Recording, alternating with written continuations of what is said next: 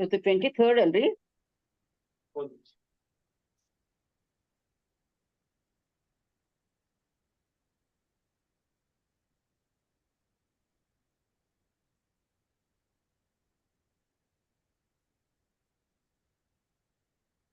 ಹರೇ ಕೃಷ್ಣ. ಹರೇ ಕೃಷ್ಣ. ಉಳಿದವರಿಗೆ ಫೋನ್ ಮಾಡಿದ್ದೀರಿ? ಹರೇ ಕೃಷ್ಣ. ಹರೇ ಕೃಷ್ಣ. ಗ್ರೂಪ್ ಅಲ್ಲಿ ಹಾಕ್ದೆ ಮಾತಾಜಿ. ಗ್ರೂಪ್ ಅಲ್ಲಿ ನಾನು ಹಾಕಿದ್ದೇನೆ, ನೀವು ಫೋನ್ ಮಾಡಿ ತಿಳಿಸ್ಬೇಕು. ಹರೇ ಕೃಷ್ಣ. ಹರೇ ಕೃಷ್ಣ. ಲಲಿತಾ ಮಾತಾಜಿ. ಅಜ್ಞಾನತಿಮಿರಾಂಧಸ್ಯ ಜ್ಞಾನಾಂಜನ ಶಲಾಕಯಾ ಚಕ್ಷುರುನ್ಮೀಲಿತಂ ಯೇನ ತಸ್ಮೈ ಶ್ರೀ ಗುರವೇ ನಮಃ. ಶ್ರೀ ಚೈತನ್ಯ ಮನೋಭೀಷ್ಟಂ ಸ್ಥಾಪಿತಂ ಯೇನ ಭೂತಲೆ ಸ್ವಯಂ ರೂಪಃ ಕದಾ ಮಹ್ಯಂ ದದಾತಿ ಸ್ವಪದಾಂತಿಕಂ. ವಂದೇಹಂ ಶ್ರೀ ಗುರೋಃ ಶ್ರೀಯುತಪದಕಮಲಂ. ಶ್ರೀಗುರೂನ್ ವೈಷ್ಣವಾಂಶ್ಚ ಶ್ರೀರೂಪಂ ಸಾಗ್ರಜಾತಂ ಸಹಗಣ ರಘುನಾಥಾನ್ವಿತಂ ತಂ ಸಜೀವಂ ಸಾದ್ವೈತಂ ಸಾವಧೂತಂ ಪರಿಜನ ಸಹಿತಂ ಕೃಷ್ಣ ಚೈತನ್ಯ ದೇವಂ ಶ್ರೀ ರಾಧಾ ಕೃಷ್ಣ ಪಾದಾನ್ ಸಹಗಣ ಲಲಿತಾ ಶ್ರೀ ವಿಶಾಖಾನ್ವಿತಾಂಶ್ಚ. ಹೇ ಕೃಷ್ಣ ಕರುಣಾ ಸಿಂಧೋ ದೀನಬಂಧೋ ಜಗತ್ಪತೆ ಗೋಪೇಶ ಗೋಪಿಕಾ ಕಾಂತ ರಾಧಾ ಕಾಂತ ನಮೋಸ್ತುತೆ. ತಪ್ತ ಕಾಂಚನ ಗೌರಾಂಗಿ ರಾಧೆ ವೃಂದಾವನೇಶ್ವರಿ ವೃಷಭಾನುಸುತೆ ದೇವಿ ಪ್ರಣಮಾಮಿ ಹರಿ ಪ್ರಿಯೇ. ವಾಂಛಾಕಲ್ಪತರುಭ್ಯಶ್ಚ ಕೃಪಾ ಸಿಂಧುಭ್ಯ ಏವ ಚ ಪತಿತಾನಾಂ ಪಾವನೇಭ್ಯೋ ವೈಷ್ಣವೇಭ್ಯೋ ನಮೋ ನಮಃ. ಜಯ ಶ್ರೀ ಕೃಷ್ಣ ಚೈತನ್ಯ ಪ್ರಭು ನಿತ್ಯಾನಂದ ಶ್ರೀ ಅದ್ವೈತ ಗದಾಧರ ಶ್ರೀವಾಸಾದಿ ಗೌರ ಭಕ್ತ ವೃಂದ. ಹರೇ ಕೃಷ್ಣ ಕೃಷ್ಣ ಕೃಷ್ಣ ಹರೇ ಹರೇ ಹರೇ ರಾಮ ರಾಮ ರಾಮ ಹರೇ ಹರೇ. ಹರೇ ಕೃಷ್ಣ ಕೃಷ್ಣ ಕೃಷ್ಣ ಹರೇ ಹರೇ ಹರೇ ರಾಮ ರಾಮ ರಾಮ ಹರೇ ಹರೇ. ಶ್ರೀ ಶ್ರೀ ರಾಧಾ ಗೋವಿಂದ ಕಿ ಜಯ. ಶ್ರೀ ಶ್ರೀ ಗೌರನಿತಾಯ್ ಕಿ ಜಯ. ಶ್ರೀಲ ಪ್ರಭುಪಾದ ಕಿ ಜಯ. ಹರೇ ಕೃಷ್ಣ. ಎಲ್ಲರಿಗೂ ಸ್ವಾಗತ. ಭಕ್ತಿಶಾಸ್ತ್ರಿ ತರಗತಿಗೆ ಸ್ವಾಗತ. ಹರೇ ಕೃಷ್ಣ. ಹರೇ ಕೃಷ್ಣ. ಹರೇ ಕೃಷ್ಣ. ಹರೇ ಕೃಷ್ಣ. ಹರೇ ಕೃಷ್ಣ. ಟೆಕ್ನಿಕಲ್ ಪ್ರಾಬ್ಲಮ್ಸ್ ಇಂದ ಅದು ಸ್ವಲ್ಪ ತರಗತಿಗೆ ಆ ಲಿಂಕಿನಲ್ಲಿ ಓಪನ್ ಆಗ್ಲಿಲ್ಲ. ಉಳಿದ ಭಕ್ತಾದಿಗಳಿಗೆ ಹರೇ ಕೃಷ್ಣ. ಯಾರಾದ್ರೂ ದಯವಿಟ್ಟು ಗೌರಿ ಮಾತಾಜಿ ಉಳಿದವರು ಯಾರು ಬರ್ಲಿಕ್ಕಿದ್ದಾರೆ ಅವರಿಗೆ ಸ್ವಲ್ಪ ಫೋನ್ ಮಾಡಿ ಲಿಂಕ್ ಅನ್ನ ಗ್ರೂಪ್ ಅಲ್ಲಿ ನೋಡಿ ಅಂತ ಹೇಳಿ. ಹರೇ ಕೃಷ್ಣ. ಹರೇ ಕೃಷ್ಣ. ಹರೇ ಕೃಷ್ಣ. ಕಳೆದ ವಾರ ನಾವು 5ನೇ ಅಧ್ಯಾಯವನ್ನು ನೋಡಿದ್ದೇವೆ. ಕೊನೆಯದಾಗಿ ಭಗವಂತ ಶಾಂತಿ ಮಂತ್ರವನ್ನು ನಮಗೆ ಕೊಟ್ಟಿದ್ದಾರೆ. ಭೋಕ್ತಾರಂ ಯಜ್ಞತಪಸಾಂ ಸರ್ವಲೋಕ ಮಹೇಶ್ವರಂ ಸುಹೃದಂ ಸರ್ವಭೂತಾನಾಂ ಜ್ಞಾತ್ವಾ ಮಾಂ ಶಾಂತಿ ಮೃಚ್ಯತಿ. ಸೊ ಎಲ್ಲಾ ಕಡೆಯಲ್ಲೂ ನಮ್ಗೆ ಶಾಂತಿ ನೆಲೆಸ್ಬೇಕು ಅಂದ್ರೆ ನಾವೇನು ತಿಳ್ಕೊಬೇಕು, ಭಗವಂತನೇ ಎಲ್ಲದರ ಭೋಕ್ತಾರ ಮತ್ತು ಭಗವಂತನೇ ಎಲ್ಲದರ ಒಂದು ಯಜ್ಞ ತಪಸ್ಸುಗಳು ಇವುಗಳನ್ನೆಲ್ಲ ಫಲವನ್ನು ಅನುಭವಿಸುವವನು ಭಗವಂತ ಮಾತ್ರ. ಅವನು ನಮ್ಮೆಲ್ಲರ ಸುಹೃನ್ ಮಿತ್ರ ಮತ್ತೆ ಅವನು ಎಲ್ಲರಿಗೂ ಕೂಡ ಅವನು ಮಹೇಶ್ವರ, ಸರ್ವಲೋಕ ಮಹೇಶ್ವರ, ಎಲ್ಲರಿಗೂ ಕೂಡ ಒಡೆಯ ಅವನೇ ಆಗಿದ್ದಾನೆ. ಇದನ್ನ ನಾವು ತಿಳಿದುಕೊಂಡಾಗ ಎಲ್ಲ ಜಗತ್ತಿನಲ್ಲಿ ಶಾಂತಿ ನೆಲೆಸ್ಲಿಕ್ಕೆ ಸಾಧ್ಯ. ಸೊ ಈ ರೀತಿಯಾಗಿ ಯಾರು ಭಗವಂತನನ್ನು ಅರ್ಥ ಮಾಡ್ಕೊಳ್ತಾರೆ ಆಗ ಜಗತ್ತಿನಲ್ಲಿ ಶಾಂತಿನ ನಾವು ಪಡ್ಕೊಳ್ಬಹುದು. ಈಗ 5ನೇ ಅಧ್ಯಾಯದಲ್ಲಿ ನಮಗೆ ಪ್ರಮುಖವಾಗಿ ನಾವು ನಿಷ್ಕಾಮ ಕರ್ಮ ಯೋಗವನ್ನು ನಾವು ತಿಳಿದುಕೊಳ್ತೇವೆ. ಸೊ ಹಾಗಾಗಿ ಈ ನಿಷ್ಕಾಮ ಕರ್ಮ ಯೋಗದಲ್ಲಿ ಯಾರು ಪ್ರಗತಿಯನ್ನ ಸಾಧಿಸ್ತಾರೆ ಹೊರಗೆ ಅವರಿಗೆ ಅಷ್ಟಾಂಗ ಯೋಗಕ್ಕೆ ಬರ್ಲಿಕ್ಕೆ ಸಾಧ್ಯ. ಈಗ ಅಷ್ಟಾಂಗ ಯೋಗ ಇದರಲ್ಲಿ ನಾವು ಸಾಧನೆಯನ್ನ ಮಾಡೋದಂದ್ರೆ ಅದು ಕರ್ಮಯೋಗದ ಉನ್ನತವಾದ ಒಂದು ಸ್ಥಿತಿ ಅಂತ ಹೇಳಬಹುದು. ಅಷ್ಟಾಂಗ ಯೋಗಕ್ಕೆ ಬರುವ ಮೊದಲು ವ್ಯಕ್ತಿಗೆ ಒಂದು ನಿಷ್ಕಾಮ ಕರ್ಮದ ಅಭ್ಯಾಸವನ್ನು ಮಾಡ್ಕೊಂಡಿರಬೇಕು. ನಿಷ್ಕಾಮ ಕರ್ಮದ ಅಭ್ಯಾಸವನ್ನು ಮಾಡದೆ, ನಿಷ್ಕಾಮ ಕರ್ಮದಲ್ಲಿ ಅವನು ತೊಡಗದೆ ಅವರಿಗೆ ಆ ಒಂದು ಅಷ್ಟಾಂಗ ಯೋಗಕ್ಕೆ ಬರ್ಲಿಕ್ಕೆ ಸಾಧ್ಯ ಇಲ್ಲ. ಸೊ ಹಾಗಾಗಿ ಇವತ್ತು ನಾವು ನೋಡ್ತಾ ಇರೋದು ಅಷ್ಟಾಂಗ ಯೋಗ ಅಥವಾ ಧ್ಯಾನ ಯೋಗ ಅಂತ ಕೂಡ ಕರೆಯುತ್ತಾರೆ. ಈ ಅಷ್ಟಾಂಗ ಯೋಗ ಇದು ಕಲಿಯುಗಕ್ಕೆ ಹೇಳಿದ್ದಲ್ಲ. ಇದನ್ನು ಅಭ್ಯಾಸ ಮಾಡ್ಲಿಕ್ಕೆ ಯಾರಿಗೂ ಕೂಡ ಸಾಧ್ಯ ಆಗೋದಿಲ್ಲ. ಹಾಗಾಗಿ ಇಲ್ಲಿ ಪ್ರಾರಂಭದಲ್ಲಿ ಭಗವಂತ ನಿಷ್ಕಾಮ ಕರ್ಮದ ಬಗ್ಗೆ ಹೇಳ್ತಾನೆ ಮತ್ತು ಅಲ್ಲಿಂದ ಪ್ರಾರಂಭಿಸಿ ಆಮೇಲೆ ಅಷ್ಟಾಂಗದ ಯೋಗದ ಬಗ್ಗೆ ವಿವರವಾಗಿ ತಿಳಿಸಿಕೊಡ್ತಾನೆ. ಸೊ ಹಾಗಾಗಿ ಇಂದಿನ ಭಕ್ತಿಶಾಸ್ತ್ರೀಯ ತರಗತಿಯನ್ನು ನಾವು ಶ್ರೀಲ ಪ್ರಭುಪಾದರ ಆಶೀರ್ವಾದದೊಂದಿಗೆ ಪ್ರಾರಂಭಿಸೋಣ. ಇಂದಿನ ಅಧ್ಯಾಯದ ವಿಷಯ ಅಧ್ಯಾಯ 6 ಶ್ಲೋಕ 1ರಿಂದ 33.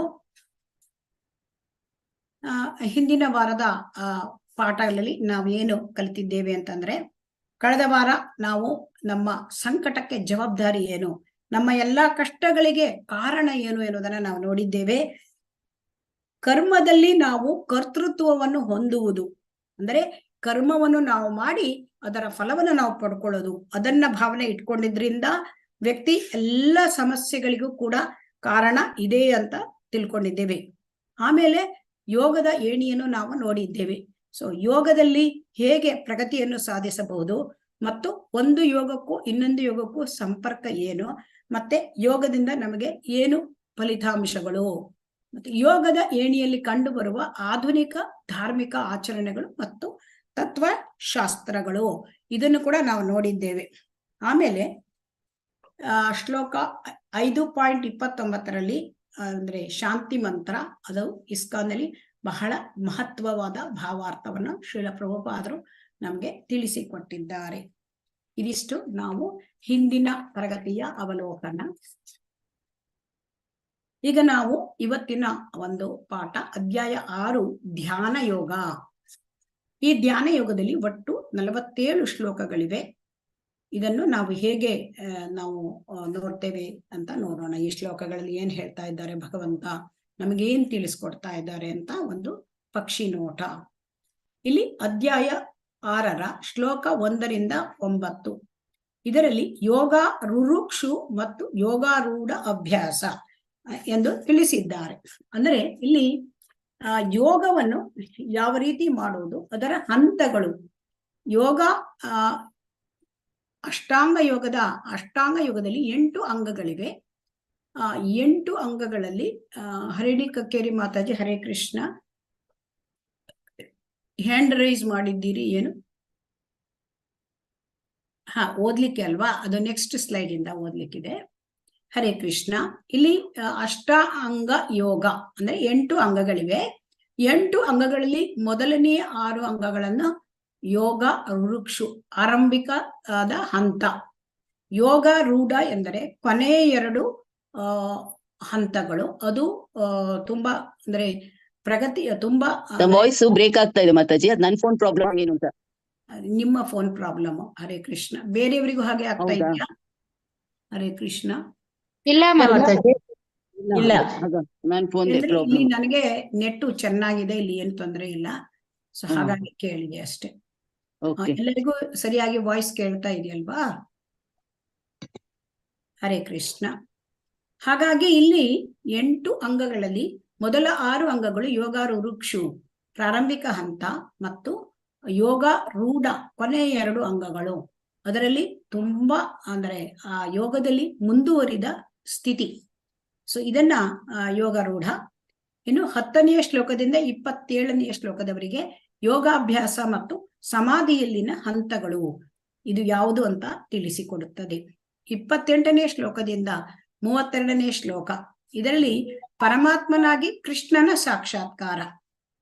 ಯಾರು ಸಮಾಧಿ ಸ್ಥಿತಿಗೆ ಅವರು ಯಶಸ್ವಿಯಾಗಿ ತಲುಪ್ತಾರೋ ಅವರು ತಮ್ಮ ಹೃದಯದಲ್ಲಿ ಭಗವಂತನನ್ನ ಪರಮಾತ್ಮ ರೂಪಿಯಾಗಿ ಕಾಣ್ಲಿಕ್ಕೆ ಸಾಧ್ಯ ಆಗ್ತದೆ. ಇದು ಪರಮಾತ್ಮ ಸಾಕ್ಷಾತ್ಕಾರ. ಇದು ನಮಗೆ ಗೊತ್ತಿದ್ದಾಗೆ ಸಾಕ್ಷಾತ್ಕಾರದಲ್ಲಿ 2ನೇ ಹಂತ. ಸೊ ಇದಕ್ಕೆ ಅಷ್ಟಾಂಗ ಯೋಗದಲ್ಲಿ ಬರ್ತಾನೆ ಯೋಗಿ, ಅಂದ್ರೆ ಸಮಾಧಿ ಸ್ಥಿತಿಗೆ ಬಂದಾಗ ಇದನ್ನು ಸಾಧಿಸಬಹುದು. ಇನ್ನು ಶ್ಲೋಕ 33ರಿಂದ 36, ಅರ್ಜುನನಿಂದ ತಿರಸ್ಕೃತವಾದ ಅಷ್ಟಾಂಗ ಯೋಗ. ಅಂದ್ರೆ ಅಷ್ಟಾಂಗ ಯೋಗದ ಬಗ್ಗೆ ಎಲ್ಲ ಭಗವಂತನಿಂದ ಕೇಳಿದ ಬಳಿಕ ಅರ್ಜುನ ಅದನ್ನು ತಿರಸ್ಕಾರ ಮಾಡ್ತಾನೆ, ಅದು ಆಗುವುದಿಲ್ಲ ಅಂತ ಹೇಳ್ತಾನೆ.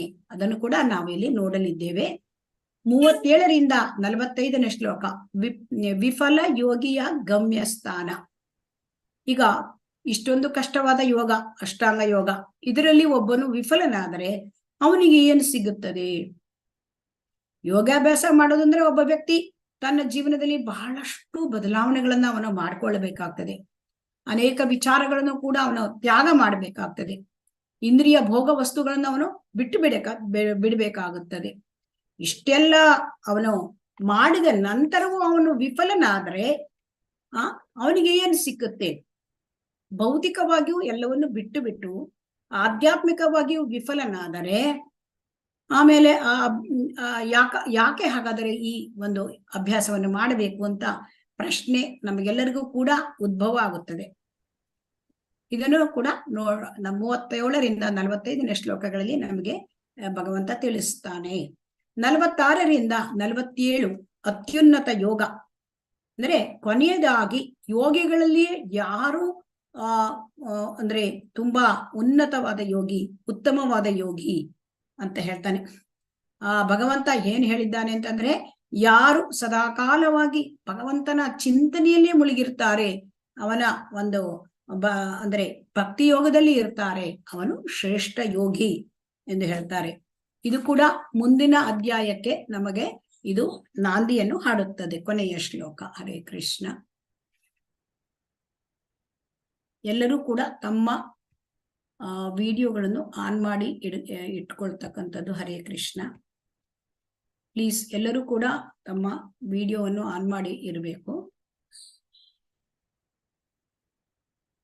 ಈಗ ನಮಗೆ ಅಷ್ಟಾಂಗ ಯೋಗದಲ್ಲಿ 8 ಅಂಗಗಳಿವೆ. ಈ 8 ಅಂಗಗಳು ಯಾವುದು ಮತ್ತು ಇದನ್ನು ಹೇಗೆ ನಾವು ಅಭ್ಯಾಸ ಮಾಡುವುದು ಎಂದು ತಿಳಿದುಕೊಳ್ಳೋಣ.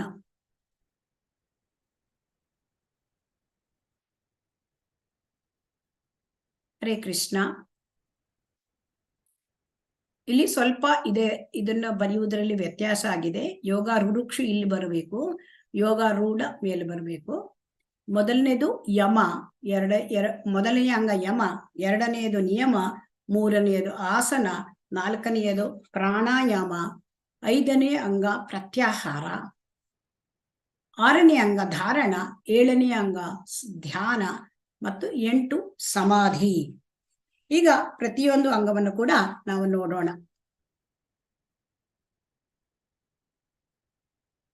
ಇಲ್ಲಿ ಯಮ ಎಂದರೆ ಏನು? ಯಮ ಅಂದರೆ ಕೆಲವು ವಿಚಾರಗಳನ್ನ ನಾವು ಬಿಟ್ಟು ಬಿಡಬೇಕು. ಯಾವುದು ಈ ವಿಚಾರ? ನಾವು ಬಿಟ್ಟು ಬಿಡಬೇಕಾದ ವಿಚಾರ ಈ ಅಷ್ಟಾಂಗ ಯೋಗದಲ್ಲಿ ಮೊದಲನೆಯ ಅಂಗ. ಅಂದ್ರೆ ಇದನ್ನ ದ್ಯೂತಂ ಪಾನಂ ಸ್ತ್ರೀಯ ಸೂನ ಎಂದು ಹೇಳ್ತಾರೆ. ಅಂದ್ರೆ ದ್ಯೂತ ಅಂದರೆ ಜೂಜಾಡುವುದು, ಇದನ್ನು ಬಿಟ್ಟು ಬಿಡಬೇಕು. ಪಾನ ಅಂದರೆ ಅದನ್ನ ಅಮಲು ಪದಾರ್ಥಗಳ ಸೇವನೆ, ಅದನ್ನು ಬಿಟ್ಟು ಬಿಡಬೇಕು. ಆಮೇಲೆ ಸ್ತ್ರೀಯ ಅಂದ್ರೆ ವ್ಯಭಿಚಾರ, ಇದನ್ನು ಬಿಟ್ಟು ಬಿಡಬೇಕು. ಸೂನ ಎಂದರೆ ಮಾಂಸ ಭಕ್ಷಣೆ. ಸೊ ಹಾಗಾಗಿ ಯಮದಲ್ಲಿ ಈ ಹಂತದಲ್ಲಿ ಈ ಎಲ್ಲ ಅನರ್ಥಗಳನ್ನು ಉಂಟು ಮಾಡ್ತಕ್ಕಂತಹ ಈ ಎಲ್ಲ ಬೇಡದ ಒಂದು ವಸ್ತುಗಳನ್ನ ನಾವು ಬಿಟ್ಟು ಬಿಡಬೇಕು. ಈಗ ನಿಯಮ ಏನು? ನಿಯಮ ಅಂದರೆ ನಾವು ಏನನ್ನು ಮಾಡಬೇಕು, ಅಂದ್ರೆ ನಾವು ಪಾಲಿಸಬೇಕಾದ ನಿಯಮಗಳು, ನಾವು ಮಾಡಲೇಬೇಕಾಗಿದ್ದು. ಅಂದ್ರೆ ಪ್ರತಿ ದಿವಸ ಬೆಳಗ್ಗೆ ಬೇಗನೆ ಏಳುವುದು, ಆಮೇಲೆ 16 ಸುತ್ತು ಹರಿನಾಮ ಜಪವನ್ನು, ಹರೇ ಕೃಷ್ಣ ಮಹಾಮಂತ್ರ ಜಪವನ್ನು ಮಾಡ್ತಕ್ಕಂಥದ್ದು, ಆಮೇಲೆ ಮಂಗಳಾರತಿ ದರ್ಶನವನ್ನು ಮಾಡುವುದು, ಪ್ರಸಾದವನ್ನು ಸ್ವೀಕಾರ ಮಾಡುವುದು, ಇವೆಲ್ಲ ನಿಯಮಗಳು. ನಂತರ ಆಸನ. ಆಸನ ಅಂದ್ರೆ ಒಂದು ಕಡೆ ಸ್ಥಿರವಾಗಿ ಕುಳಿತುಕೊಂಡು ವ್ಯಕ್ತಿ ಆಲಸ್ಯವಿಲ್ಲದೆ ಭಗವಂತನ ಧ್ಯಾನವನ್ನು ಮಾಡುವುದು. ಇದರಿಂದ ನಮಗೆ ಏನಾಗುತ್ತೆ ಅಂದ್ರೆ ಒಂದು ರೀತಿ ಶರೀರಕ್ಕೆ ಒಂದು ಶಿಸ್ತುಬದ್ಧತೆ ಮತ್ತು ವ್ಯಾಯಾಮ ಕೂಡ ಆಗತ್ತೆ. ಆಮೇಲೆ ಪ್ರಾಣಾಯಾಮ. ಈಗ ಯಮ, ನಿಯಮ ಮತ್ತು ಆಸನಗಳಿಂದ ನಮ್ಮ ಶರೀರ ಏನಾಗುತ್ತೆ? ಸುಸ್ಥಿರವಾಗುತ್ತದೆ. ಈ ಸುಸ್ಥಿರವಾದ ಶರೀರವನ್ನು ಸುಸ್ಥಿರ ಮಾಡಿಕೊಂಡ ಮೇಲೆ ನಮ್ಮ ಮನಸ್ಸನ್ನು ಸುಸ್ಥಿರ ಮಾಡಿಕೊಳ್ಳಬೇಕು. ಶರೀರ ಒಂದು ಸುಸ್ಥಿರ ಆದರೆ ಸಾಕಾಗುವುದಿಲ್ಲ ಅಷ್ಟಾಂಗ ಯೋಗಕ್ಕೆ. ಮನಸ್ಸನ್ನು ಸುಸ್ಥಿರಗೊಳಿಸ್ತಕ್ಕಂಥದ್ದು ಬಹು ಮುಖ್ಯವಾದದ್ದು. ಈಗ ಮನಸ್ಸಿಗೂ ಮತ್ತು ಉಸಿರಾಟಕ್ಕೂ ತೀರ ಹತ್ತಿರವಾದ ಒಂದು ಸಂಬಂಧ ಇದೆ. ಹೇಗಿದ್ರೆ ನಾವು ನೋಡ್ಬೋದು, ನಾವು ಯಾವಾಗ್ಲೂ ಒಮ್ಮೆ ತುಂಬಾ ಶಾಂತವಾಗಿದ್ದಾಗ ನಿಧಾನವಾಗಿ ಆರಾಮವಾಗಿ ನಾವು ಉಸಿರಾಡುತ್ತೇವೆ.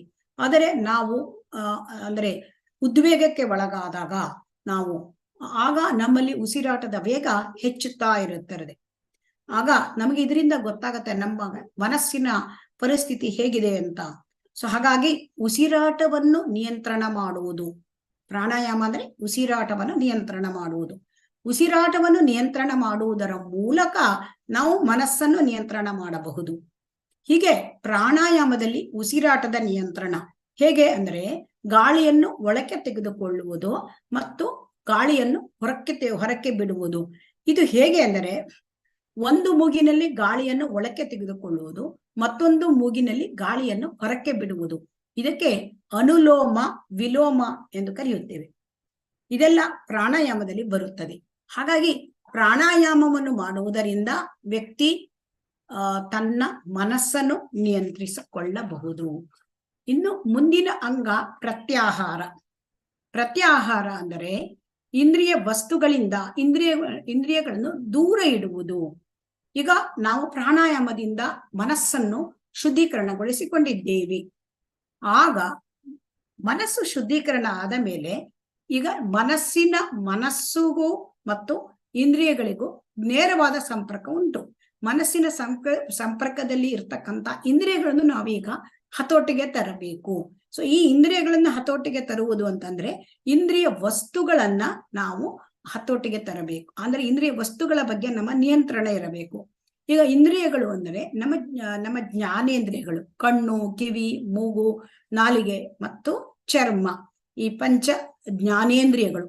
ಇವುಗಳನ್ನ ನಾವು ಹತೋಟಿಗೆ ತರುವುದು ಹೇಗೆ ಅಂತ. ಈಗ ಇದನ್ನ ಹತೋಟಿಗೆ ತಂದರೆ ನಮಗೆ ಮನಸ್ಸು ತನ್ನಿತಾನೆ ಹತೋಟಿಗೆ ಬರುತ್ತೆ. ಸೊ ಇಲ್ಲಿ ಇಂದ್ರಿಯ ನಿಗ್ರಹ ಮಾಡುವುದು ಅಂತಂದ್ರೆ ಇಲ್ಲಿ ಇಂದ್ರಿಯಗಳಿಗೆ ಅವುಗಳ ವಿಷಯ ವಸ್ತುಗಳಿಂದ ನಾವು ದೂರ ಇಡ್ತಕ್ಕಂಥದ್ದು. ಈಗ ವಿಷಯ ವಸ್ತುಗಳಿಂದ ದೂರ ಇಡುವುದಂದ್ರೆ ಕಣ್ಣಿಗೆ ರೂಪ, ಕಿವಿಗೆ ಶಬ್ದ, ಆಮೇಲೆ ಚರ್ಮ ಸ್ಪರ್ಶ, ಆಮೇಲೆ ಮೂಗಿಗೆ ಗಂಧ, ಆಮೇಲೆ ರಸ, ನಾಲಿಗೆಗೆ ರಸ. ಸೊ ಇವೆಲ್ಲ ಇಂದ್ರಿಯ ವಸ್ತುಗಳು. ಇದನ್ನ ತನ್ಮಾತ್ರೆಗಳು ಅಂತ ಕರೀತಾರೆ. ಸೊ ಈ ಎಲ್ಲ ವಿಚಾರಗಳನ್ನ ಮನಸ್ಸಿನಿಂದ ದೂರ ಇಡಬೇಕು. ಇದಕ್ಕೆ ಪ್ರತ್ಯಾಹಾರ ಎಂದು ಕರೆಯುತ್ತಾರೆ. ಸೊ ಈ ಪ್ರತ್ಯಾಹಾರ ಸ್ಥಿತಿಗೆ ಬಂದ ವ್ಯಕ್ತಿ ಏನ್ ಮಾಡಿರ್ತಾನೆ ಅಂದ್ರೆ ಬಾಹ್ಯವಾಗಿ ಎಲ್ಲ ಸಾಧನೆಯನ್ನ ಮಾಡಿರ್ತಾನೆ. ಸೊ ಏನನ್ನ ಬಿಡಬೇಕೋ ಅದನ್ನ ಬಿಟ್ಟಾಯಿತು, ಏನನ್ನ ನಾವು ಪಡೆಯಬೇಕೋ ಅದನ್ನ ಪಡ್ಕೊಂಡಾಯ್ತು. ಸೊ ಹಾಗಾಗಿ ಇಲ್ಲಿ ಈ ಒಂದು ಯೋಗಾಭ್ಯಾಸದಲ್ಲಿ ಯಮ ಬಿಡಬೇಕಾಗಿದ್ದೆಲ್ಲ ಬಿಟ್ಟಾಯ್ತು, ನಿಯಮ ನಾವು ಪಾಲಿಸಬೇಕಾದದನ್ನು ಪಾಲಿಸಿ ಆಯ್ತು, ಪ್ರಾಣಾಯಾಮವನ್ನು ಮಾಡಿ ಮನಸ್ಸನ್ನು ನಾವು ಹತೋಟಿಗೆ ತಂದಾಯ್ತು, ಮತ್ತೆ ಪ್ರತ್ಯಾಹಾರದಿಂದ ಇಂದ್ರಿಯ ವಸ್ತುಗಳಿಂದ ದೂರ ಇಡತಕ್ಕಂಥದ್ದು. ಸೊ ಈ ರೀತಿಯಾಗಿ ನಾವು ಈ ಯೋಗ ರುರುಕ್ಷು ಅಂದ್ರೆ ಪ್ರಾರಂಭಿಕ ಹಂತ ಯೋಗ ರುರುಕ್ಷು. ಈಗ ಇನ್ನು ಮುಂದುವರಿದು ಯೋಗಾರೂಢ ಹಂತ. ಈ ಯೋಗಾರೂಢ ಹಂತದಲ್ಲಿ 2 ಹಂತಗಳಿವೆ. ಅದರಲ್ಲಿ ಧ್ಯಾನ ಮತ್ತು ಸಮಾಧಿ. ಈಗ ಯೋಗಾರೂಢದಲ್ಲಿ ಈಗ ಧಾರಣವನ್ನು ಹೇಳಬೇಕಿತ್ತು ನಾನು, ಅದು ಬಿಟ್ಟು ಹೋಯ್ತು. ಧಾರಣ ಅಂದ್ರೆ ಏನು ಅಂತ ನೋಡೋಣ. ಧಾರಣ ಅಂತಂದ್ರೆ ಈ ನಿಯಮ ಆಸನ ಪ್ರಾಣಾಯಾಮ ಪ್ರತ್ಯಾಹಾರ ಆದ ಮೇಲೆ ಧಾರಣ ಅಂದ್ರೆ ಭಗವಂತನನ್ನ ನಿರಂತರವಾಗಿ ಚಿಂತನೆ ಮಾಡ್ತಕ್ಕಂಥದ್ರ ಬಗ್ಗೆ ಪ್ರಯತ್ನವನ್ನ ನಾವು ಮಾಡ್ತಕ್ಕಂಥದ್ದು. ಸೊ ಅದು ಧಾರಣ. ಸೊ ಇಷ್ಟು 6 ಹಂತಗಳು ಯೋಗಾರೂಢದಲ್ಲಿ ಇವೆ. ಯಮ, ನಿಯಮ, ಆಸನ, ಪ್ರಾಣಾಯಾಮ, ಪ್ರತ್ಯಾಹಾರ, ಧಾರಣ. ಈಗ ವ್ಯಕ್ತಿ ಇದರಲ್ಲಿ ಮುಂದುವರಿದಾಗ ಯೋಗಾರೂಢ ಹಂತ ಪ್ರಾರಂಭವಾಗುತ್ತದೆ.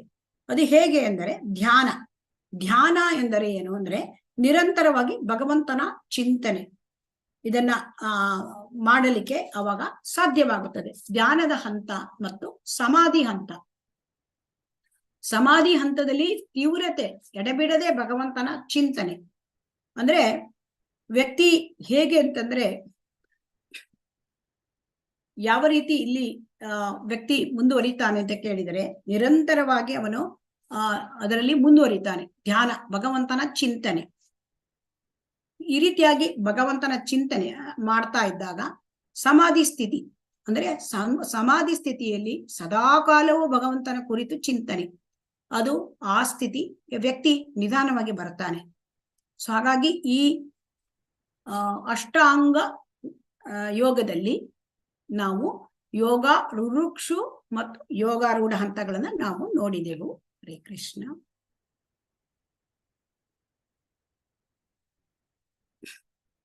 ಈಗ ಇನ್ನೊಂದು ನಾವು ನೋಡೋಣ. ನಮಗೆ ಮನಸ್ಸನ್ನು ನಿಗ್ರಹಿಸುವ ಅವಶ್ಯಕತೆ ಏನಿದೆ ಅಂತ ನೋಡೋಣ. ಇಲ್ಲಿ ಮನಸ್ಸೇ ಮನುಷ್ಯನ ಸ್ನೇಹಿತ, ಬಂಧುರ್, ಶತ್ರು. ಕಾರಣ ಬಂಧ ಮೋಕ್ಷಯೇ. ಕಾರಣ, ಬಂಧನಕ್ಕೆ ಕಾರಣ ಮತ್ತು ಮೋಕ್ಷಕ್ಕೂ ಕಾರಣ. ಮನಸ್ಸು ಯೋಗಾಭ್ಯಾಸದ ಕೇಂದ್ರ ಬಿಂದುವಾಗಿದೆ. 6.6. ಹಾಗಾಗಿ 6.6ರಲ್ಲಿ ಏನ್ ಹೇಳ್ತಾನೆ ನೋಡೋಣ.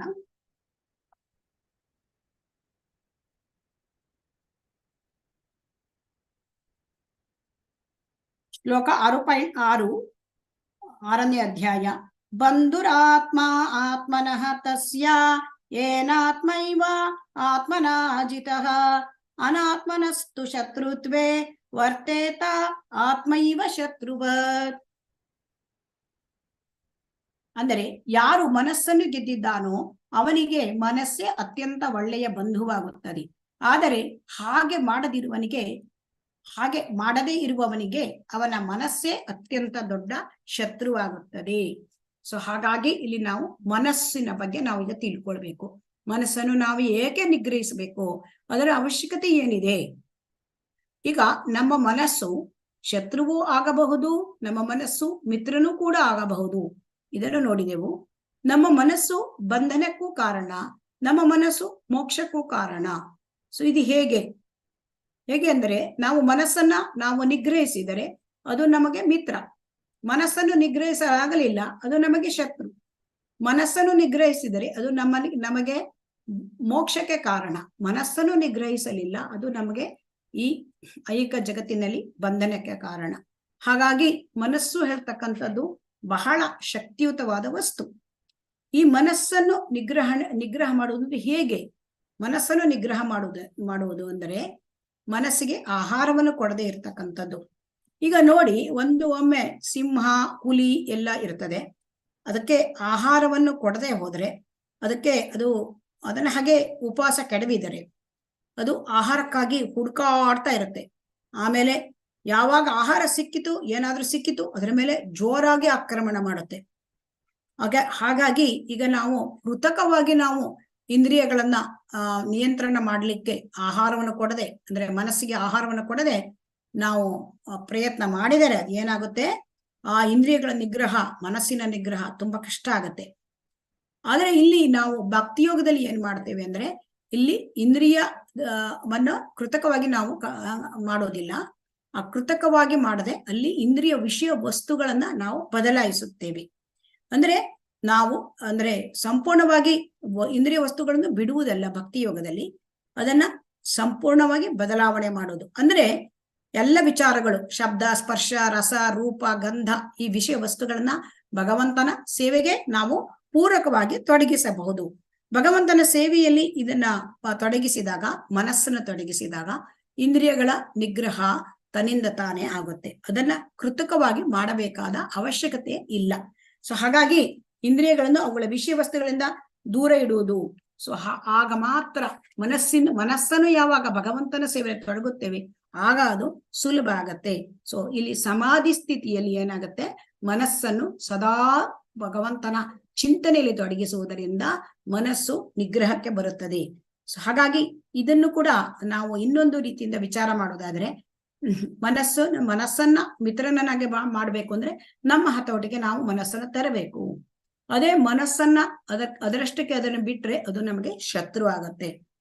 ಈಗ ಇನ್ನೊಂದು ವಿಚಾರ ಅಂದ್ರೆ, ನಾವು ಆಹಾರ ತೆಗೆದುಕೊಳ್ಳುವುದು ಯಾವ ಆಹಾರವನ್ನು ನಾವು ತೆಗೆದುಕೊಳ್ಳುತ್ತೇವೆ ಅದರಿಂದನೂ ಕೂಡ ನಮಗೆ ನಮ್ಮ ಮನಸ್ಸು ಕೂಡ ಕಂಟ್ರೋಲ್ ಬರ್ಲಿಕ್ಕೆ ಸಾಧ್ಯ ಇದೆ. ಯಾಕೆಂತಂದ್ರೆ ನಾವು ಕೃಷ್ಣ ಪ್ರಸಾದವನ್ನು ತಿಂದರೆ ಕೆಟ್ಟ ವಿಚಾರಗಳು ನಮ್ಮ ತಲೆಗೆ ಬರೋದೇ ಇಲ್ಲ, ನಮ್ಮ ಮನಸ್ಸಿಗೆ ಬರೋದೇ ಇಲ್ಲ. ಸೊ ಅದನ್ನ ಕೂಡ ಇಲ್ಲಿ ಹೇಳಿದ್ದಾರೆ, ನಾವು ನೋಡಿದ್ದೇವೆ ಶ್ಲೋಕದಲ್ಲಿ. ಇಂದ್ರಿಯಾಣಿ ಚರತಂ ಯನ್ಮನೋ ವಿಧೀಯಸೆ ತದಸ್ಯ ಹರತಿ ಪ್ರಜ್ಞಾ ವಾಯುರ್ನಾವಾಮಿ ವಾಂಬಸಿ. ಯಾವಾಗ ಇಂದ್ರಿಯಗಳಲ್ಲಿ ನಮ್ಮ ಮನಸ್ಸನ್ನ ತೊಡಗಿಸಿರುತ್ತೇವೆ, ಆಗ ನಮ್ಮ ಮನಸ್ಸು ಏನ್ ಮಾಡುತ್ತೆ, ಬುದ್ಧಿಶಕ್ತಿಯನ್ನ ಅದು ದೋಣಿಯನ್ನ ಗಾಳಿ ಹಾರಿಸ್ಕೊಂಡು ಹಾರಿಸ್ಕೊಂಡು ಹೋಗ್ಬಿಡತ್ತೆ. ಸೊ ಅದರಿಂದ ನಾವು ನಮ್ಮ ಮನಸ್ಸನ್ನ ಕಂಟ್ರೋಲ್ ಅಲ್ಲಿ ಇಡಬೇಕು ಅಂತಂದ್ರೆ ನಾವು ನಮ್ಮ ವಿಷಯ ಇಂದ್ರಿಯಗಳನ್ನ ನಾವು ಇಂದ್ರಿಯ ವಸ್ತುಗಳನ್ನ ಅಂದ್ರೆ ನಮ್ಮ ಮನಸ್ಸನ್ನ ಭಗವಂತನ ಸೇವೆಯಲ್ಲಿ ತೊಡಗಿಸಿದಾಗ ಅವಾಗ ತನಿಂತಾನೆ ಇದು ಹತೋಟಿಗೆ ಬರುತ್ತೆ ಅಂತ ನಾವು ತಿಳ್ಕೊಳ್ಬೇಕು. ಈಗ ನಾವು ಇನ್ನೊಂದು ವಿಚಾರ ನೋಡೋಣ, ಮಿಥ್ಯಾಚಾರ ಅಂದ್ರೆ ಏನು ಅಂತ. ಮಿಥ್ಯಾಚಾರಿ ಅಂದ್ರೆ ಯಾರು?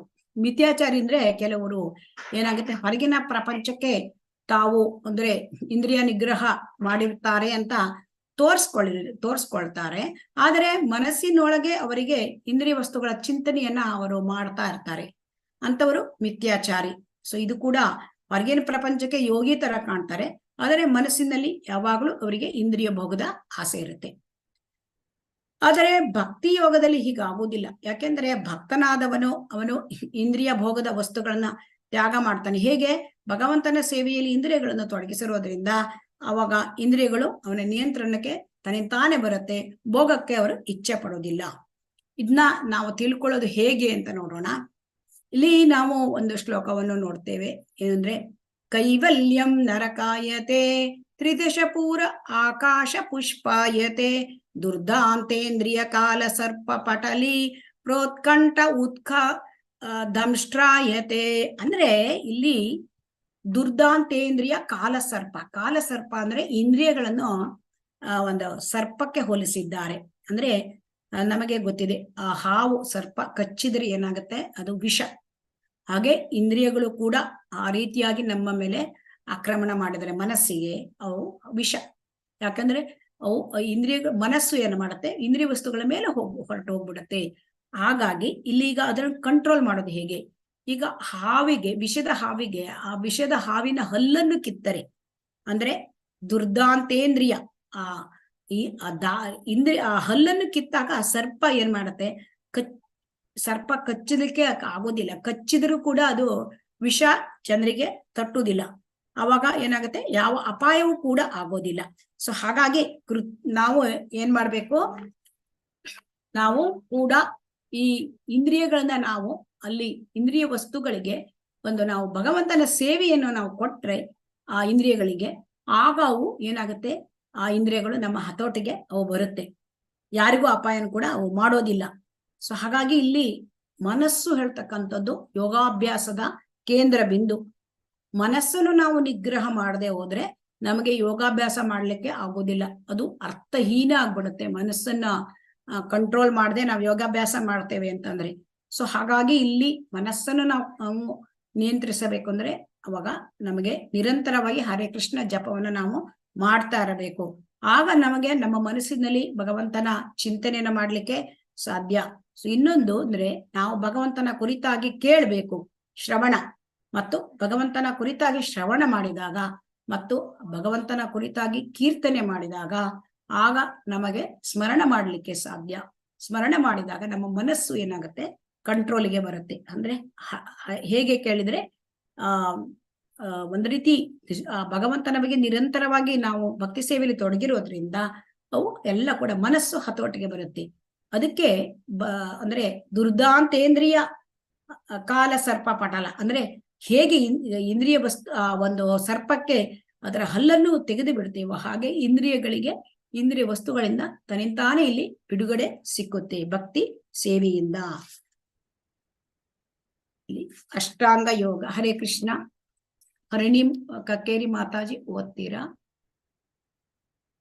ಮಾತಾಜಿ ಹರೇ ಕೃಷ್ಣ. ಓಕೆ. ಅಷ್ಟಾಂಗ ಯೋಗ. ಅಷ್ಟಾಂಗ ಯೋಗ ಪದ್ಧತಿಯ ಉದ್ದೇಶ ಮನಸ್ಸು ಹತೋಟಿಯಲ್ಲಿಟ್ಟುಕೊಂಡು ಅದನ್ನು ಸ್ನೇಹಿತನನ್ನಾಗಿ ಮಾಡುವುದಾಗಿದೆ. ಜೀವಿಯ ಸಹಜ ಸ್ವರೂಪವು ತನ್ನ ಮೇಲಿನವರ ಅಪ್ಪಣೆಯನ್ನು ಪರಿಪಾಲಿಸುವುದು. ಎಷ್ಟು ಕಾಲ ಮನಸ್ಸು ಇನ್ನೂ ಗೆಲ್ಲಲಾಗದ ಶತ್ರುವಾಗಿ ಉಳಿದಿರುವುದೋ ಅಷ್ಟು ಕಾಲ ಮನುಷ್ಯನು ಕಾಮ, ಕ್ರೋಧ, ಲೋಭ, ಮೋಹ ಮೊದಲಾದವುಗಳ ಪ್ರೇರಣೆಯಂತೆ ನಡೆದುಕೊಳ್ಳಬೇಕಾಗುತ್ತದೆ. ಹರೇ ಕೃಷ್ಣ ಮಾತಾಜಿ. ಹರೇ ಕೃಷ್ಣ.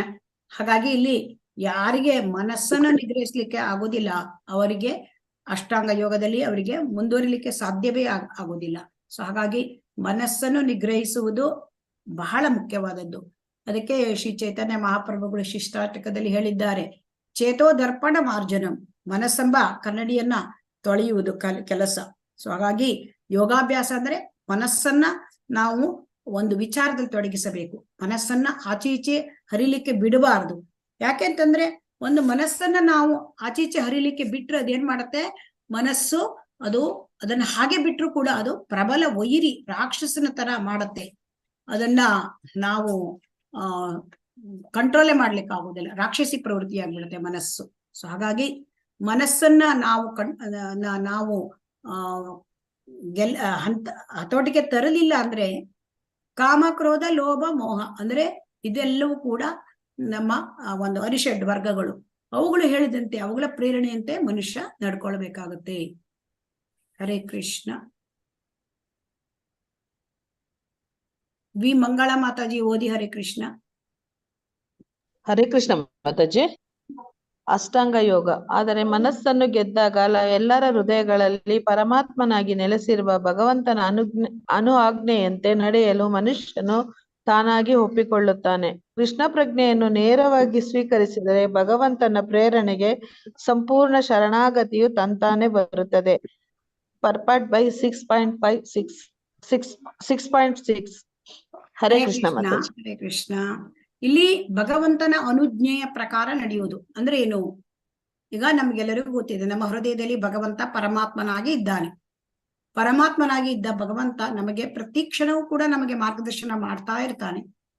ಆದರೆ ನಾವು ಆ ಮಾರ್ಗದರ್ಶನವನ್ನ ಅದನ್ನ ತೆಗೆದುಕೊಂಡು ಆ ಮಾರ್ಗದರ್ಶನದಂತೆ ನಡೆಯುವ ಸ್ಥಿತಿಯಲ್ಲಿ ನಾವು ಇಲ್ಲ. ಯಾಕೆಂದರೆ ನಮ್ಮ ಮನಸ್ಸು ಶಾಂತವಾದ ಸ್ಥಿತಿಯಲ್ಲಿ ಇರೋದೇ ಇಲ್ಲ. ಅನೇಕ ಭೌತಿಕ ವಿಷಯಗಳ ಹಿಂದೆ ನಾವು ಹೋಗ್ತಾ ಇರ್ತೇವೆ, ಭೌತಿಕ ವಿಷಯದ ಹಿಂದೆ. ಹಾಗಾಗಿ ನಮ್ಮ ಮನಸ್ಸಿನಲ್ಲಿ ನಮ್ಮದೇ ಆದ ಒಂದು ಗದ್ದಲ ಇರುತ್ತೆ, ಈ ಐಹಿಕ ಪ್ರಪಂಚದ ಗದ್ದಲ ಇರುತ್ತೆ. ಸೊ ಹಾಗಾಗಿ ಭಗವಂತ ನಮಗೆ ಏನು ವಿಚಾರಗಳನ್ನ ಹೇಳ್ತಾ ಇದ್ದಾನೆ ಆ ಮಾತುಗಳು ನಮಗೆ ಕೇಳಿಸುವುದೇ ಇಲ್ಲ. ಯಾಕೆ ಕೇಳಿಸುವುದಿಲ್ಲ? ನಾವು ರಜೋಗುಣ ತಮೋಗುಣದಲ್ಲಿ ಇದ್ದೇವೆ, ನಾವು ಶಾಂತ ಸ್ವಭಾವದಲ್ಲಿ ಇಲ್ಲ. ಸೊ ಹಾಗಾಗಿ ಇಲ್ಲಿ ಭಗವಂತನ ಮಾರ್ಗದರ್ಶನವನ್ನು ಪಡ್ಕೊಳ್ಳಿಕ್ಕೆ, ತಿಳ್ಕೊಳ್ಳಿಕ್ಕೆ ಯಾರಿಗೆ ಸಾಧ್ಯ? ಹಾಗಾದರೆ ಅದು ಭಕ್ತರಿಗೆ ಸಾಧ್ಯ. ಯಾಕೆಂತಂದ್ರೆ ಭಕ್ತರು ಅವರು ಏನ್ ಮಾಡಿರ್ತಾರೆ ಅಂತಂದ್ರೆ ಸತ್ವಗುಣದಲ್ಲಿ ನೆಲೆಸಿರ್ತಾರೆ. ಸತ್ವಗುಣದಲ್ಲಿ ನೆಲೆಸಿರೋದ್ರಿಂದ ಅವರಿಗೆ ಭಗವಂತನ ಮಾರ್ಗದರ್ಶನದ ಒಂದು ಪ್ರಕಾರ ಅವರು ನಡೀತಾರೆ. ಸೊ ಹಾಗಾಗಿ ಅವರಿಗೆ ಮನಸ್ಸನ್ನ ನಿಗ್ರಹಿಸ್ಲಿಕ್ಕೆ ಸಾಧ್ಯ. ಅವ್ರಿಗೆ ಯಾಕೆಂದ್ರೆ ಭಗವಂತನ ಒಂದು ಮಾರ್ಗದರ್ಶನ ಅವರಿಗೆ ಸಿಗ್ತಾ ಇರತ್ತೆ. ಆದ್ರೆ ಈ ಮನಸ್ಸನ್ನ ನಿಗ್ರಹಿಸಿದಾಗ ಏನಾಗುತ್ತೆ, ಮನಸ್ಸಿನ ಮೇಲೆ ಬುದ್ಧಿಶಕ್ತಿ ಇದೆ. ಸೊ ಆ ಬುದ್ಧಿಶಕ್ತಿ ಏನ್ ಮಾಡುತ್ತೆ, ಆ ಬುದ್ಧಿಶಕ್ತಿಯನ್ನು ನಾವು ಭಗವಂತನ ಸೇವೆಯಲ್ಲಿ ತೊಡಗಿಸಬೇಕು. ಹಾಗಾಗಿ ನಾವೀಗ ತಿಳ್ಕೊಂಡ್ವಿ, ನಾವು ಮನಸ್ಸನ್ನು ಕೂಡ ಭಗವಂತನ ಆ ಸೇವೆಯಲ್ಲಿ ತೊಡಗಿಸಬೇಕು. ಹೇಗೆ? ಮನಸ್ಸಿನಲ್ಲಿ ಸವೈ ಮನಃ ಕೃಷ್ಣ ಪದಾರ ವಿಂದಯೋಹೋ, ಯಾವಾಗ್ಲೂ ನಾವು ಭಗವಂತನ ಬಗ್ಗೆ ಯೋಚನೆ ಮಾಡೋದ್ರಿಂದ, ಭಗವಂತನ ಸೇವೆಯಲ್ಲಿ ತೊಡಗೋದ್ರಿಂದ ಮನಸ್ಸು ಹಂತಕ್ಕೆ ಹತೋಟಿಗೆ ಬರುತ್ತದೆ. ಮನಸ್ಸು ಹತೋಟಿಗೆ ಬಂದ ಮೇಲೆ ಬುದ್ಧಿಶಕ್ತಿ. ಸೊ ಆ ಬುದ್ಧಿಶಕ್ತಿಯನ್ನು ಕೂಡ ನಾವು ಭಗವಂತನ ಸೇವೆಯಲ್ಲಿ ತೊಡಗಿಸ್ಬೇಕು. ಆಗ ನಾವು ಯಾವಾಗ ಭಗವಂತನ ಸೇವೆಯಲ್ಲಿ ಬುದ್ಧಿಶಕ್ತಿಯನ್ನು ತೊಡಗಿಸುತ್ತೇವೆ ಆಗ ನಮ್ಮ ಬುದ್ಧಿಶಕ್ತಿಗೆ ಒಂದು ರೀತಿಯ ಬಲ ಬರುತ್ತದೆ. ಸೊ ಹಾಗಾಗಿ ಈ ಬಲ ಬಂದಾಗ, ಬಲಗೊಂಡ ಬುದ್ಧಿಶಕ್ತಿ ಈಗ ನಮಗೆ ಏನಾಗಿದೆ, ಕಾಮ, ಕ್ರೋಧ ಇದನ್ನೆಲ್ಲ ಒಂದು ಅರಿಷಡ್ ವರ್ಗಗಳನ್ನ ಇಟ್ಕೊಂಡು ನಮ್ಮ ಬುದ್ಧಿಶಕ್ತಿ ಕ್ಷೀಣವಾಗಿದೆ. ನಾವು ಭಗವಂತನ ಸೇವೆಯಲ್ಲಿ ತೊಡಗದೇ ಇರುವುದರಿಂದ ಈಗ ನಾವು ಭಗವಂತನ ಸೇವೆಯಲ್ಲಿ ತೊಡಗಿದಾಗ ಅದೇ ಬುದ್ಧಿಶಕ್ತಿ ತುಂಬಾ ಬಲವಾಗುತ್ತದೆ. ಸೊ ಆ ಬಲವಾದ ಬುದ್ಧಿಶಕ್ತಿ ಏನ್ ಮಾಡುತ್ತೆ, ಮನಸ್ಸನ್ನು ನಿಯಂತ್ರಿಸುತ್ತದೆ. ಆ ಮನಸ್ಸು ಏನ್ ಮಾಡುತ್ತೆ, ಇಂದ್ರಿಯಗಳನ್ನ ನಿಗ್ರಹ ಮಾಡುತ್ತೆ. ಈ ರೀತಿ ಮಾಡೋದ್ರಿಂದ ವ್ಯಕ್ತಿ ಶಾಂತನಾಗ್ತಾನೆ. ಸೊ ಹಾಗಾಗಿ ಅವನಿಗೆ ಸರಿಯಾದ ಮಾರ್ಗದಲ್ಲಿ ನಡಿಲಿಕ್ಕೆ ಅವನಿಗೆ ಸಾಧ್ಯತೆ ಆಗತ್ತೆ. ಹರೇ ಕೃಷ್ಣ.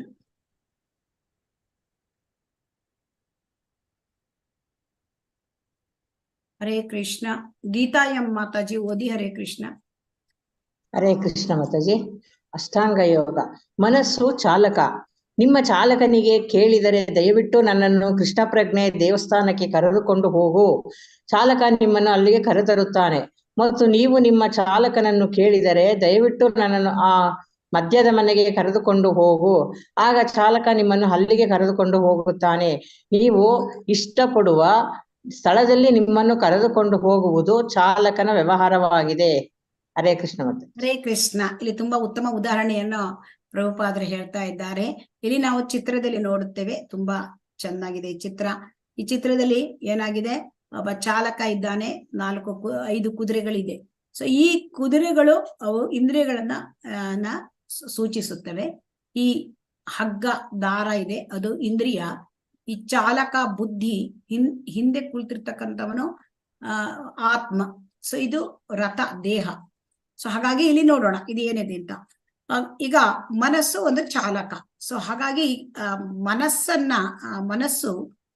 ನಾವು ಹೇಳಿದ ಹಾಗೆ ಮನಸ್ಸು ಕೇಳ್ತದೆ. ಹಾಗಾದ್ರೆ ಈ ಜೀವಾತ್ಮ ಏನ್ ಮಾಡ್ತಾನೆ, ಆ ಬುದ್ಧಿಶಕ್ತಿಯಿಂದ ಅವನ ಚಾಲಕನನ್ನ ಅವನು ನಿಯಂತ್ರಣ ಮಾಡಬೇಕು. ಈಗ ನಾವು ಚಾಲಕನಿಗೆ ಏನ್ ಹೇಳ್ತೇವೆ, ಈಗ ದೇವಸ್ಥಾನಕ್ಕೆ ಕರ್ಕೊಂಡು ಹೋಗೋದ್ರೆ ಅವನು ದೇವಸ್ಥಾನಕ್ಕೆ ಕರ್ಕೊಂಡು ಹೋಗ್ತಾನೆ. ಇಲ್ಲ ದೇವಸ್ಥಾನಕ್ಕೆ ಬೇಡ, ನನ್ನನ್ನ ಮದ್ಯದ ಅಂಗಡಿಗೆ, ಸರಾಯಿ ಅಂಗಡಿಗೆ ಕರ್ಕೊಂಡು ಹೋಗು, ಅವನು ಹೋಗ್ತಾನೆ. ಯಾಕೆ, ಅದು ಅವನ ಕೆಲಸ. ಸೊ ಹಾಗಾಗಿ ಇಲ್ಲಿ 5 ಕುದುರೆಗಳಿವೆ. 5 ಕುದುರೆಗಳು ಅಂದ್ರೆ 5 ಇಂದ್ರಿಯಗಳು: ಕಣ್ಣು, ಕಿವಿ, ಮೂಗು, ನಾಲಿಗೆ, ಚರ್ಮ. ಆಮೇಲೆ ಈ ಹಗ್ಗ, ಇದು ಮನಸ್ಸು. ಅದನ್ನು ಹಿಡಿದುಕೊಂಡಿರ್ತಕ್ಕಂಥದ್ದು ಬುದ್ಧಿ. ಸೊ ಹಾಗಾಗಿ ಬುದ್ಧಿ ಮನಸ್ಸನ್ನ ನಿಯಂತ್ರಣ ಮಾಡ್ತದೆ. ಹಾಗಾಗಿ ಜೀವಾತ್ಮ ಅವನು ರಥದಲ್ಲಿ ಕುಳಿತುಕೊಂಡಿದ್ದಾನೆ, ದೇಹವೆಂಬ ರಥ. ಸೊ ಅದರಿಂದ ಜೀವಾತ್ಮ ಈಗ ಏನ್ ಮಾಡಬೇಕು, ತನ್ನ ಬುದ್ಧಿಶಕ್ತಿಯಿಂದ ಅವನು ಮನಸ್ಸನ್ನು ನಿಯಂತ್ರಣ ಮಾಡಿ ಅವನು ತಾನಿಗೆ ಬೇಕಾಗಿದ್ದ ಸ್ಥಳಕ್ಕೆ ಹೋಗಬೇಕು. ಅಂದ್ರೆ ಈಗ ಇದು ಹೇಗೆ ಸಾಧ್ಯವಾಗುತ್ತೆ ಅಂದ್ರೆ, ನಾವು ಭಗವಂತನ ಸೇವೆಯಲ್ಲಿ ಬುದ್ಧಿಶಕ್ತಿಯನ್ನು ತೊಡಗಿಸಿಕೊಂಡರೆ ಆಗ ಬುದ್ಧಿಶಕ್ತಿಗೆ ಚೆನ್ನಾಗಿ ತಿಳುವಳಿಕೆ ಬರುತ್ತೆ. ಅಂದ್ರೆ ತಾನು ಮಾಡೋದು ತಪ್ಪೋ ಅಥವಾ ಯಾವುದು ಸರಿ ಯಾವುದು ತಪ್ಪು ಅಂತ. ಸೊ ಹಾಗಾಗಿ ಆ ಬುದ್ಧಿಶಕ್ತಿ ಮನಸ್ಸನ್ನ ನಿಗ್ರಹ ಮಾಡುತ್ತೆ, ಮತ್ತು ಆಗ ಮನಸ್ಸು ಸರಿಯಾದ ಕಡೆ ನಮ್ಮನ್ನು ಎಳ್ಕೊಂಡು ಹೋಗುತ್ತೆ. ಸೊ ಇಂದ್ರಿಯಗಳು ನಮ್ಮನ್ನು ಸರಿಯಾದ ಕಡೆ ಎಳ್ಕೊಂಡು ಹೋಗುತ್ತೆ, ಆ ತರ. ಸೊ ಹಾಗಾಗಿ ಇಲ್ಲಿ ನಾವು ಯಾವುದಕ್ಕೆ ಆಗಲಿ ಅಷ್ಟಾಂಗ ಯೋಗದಲ್ಲಿ ನಾವು ಮನಸ್ಸನ್ನು ನಿಯಂತ್ರಣ ಮಾಡುವುದು ಬಹು ಮುಖ್ಯವಾದದ್ದು. ಅದು ಕೇಂದ್ರ ಬಿಂದು ಅಷ್ಟಾಂಗ ಯೋಗದಲ್ಲಿ. ಹರೇ ಕೃಷ್ಣ.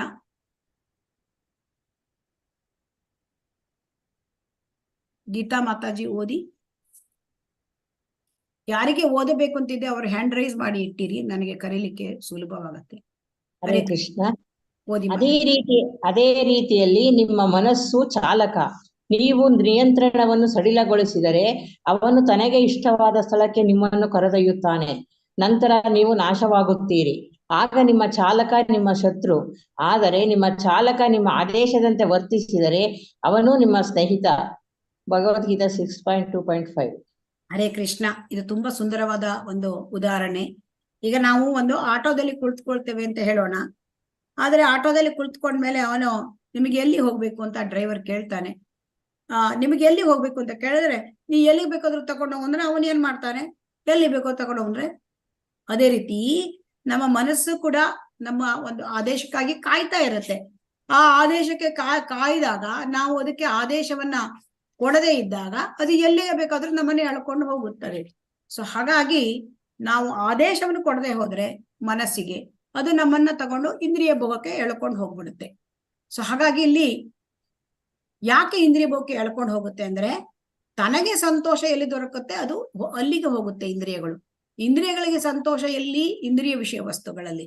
ಸೊ ಹಾಗಾಗಿ ಇಂದ್ರಿಯ ವಿಷಯ ವಸ್ತುಗಳ ಕಡೆಗೆ ಒಂದು ವಿಷಯಗಳ ಕಡೆಗೆ ಮನಸ್ಸು ನಮ್ಮನ್ನ ಎಳ್ಕೊಂಡು ಹೋಗ್ಬಿಡುತ್ತೆ. ಸೊ ಹಾಗಾಗಿ ನಾವು ಇಡೀ ಜೀವನದಲ್ಲಿ ನಾವು ಏನ್ ಮಾಡ್ಬೇಕು, ಯಾವ ಕೆಲಸ ಮಾಡ್ಬೇಕು ಅದೆಲ್ಲ ನಮಗೆ ಗೊತ್ತಿರಬೇಕು. ನಾವು ಸುಮ್ಮನೆ ವ್ಯರ್ಥವಾಗಿ ಕಾಲ ಕಳೆಯುವುದಲ್ಲ, ಹೇಗ್ ಬರುತ್ತೋ ಹಾಗೆ ಅಂತ ಇಂದ್ರಿಯಗಳನ್ನ ಅವರಷ್ಟಕ್ಕೆ ಅವರನ್ನೇ ಬಿಟ್ಬಿಡೋದಲ್ಲ. ಸೊ ಅವಾಗ ಏನಾಗುತ್ತೆ, ಆ ಇಂದ್ರಿಯ ಭೋಗಕ್ಕೆ ಎಳ್ಕೊಂಡು ಹೋಗ್ಬಿಡುತ್ತವೆ. ಸೊ ಹಾಗಾಗಿ ನಾವು ನಮ್ಮ ಜೀವನದಲ್ಲಿ ನಾವು ವಿಮರ್ಶೆ ಮಾಡ್ಕೊಳ್ಬೇಕು. ನಾವು ವಿಮರ್ಶೆ ಮಾಡ್ಕೊಳ್ಳದೆ ಇದ್ರೆ ಏನ್ ಮಾಡ್ತದೆ, ನಾವು ಇಂದ್ರಿಯ ಭೋಗದಲ್ಲಿ ಸಹಜವಾಗಿ ತೊಡಗಿ ಬಿಡುತ್ತೇವೆ. ಸೊ ಅವಾಗ ಏನಾಗುತ್ತೆ, ಇಂದ್ರಿಯಗಳು ಕಲುಷಿತ ಆಗತ್ತೆ.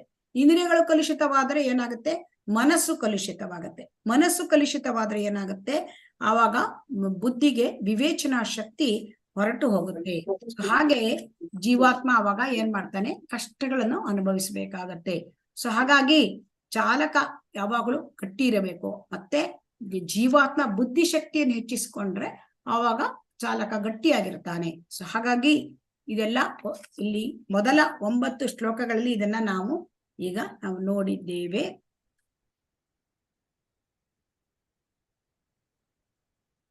ಈಗ ಈ ಅಷ್ಟಾಂಗ ಯೋಗವನ್ನು ನಾವು ಹೇಗೆ ಅಭ್ಯಾಸ ಮಾಡುವುದು ಅಂತ ನೋಡೋಣ. ಇದು 10 ರಿಂದ 17 ಶ್ಲೋಕಗಳವರೆಗೆ ಇದು ಇದೆ. ಇಲ್ಲಿ ಅಷ್ಟಾಂಗ ಯೋಗವನ್ನು ಅಭ್ಯಾಸ ಮಾಡುವುದು. ಇದರಲ್ಲಿ ಮೊದಲನೇದಾಗಿ ಏಕಾಕಿ, ಒಬ್ಬನೇ ಅಂತ ಬಂದಿದೆ 10ನೇ ಶ್ಲೋಕ. ಇಲ್ಲಿ ಈ ಶ್ಲೋಕದಲ್ಲಿ ಏನಿದೆ, ಆತ್ಮಾನಂ ರಹಸಿ ಸ್ಥಿತಃ ಯೋಗಿ ಯುಂಜೀತ ಸತತಂ ಆತ್ಮಾನಂ ರಹಸಿ ಸ್ಥಿತಃ ಏಕಾಕಿ ಯತ ಚಿತ್ತಾತ್ಮ ನಿರಾಶೀರ್ ಅಪರಿಗ್ರಹ. ಅಂದ್ರೆ ಇಲ್ಲಿ ಒಬ್ಬನೇ ಇರಬೇಕು. ಹಾಗಾದ್ರೆ ಒಬ್ಬನೇ ಇರ್ಲಿಕ್ಕೆ ಹೇಗೆ ಸಾಧ್ಯ? ಈಗ ನಮ್ಮ ಮನೆಯಲ್ಲಿ ನಾವು ಒಬ್ಬನೇ ಇರ್ಲಿಕ್ಕೆ ಸಾಧ್ಯವಾ? ಇಲ್ಲ. ಆಯ್ತು, ನಾವು ಇರ್ತಕ್ಕಂತ ಒಂದು ಪಟ್ಟಣಗಳಲ್ಲಿ ಅಥವಾ ಹಳ್ಳಿಗಳಲ್ಲಿ ಕೂಡ ನಾವು ಒಬ್ಬನೇ ಇರ್ಲಿಕ್ಕೆ ಸಾಧ್ಯವಾ ಅಥವಾ ಒಬ್ಬಳೇ ಇರ್ಲಿಕ್ಕೆ ಸಾಧ್ಯವಾ? ಇಲ್ಲ. ಇಲ್ಲ. ಸೊ ಹಾಗಾದ್ರೆ ಒಬ್ಬರೇ ಇರುವ ಜಾಗ ಅಂದ್ರೆ ನಾವು ಏಕಾಂತ ಸ್ಥಳ. ಏಕಾಂತ ಸ್ಥಳ ಅಂದ್ರೆ ಯೋಗಾಭ್ಯಾಸದಲ್ಲಿ ನಾವು ಕಾಡಿನಲ್ಲಿಯೇ ಮಾಡಬೇಕಾಗತ್ತೆ ಏಕಾಂತ ಸ್ಥಳ. ಈಗ ಎರಡನೇದು 11 ಮತ್ತು 12ನೇ ಶ್ಲೋಕದಲ್ಲಿ ಏನ್ ಹೇಳ್ತಾರೆ, ಶುಚೌ ದೇಶೆ, ನಗರದಲ್ಲಿ ಅಲ್ಲ, ಶುದ್ಧವಾದ ಭೂಮಿಯಲ್ಲಿ. ಅಂದ್ರೆ ಇಲ್ಲಿ ಶುದ್ಧವಾದ ಭೂಮಿಯಲ್ಲಿ, ಶುಚೌ ದೇಶೆ ಅಂದ್ರೆ ಈಗ ಶುದ್ಧವಾದ ಜಾಗವನ್ನು ನಾವು ಈ ಅಷ್ಟಾಂಗ ಯೋಗಕ್ಕಾಗಿ ನಾವು ಹುಡುಕಿಕೊಳ್ಳಬೇಕು. ಸಾಮಾನ್ಯವಾಗಿ ಈಗ ಭಗವಂತ ಅವತಾರ ಮಾಡಿದ ಸ್ಥಳ, ಪುಣ್ಯ ಕ್ಷೇತ್ರಗಳು, ತೀರ್ಥಕ್ಷೇತ್ರಗಳು, ಅದನ್ನೆಲ್ಲ ಆ ಸ್ಥಳ ಯೋಗ್ಯವಾಗಿರುತ್ತೆ. ಈಗ ವೃಂದಾವನದಲ್ಲಿ ಧ್ರುವ ಮಹಾರಾಜ ತಪಸ್ಸನ್ನು ಮಾಡಿದ, ಧ್ಯಾನ ಮಾಡಿದ, ಮತ್ತೆ ಅವನು ಭಗವಂತನನ್ನು ಕಂಡುಕೊಂಡ. ಹಾಗಾಗಿ ನಾವು ಶುದ್ಧವಾದ, ಸ್ವಚ್ಛವಾದ ಒಂದು ವಾತಾವರಣವನ್ನ, ಅಲ್ಲಿ ನಮಗೆ ಯಾವುದು ದೈವಿಕವಾದ ಒಂದು ಅನುಭವವನ್ನು ಕೊಡ್ತದೆ ಅಂತಹ ಸ್ಥಳವನ್ನ ನಾವು ಆರಿಸಿಕೊಳ್ಳಬೇಕು. ಸೊ ಹಾಗಾಗಿ ಅದು ಸಿಗ್ತಕ್ಕಂಥದ್ದು ಕಾಡಿನಲ್ಲಿಯೇ. ಸೊ ಅದನ್ನ ಅಲ್ಲಿ ಏನ್ ಮಾಡ್ಬೇಕು, ಚೈಲಾಜಿನ ಕುಶೋತ್ತರಂ, ಅಲ್ಲಿ ನಾವು ಏನ್ ಮಾಡ್ಬೇಕು, ಕುಶ ಅಥವಾ ದರ್ಬೆ ಹುಲ್ಲನ್ನ ಹಾಕೋಬೇಕು. ಅಂದ್ರೆ ದರ್ಬೆ ಹೇಳೋದು ಒಂದು ರೀತಿಯ ಹುಲ್ಲು.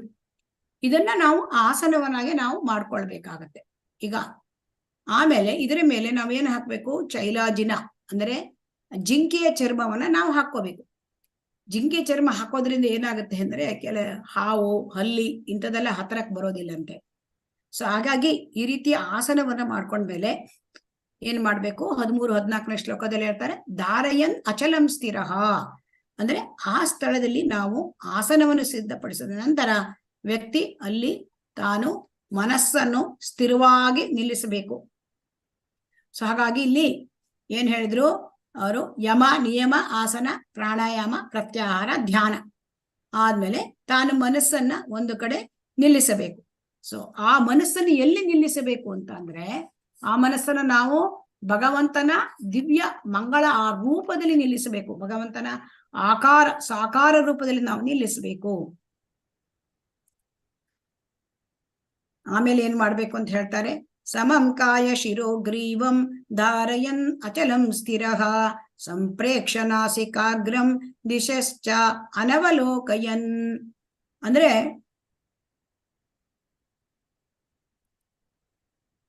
ಆ ಮೂಗಿನ ತುದಿಯನ್ನು ವ್ಯಕ್ತಿ ಗ್ರಹಿಸ್ತಾ ಇರಬೇಕು. ಮೂಗಿನ ತುದಿಯ ಮೇಲೆ ಕಾನ್ಸಂಟ್ರೇಷನ್ ಮಾಡ್ತಾ ಇರಬೇಕು.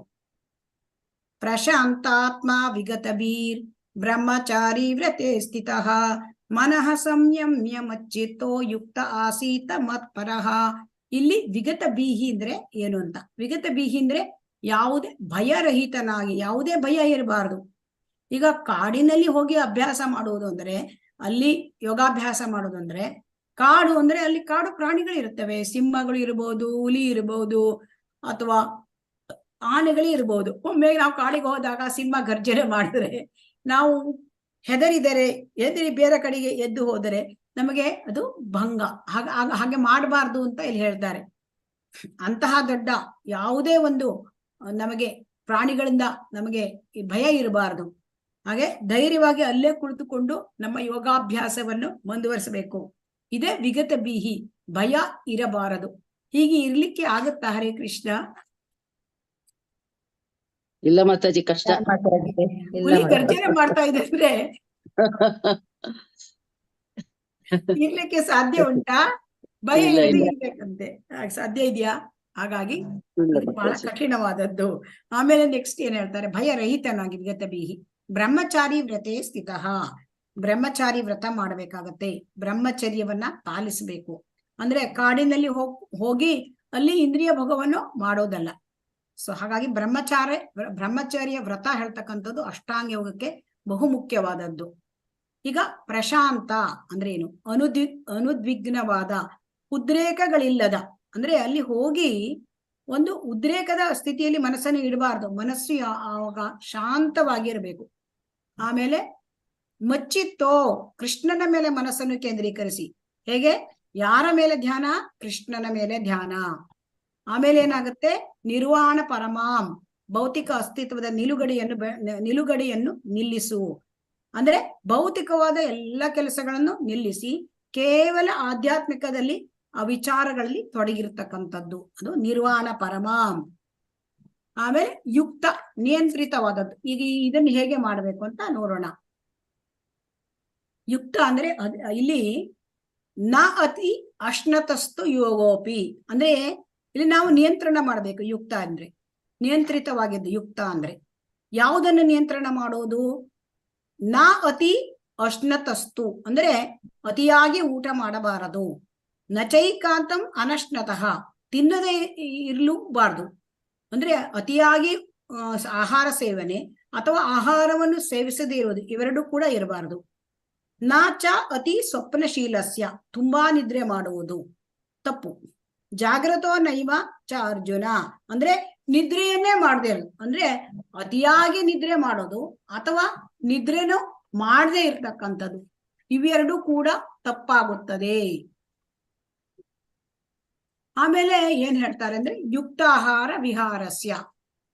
ಯುಕ್ತಾಹಾರ ವಿಹಾರಸ್ಯ ಅಂದ್ರೆ ಇಲ್ಲಿ ಆ ಶ್ಲೋಕ ಏನ್ ಹೇಳ್ತದೆ? ಯುಕ್ತ ಆಹಾರ ವಿಹಾರಸ್ಯ ಯುಕ್ತ ಚೇಷ್ಟಸ್ಯ ಕರ್ಮಸು ಯುಕ್ತ ಸ್ವಪ್ನಾವಬೋಧಸ್ಯ ಯೋಗೋ ಭವತಿ ದುಃಖಃ. ಅಂದ್ರೆ ಯುಕ್ತವಾದ ರೀತಿಯಲ್ಲಿ, ಸರಿಯಾದ ರೀತಿಯಲ್ಲಿ ಆಹಾರವನ್ನ ಪಡೆಯಬೇಕು. ಸರಿಯಾದ ರೀತಿಯಲ್ಲಿ ಅವನು ತನ್ನ ಆಹಾರ ಒಂದೇ ಅಲ್ಲ, ನಿದ್ರೆಯನ್ನ ಅವನು ನಿಯಂತ್ರಣ ಮಾಡಬೇಕು.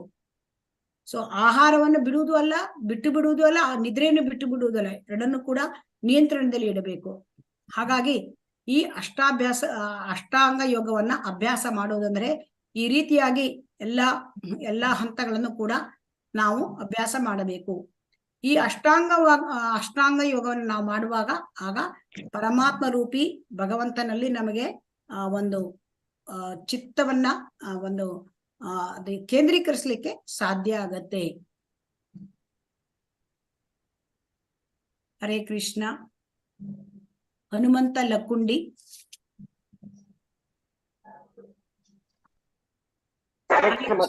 ಓದಿ ಪ್ರಭುಜಿ.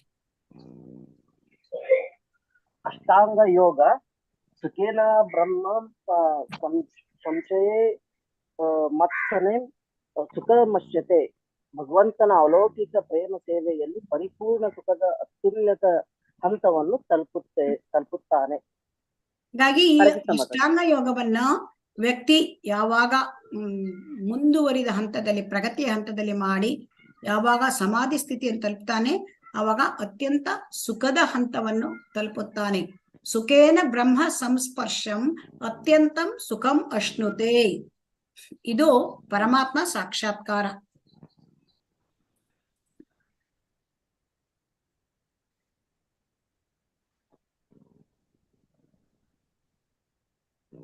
ಹರೇ ಕೃಷ್ಣ.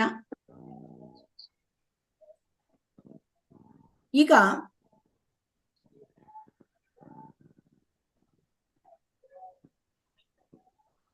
ಪರಮಾತ್ಮ ಸಾಕ್ಷಾತ್ಕಾರ ಅಷ್ಟಾಂಗ ಯೋಗದಲ್ಲಿ ವ್ಯಕ್ತಿ ಮುಂದುವರಿದಾಗ ಅವಾಗ ಏನಾಗತ್ತೆ? ಪರಮಾತ್ಮ ಸಾಕ್ಷಾತ್ಕಾರ ಸಿಕ್ಕತ್ತೆ. ಅಂದ್ರೆ ಅಷ್ಟಾಂಗ ಯೋಗ ಮಾಡ್ಬೇಕಾದ್ರೆ ಮೊದಲು ನಾವು ನಿಷ್ಕಾಮ ಕರ್ಮ ಯೋಗವನ್ನ ನಾವು ಅಭ್ಯಾಸ ಮಾಡಬೇಕು.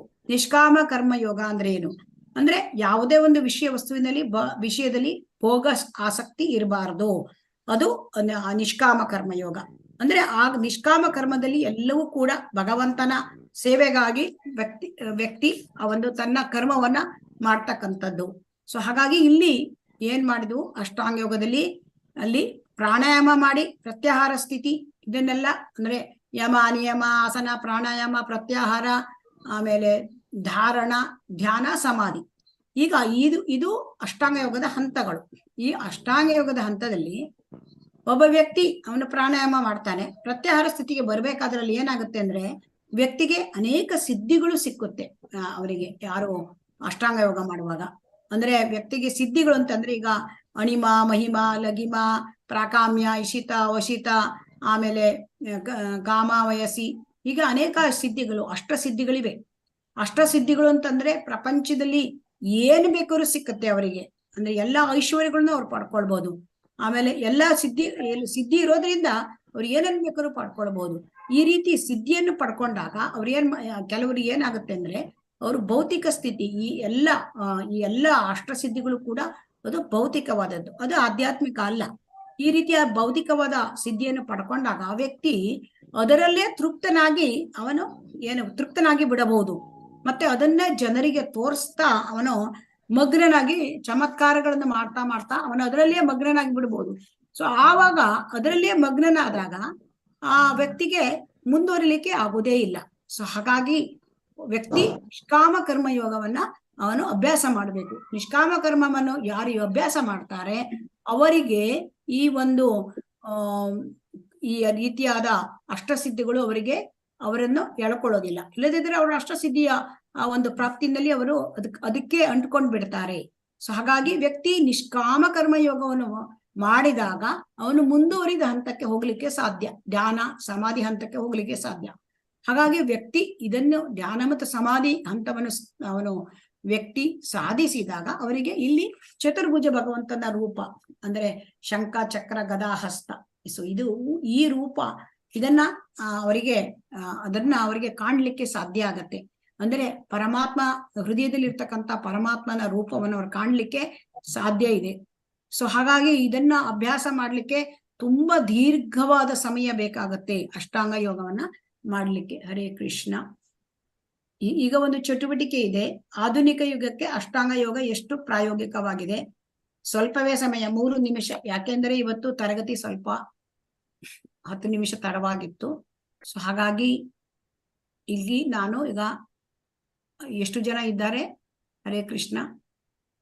2 ಗ್ರೂಪ್ ಮಾಡ್ತೇನೆ ನಾನು. 2 ಗ್ರೂಪಿನಲ್ಲಿ ನೀವು 3 ಮಿನಿಟ್ಸ್ ಟೈಮ್ ಇದೆ. ನೀವು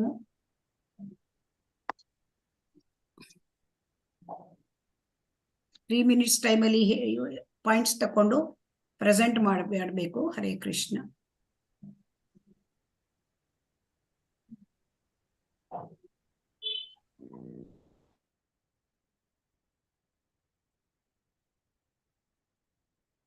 ಹರೇ ಕೃಷ್ಣ.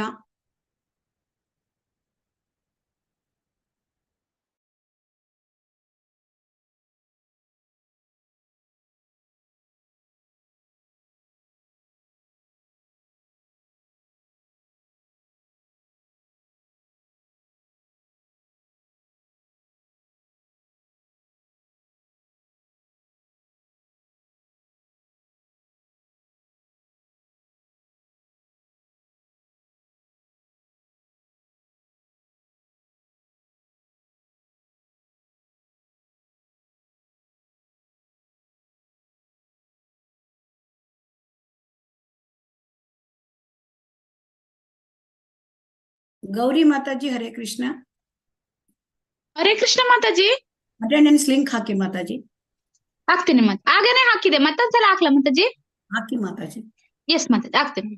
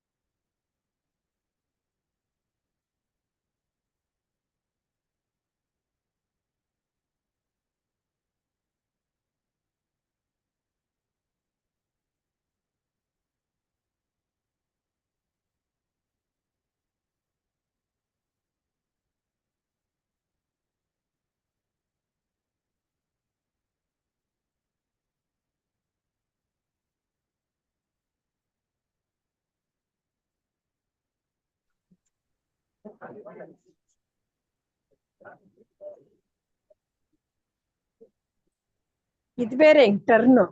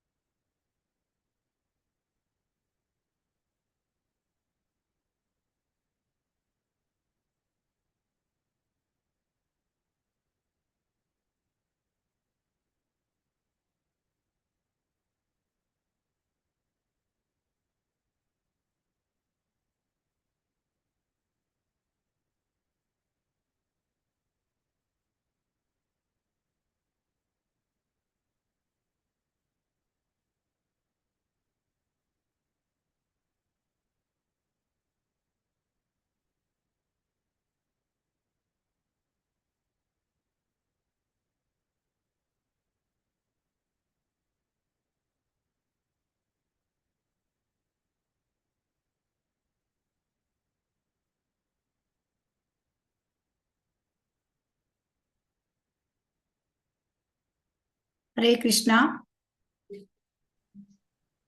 ಹರೇ ಕೃಷ್ಣ. ಪ್ರೆಸೆಂಟ್ ಹರೇ ಕೃಷ್ಣ. ಮಾಡಿ ಗೀತಾ ಎಂ ಮಾಡ್ತೀರಾ ಪ್ರೆಸೆಂಟ್? ಹರೇ ಕೃಷ್ಣ. ಹೌದು ಮಾತಾಜಿ, ಹರೇ ಕೃಷ್ಣ. ಹೇಳಿ ನಮ್ದು 6ನೇ ಅಧ್ಯಾಯ ಆಯ್ತು, 34ನೇ ಶ್ಲೋಕ. ಹೇಳಿ ಮಾತಾಜಿ. ನಮ್ದು ರೂಮ್ ನಂಬರ್ 2. ಹೇಳಿ. ಇದ್ರಲ್ಲಿ ಮನಸ್ಸಿನ ಬಗ್ಗೆ ಹೇಳಿದ್ದಾರೆ. ಮನಸ್ಸು ನಮ್ಗೆ ತುಂಬಾ ಚಂಚಲವಾಗಿರೋದು, ಅದನ್ನ ನಾವು ಇಟ್ಕೊಳ್ಳೋದಕ್ಕೆ ಬಹಳ ಕಷ್ಟ ಆಗುತ್ತೆ, ತುಂಬಾ ಗಟ್ಟಿ.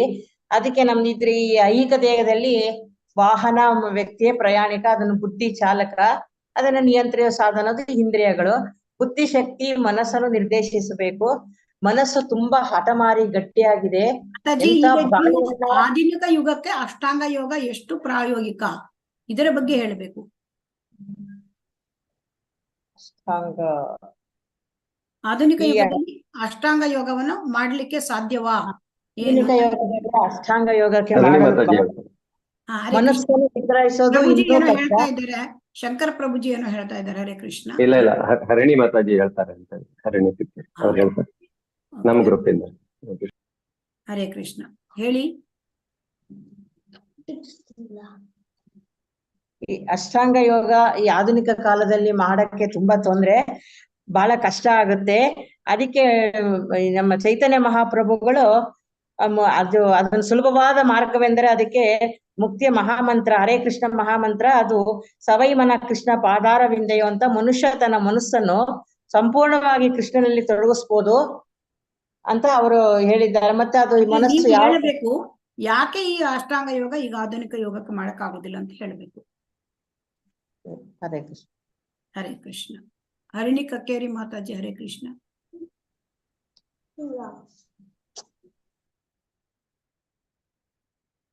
ಹರೇ ಕೃಷ್ಣ. ಮ್ಯೂಟ್ ಆಗಿದ್ದೀರಿ ಮಾತಾಜಿ ನೀವು. ಹರಿಣಿ ಕಕ್ಕೇರಿ. ಸಾರಿ ಮಾತಾಜಿ. ಹರೇ ಕೃಷ್ಣ ಮಾತಾಜಿ. ನಾವು 33ನೇ ಇದು ಮಾಡಿದ್ವಿ ಶ್ಲೋಕ. ನಮ್ಮಲ್ಲಿ ಶಂಕರ ಪ್ರಭುಗಳು ಮತ್ತೆ ಹನುಮಂತ ಲಕ್ಕುಂಡಿ ಅವರು, ನಾನು 3 ಜನ ಇದ್ವಿ, ಚರ್ಚೆ ಮಾಡಿದ್ವಿ. ಇಲ್ಲಿ ನಮ್ಗೆ ಬಂದ ವಿಷಯಗಳು ಅಂತಂದ್ರೆ ನಮ್ಗೆ ಅಷ್ಟಾಂಗ ಯೋಗ ಸಾಧ್ಯ ಇಲ್ಲ. ಈ ಯಾವ ಕಾಲ ಅಂತಂದ್ರೆ ನಾವಿರೋದು ತುಂಬಾ ಶಾರ್ಟ್ ಲಿವ್ಡ್ ಅಂತಂದ್ರೆ ದೀರ್ಘ ಸಮಯ ಇಲ್ಲ ನಮ್ಗೆ ಇವನ್ನೆಲ್ಲ ಮಾಡ್ತಾ ಹೋಗ್ಲಿಕ್ಕೆ. ನಮ್ದ ಪ್ರವೃತ್ತಿ ಕೂಡ ನಮ್ದು ಹೆಂಗಿದೆ ಅಂದ್ರೆ ಜಾಸ್ತಿ ರಾಕ್ಷಸ ಪ್ರವೃತ್ತಿ ಅತ್ತನೇ ನಾವ್ ಇರೋದ್ರಿಂದನೂ ಸಾಧ್ಯ ಇಲ್ಲ. ಮತ್ತೆ ಕಾಡಿಗೆ ಹೋಗಿ ಒಬ್ಬಂಟಿಗರಾಗಿನೂ ಸಾಧ್ಯ ಇಲ್ಲ. ಇದೆಲ್ಲ ಆಗೋದ್ರಿಂದ ನಾವು ಅಪರಿಪೂರ್ಣ ಯೋಗಿಗಳಾಗುತ್ತೇವೆ, ಅನುಷ್ಠಾನ ತುಂಬಾ ಕಷ್ಟ ಅಂತ ಹೇಳಿ ಇದ್ದ. ಆಮೇಲಿಂದ ಅದಕ್ಕೆ ಏನ್ ಮಾಡ್ಬೇಕಾಗಿದೆ ಅಂತಂದ್ರೆ ಇದು ಕುಟುಂಬದ ಜವಾಬ್ದಾರಿಗಳು ನಮ್ಗೆ ಜಾಸ್ತಿ ಇದೆ, ಮತ್ತೆ ನಾವು ಅದನ್ನ ಎಳ್ಕೊಂಡು ಹೋಗ್ಬೇಕಾಗತ್ತೆ ಆ ಗಾಡಿನ ಕೂಡ. ಹಾಗಾಗಿ ನಾವು ಏನು ಅಂತಂದ್ರೆ ಮನಸ್ಸನ್ನ ಟ್ರೈನ್ ಮಾಡ್ಬೇಕು. ಯಾವ ತರ ಅಂತಂದ್ರೆ ಹರೇ ಕೃಷ್ಣ ಮಹಾಮಂತ್ರವನ್ನ ಜಪಿಸುವ ಮೂಲಕ ಮನಸ್ಸನ್ನು ಸ್ಥಿಮಿತದಲ್ಲಿ ತರಲು ನಾವು ಮನಸ್ಸನ್ನ ಟ್ರೈನ್ ಮಾಡಿದ್ರೆ ಮಾತ್ರ ನಾವು ಭಗವಂತನ ಸೇವೆಯನ್ನು ಮುಂದುವರಿಸ್ಕೊಂಡು ಹೋಗ್ಲಿಕ್ಕೆ ಸಾಧ್ಯ ಆಗತ್ತೆ ಅಂತ ನಾವು ಅನ್ಕೊಂಡಿದ್ದು ಮಾತಾಜಿ. ಹರೇ ಕೃಷ್ಣ. ಹರೇ ಕೃಷ್ಣ. ಹರೇ ಕೃಷ್ಣ, ಧನ್ಯವಾದಗಳು. ಈಗ ಅರ್ಜುನನ ಪರಿಸ್ಥಿತಿ ಹೇಗಿತ್ತು, ನಮ್ಮ ಪರಿಸ್ಥಿತಿ ಹೇಗಿದೆ? ಅರ್ಜುನ ಕಾಡಿನಲ್ಲಿ ವನವಾಸ ಮಾಡಿ ಅವನಿಗೆ ರೂಢಿ ಇತ್ತು. ಅವನು ಬಹಳ ಕಾಲ ಕಾಡಿನಲ್ಲಿ ವಾಸ ಮಾಡಿದ್ದ. ಮತ್ತೆ ಅವನು ಗುರುಕುಲದಲ್ಲಿ ಕೂಡ ಇದ್ದಿದ್ದ. ಮತ್ತೆ ಅವನು ತುಂಬಾ ಅಂದ್ರೆ ಮನಸ್ಸಿನ ನಿಯಂತ್ರಣ ಅವನು ಅವನಿಗೆ ಯೋಧನಾಗಿದ್ದ. ಮತ್ತೆ ಅವನು ತುಂಬಾ ಒಂದು ಒಳ್ಳೆಯ ಯೋಧನಾಗಿದ್ದ. ಪಕ್ಷಿಯ ಕಣ್ಣಿಗೆ ಹೊಡೆದು ಪಕ್ಷಿಯ ಕಣ್ಣಿಗೆ ಗುರಿ ಹಿಡಿದು ಅವನು ದ್ರೌಪದಿಯ ಸ್ವಯಂವರದಲ್ಲಿ ಗೆದ್ದಿದ್ದ. ಸೊ ಹಾಗಾಗಿ ಅವನಿಗೆ ಮನಸ್ಸಿನ ನಿಯಂತ್ರಣ ಇದ್ದಿತ್ತು. ಆದ್ರೂ ಕೂಡ ಅದನ್ನ ಮನಸ್ಸನ್ನ ನಿಯಂತ್ರಣ ಮಾಡೋದು ಕಷ್ಟ, ಅಷ್ಟಾಂಗ ಯೋಗ ಮಾಡಿ ಅಂತ ಹೇಳ್ತಾ ಇದ್ದಾನೆ. ಆಮೇಲೆ ಇಲ್ಲಿ ಈಗ ಆಧುನಿಕ ಯುಗದಲ್ಲಿ ಏನಾಗಿದೆ ಅಂದ್ರೆ ಏಕಾಂತ ವಾಸಕ್ಕೆ ಇಲ್ಲಿ ನಮಗೆ ಇಲ್ಲ. ನಮಗೆ ಅರ್ಜುನನಿಗೆ ಕಾಲದಲ್ಲಿ ಆಯುಸ್ಸು, ದ್ವಾಪರ ಯುಗದಲ್ಲಿ ಆಯುಸ್ಸು ಅವಾಗ 1000 ವರ್ಷಗಟ್ಲೆ ಇದ್ದಿತ್ತು. ಈಗ ಕೇವಲ 100 ವರ್ಷ, ಅದರಲ್ಲೂ ಕೂಡ ಅಲ್ಪಾಯುಷಿ 70-80 ವರ್ಷ ಇದ್ರೆ ಹೆಚ್ಚು. ಆಮೇಲೆ ಇಲ್ಲಿ ಕೂಡ ಎರಡನೇದು ಅಂದ್ರೆ ಏಕಾಂತ ಪ್ರದೇಶ, ಕಾಡೇ ಇಲ್ಲ. ಕಾಡಿಗೆ ಹೋಗ್ಲಿಕ್ಕೆ ಜನರಿಗೆ ಒಂದು ರೀತಿಯ ಕಾನ್ಸಂಟ್ರೇಷನ್ ಕೂಡ ಇಲ್ಲ, ಮನಸ್ಸೇ ಇಲ್ಲ. ಯಾಕಂದ್ರೆ ಇಲ್ಲಿ ಒಂದು ಕ್ಲಾಸಿಗೆ 1 ತಾಸು ಬರ್ಲಿಕ್ಕೆ ಅವರಿಗೆ ಆಗೋದಿಲ್ಲ, ಭಗವದ್ಗೀತೆ ಭಾಗವತ ಕ್ಲಾಸಿಗೆ. ಸೊ ಹಾಗಾಗಿ ಅವರಿಗೆ ಮನಸ್ಸಿನಲ್ಲಿ ಏಕಾಂತ ಇಲ್ಲ. ಆಮೇಲೆ ಡಿಸ್ಟ್ರಾಕ್ಷನ್ ಕೂಡ ಹೆಚ್ಚು ಈಗಿನ ಕಾಲದಲ್ಲಿ. ಅಂದ್ರೆ ಎಲ್ಲರಿಗೂ ಕೂಡ ಐಹಿಕ ಜಗತ್ತಿನಲ್ಲಿ ಏನಾಗ್ತದೆ, ವ್ಯವಹಾರಗಳು ಜಾಸ್ತಿ, ಐಹಿಕ ವ್ಯವಹಾರಗಳು ಜಾಸ್ತಿ. ಆಮೇಲೆ ಐಹಿಕದಲ್ಲಿಯೇ ಮುಳುಗಿ ಹೋಗಿರೋದ್ರಿಂದ ಒಂದು ಯಾವುದೇ ಒಂದು ಮನಸ್ಸನ್ನ ಆಧ್ಯಾತ್ಮಿಕದ ಕಡೆಗೆ ಹೋಗ್ಲಿಕ್ಕೆ ಮನಸ್ಸೇ ಬರುವುದಿಲ್ಲ. ಪ್ರಕ್ಷುಬ್ಧ ವಾತಾವರಣ ಹೊರಗಡೆ. ಯಾಕೆಂತಂದ್ರೆ ಪ್ರಕ್ಷುಬ್ಧ ವಾತಾವರಣ ಅಂದ್ರೆ ಎಲ್ಲವೂ ಮಟೀರಿಯಲಿಸ್ಟಿಕ್ ಆಕ್ಟಿವಿಟೀಸು, ಅಂದ್ರೆ ಐಹಿಕ ಚಟುವಟಿಕೆಗಳು ತುಂಬಾ ಆಗೋಗಿದೆ. ಇಷ್ಟು ತುಂಬಾ ಅಂದ್ರೆ ಮನೆಯಲ್ಲಿ ಕೂತ್ರು ಕೂಡ ನಮಗೆ ಡಿಸ್ಟರ್ಬೆನ್ಸ್ ಆಗ್ತಾ ಇರುತ್ತೆ ಎಷ್ಟೋ ರೀತಿಯಾದ ಅಕ್ಕಪಕ್ಕದಲ್ಲಿ. ಹಾಗಾಗಿ ಈಗ ಇದನ್ನ ಮಾಡ್ಲಿಕ್ಕೆ ಕಷ್ಟ, ಮಾಡ್ಲಿಕ್ಕೆ ಮನುಷ್ಯನಿಗೆ ಕಾಡಿಗೆ ಹೋಗ್ಲಿಕ್ಕಂತೂ ಆಗೋದೇ ಇಲ್ಲ, ಆ ತರ ಪರಿಸ್ಥಿತಿ. ಸೊ ಹಾಗಾಗಿ ಇಲ್ಲಿ ಅರ್ಜುನನಿಗಿದ್ದಂತಹ ಅವಕಾಶಗಳು ನಮಗಿಲ್ಲ. ಅರ್ಜುನನಿಗಿದ್ದಷ್ಟು ಕಾಡು, ಆಯಸ್ಸು, ಆ ಒಂದು ಇದು ಕೂಡ ಇಲ್ಲಿ ಯಾವುದೂ ಇಲ್ಲ ಪರಿಸ್ಥಿತಿ. ಸೊ ಹಾಗಾಗಿ ಈಗ ಇದಕ್ಕೆ ನಮಗೆ ಕೊಟ್ಟಿರ್ತಕ್ಕಂಥದ್ದು ಹರೇ ಕೃಷ್ಣ ಮಹಾಮಂತ್ರ. ಅದು ಸುಲಭ, ಅದು ಕಲಿಯುಗದ ಒಂದು ಯುಗಕ್ಕೆ ಕೊಟ್ಟಿರ್ತಕ್ಕಂತಹ ಯುಗ ಧರ್ಮ ಹರೇ ಕೃಷ್ಣ ಮಹಾಮಂತ್ರ. ಅದನ್ನ ಚೈತನ್ಯ ಮಹಾಪ್ರಭುಗಳು ಕೊಟ್ಟಿದ್ದಾರೆ. ಈಗ ಆದ್ರೆ ಇಲ್ಲಿ ನಾವು ಏನ್ ತಿಳ್ಕೊಬೇಕು ಅಂತಂದ್ರೆ, ಅಷ್ಟಾಂಗ ಯೋಗದಲ್ಲಿ ನಾವು ಏನ್ ಮಾಡ್ಬೇಕು ಅಂದ್ರೆ ಕೆಲವೊಂದನ್ನ ನಾವು ತೆಕ್ಕೋಬಹುದು ಅದರ ಅಷ್ಟಾಂಗ ಯೋಗದಲ್ಲಿ ಪಾಯಿಂಟ್ಸ್ ಅನ್ನ. ಯಾಕಂದ್ರೆ ಅಷ್ಟಾಂಗ ಯೋಗನ ಮಾಡೋದು, ಅದನ್ನೇ ಪ್ರಾಮುಖ್ಯವಾಗಿ ಮಾಡೋದು ನಮಗೆ ಕಷ್ಟ. ಸೊ ಹಾಗಾಗಿ ಅದರ ಉಪ ಉತ್ಪನ್ನಗಳನ್ನ ನಾವು ಲಾಭವನ್ನಾಗಿ ಮಾಡಬಹುದು. ಇದಕ್ಕೆ ಯೋಗ ಮಿಶ್ರಿತ ಭಕ್ತಿ ಅಂತ ಹೇಳ್ತಾರೆ. ಈಗ ಯೋಗ ಮಿಶ್ರಿತ ಭಕ್ತಿಯಲ್ಲಿ ಕೆಲವೊಮ್ಮೆ ನಮ್ಗೆ ಏನಂತಂದ್ರೆ, ಶರೀರದಲ್ಲಿ ನಮಗೆ ಅಂದ್ರೆ ವ್ಯಾಯಾಮ ಮಾಡೋದ್ರಿಂದ ನಮ್ಗೆ ಶರೀರದಲ್ಲಿ ಜಾಡ್ಯ ಇರೋದಿಲ್ಲ. ಆಮೇಲೆ ಒಂದ್ ರೀತಿ ಶರೀರದಲ್ಲಿ ಸೋಮಾರಿತನ ಅದು ಹೊರಟೋಗುತ್ತೆ. ಸೊ ಹಾಗಾಗಿ ಇದನ್ನ ಸುದೃಢತೆ ಬರುತ್ತೆ, ರೋಗಗಳು ಬರೋದಿಲ್ಲ. ಸೊ ಈ ರೀತಿಯಾದ ಒಂದು ವ್ಯಾಯಾಮವನ್ನ ನಾವು ಉಪಯೋಗಿಸ್ಕೊಳ್ಳಬಹುದು. ಸೊ ಅಷ್ಟಾಂಗ ಯೋಗ ಅಂತ ಅದನ್ನ ಕರೀಲಿಕ್ಕೆ ಬರೋಲ್ಲ, ಆದ್ರೆ ಅದನ್ನ ನಾವು ಸ್ವಲ್ಪ ಪಾರ್ಟ್ ಅನ್ನ ತಗೊಳ್ಬಹುದು. ಇನ್ನು ಧಾರಣ, ಧ್ಯಾನ, ಸಮಾಧಿ ಅಷ್ಟಾಂಗದಲ್ಲಿ ಇರ್ತಕ್ಕಂತಹ ಮುಂದುವರೆದ ಹಂತಗಳು, ಇದನ್ನ ಮಾಡೋದು ಬಹಳ ಕಷ್ಟ. ಇದು ಕಷ್ಟ ಸಾಧ್ಯ, ಅಷ್ಟಾಂಗ ಮಾಡ್ಲಿಕ್ಕೆ ಆಗೋದು ಸಾಧ್ಯವೇ ಇಲ್ಲ. ಸೊ ಹಾಗಾಗಿ ಯೋಗ ಮಿಶ್ರಿತ ಭಕ್ತಿಯನ್ನು ವ್ಯಕ್ತಿಗಳು ಮಾಡಬಹುದು. ಆದರೆ ಈ ಯೋಗ ಮಿಶ್ರಿತ ಭಕ್ತಿ ಹೇಳುದು ಶ್ರೇಷ್ಠ ಭಕ್ತಿ ಅಲ್ಲ. ಶ್ರೇಷ್ಠ ಭಕ್ತಿ ಅಂದ್ರೆ ಅನ್ಯಾಭಿಲಾಷಿತ ಶೂನ್ಯ ಜ್ಞಾನ ಕರ್ಮಾದಿ ಅನಾವೃತಂ ಆನುಕೂಲೇನ ಕೃಷ್ಣಾನುಶೀಲನಂ. ಭಕ್ತಿ ಯೋಗ ಶ್ರೇಷ್ಠ ಭಕ್ತಿ. ಅದರಲ್ಲಿ ಭಕ್ತಿ ಯೋಗದಲ್ಲಿ ಕೂಡ ಅದು ಅನನ್ಯ ಭಕ್ತಿ ಶ್ರೇಷ್ಠವಾದ ಭಕ್ತಿ. ಸೊ ಹಾಗಾಗಿ ಮಿಶ್ರಿತ ಭಕ್ತಿ, ಕರ್ಮ ಮಿಶ್ರಿತ ಭಕ್ತಿ, ಜ್ಞಾನ ಮಿಶ್ರಿತ ಭಕ್ತಿ, ಯೋಗ ಮಿಶ್ರಿತ ಭಕ್ತಿ. ಈಗ ಅಷ್ಟಾಂಗ ಯೋಗ ಮಿಶ್ರಿತ ಭಕ್ತಿ, ಸೊ ಅದು ಕೂಡ ಶ್ರೇಷ್ಠವಾದದ್ದಲ್ಲ. ಸೊ ಹಾಗಾಗಿ ಶುದ್ಧ ಭಕ್ತಿ ಶ್ರೇಷ್ಠವಾದದ್ದು. ಸೊ ಅದನ್ನ ಬಿಟ್ಟು ನಾವು ಇದನ್ನ ಮಾಡ್ಲಿಕ್ಕೆ ತೊಡಗಿದರೆ ಅದು ಮಿಶ್ರ ಭಕ್ತಿ ಆಗುತ್ತೆ. ಸೊ ಹಾಗಾಗಿ ಇಲ್ಲಿ ಪ್ರಭುಪಾದರು ಏನು ಹೇಳ್ತಾರೆ ಅಂತ ನೋಡೋಣ. ಹರೇ ಕೃಷ್ಣ. ಓದುವವರು ಕೈ ಮೇಲೆತ್ತಬಹುದು.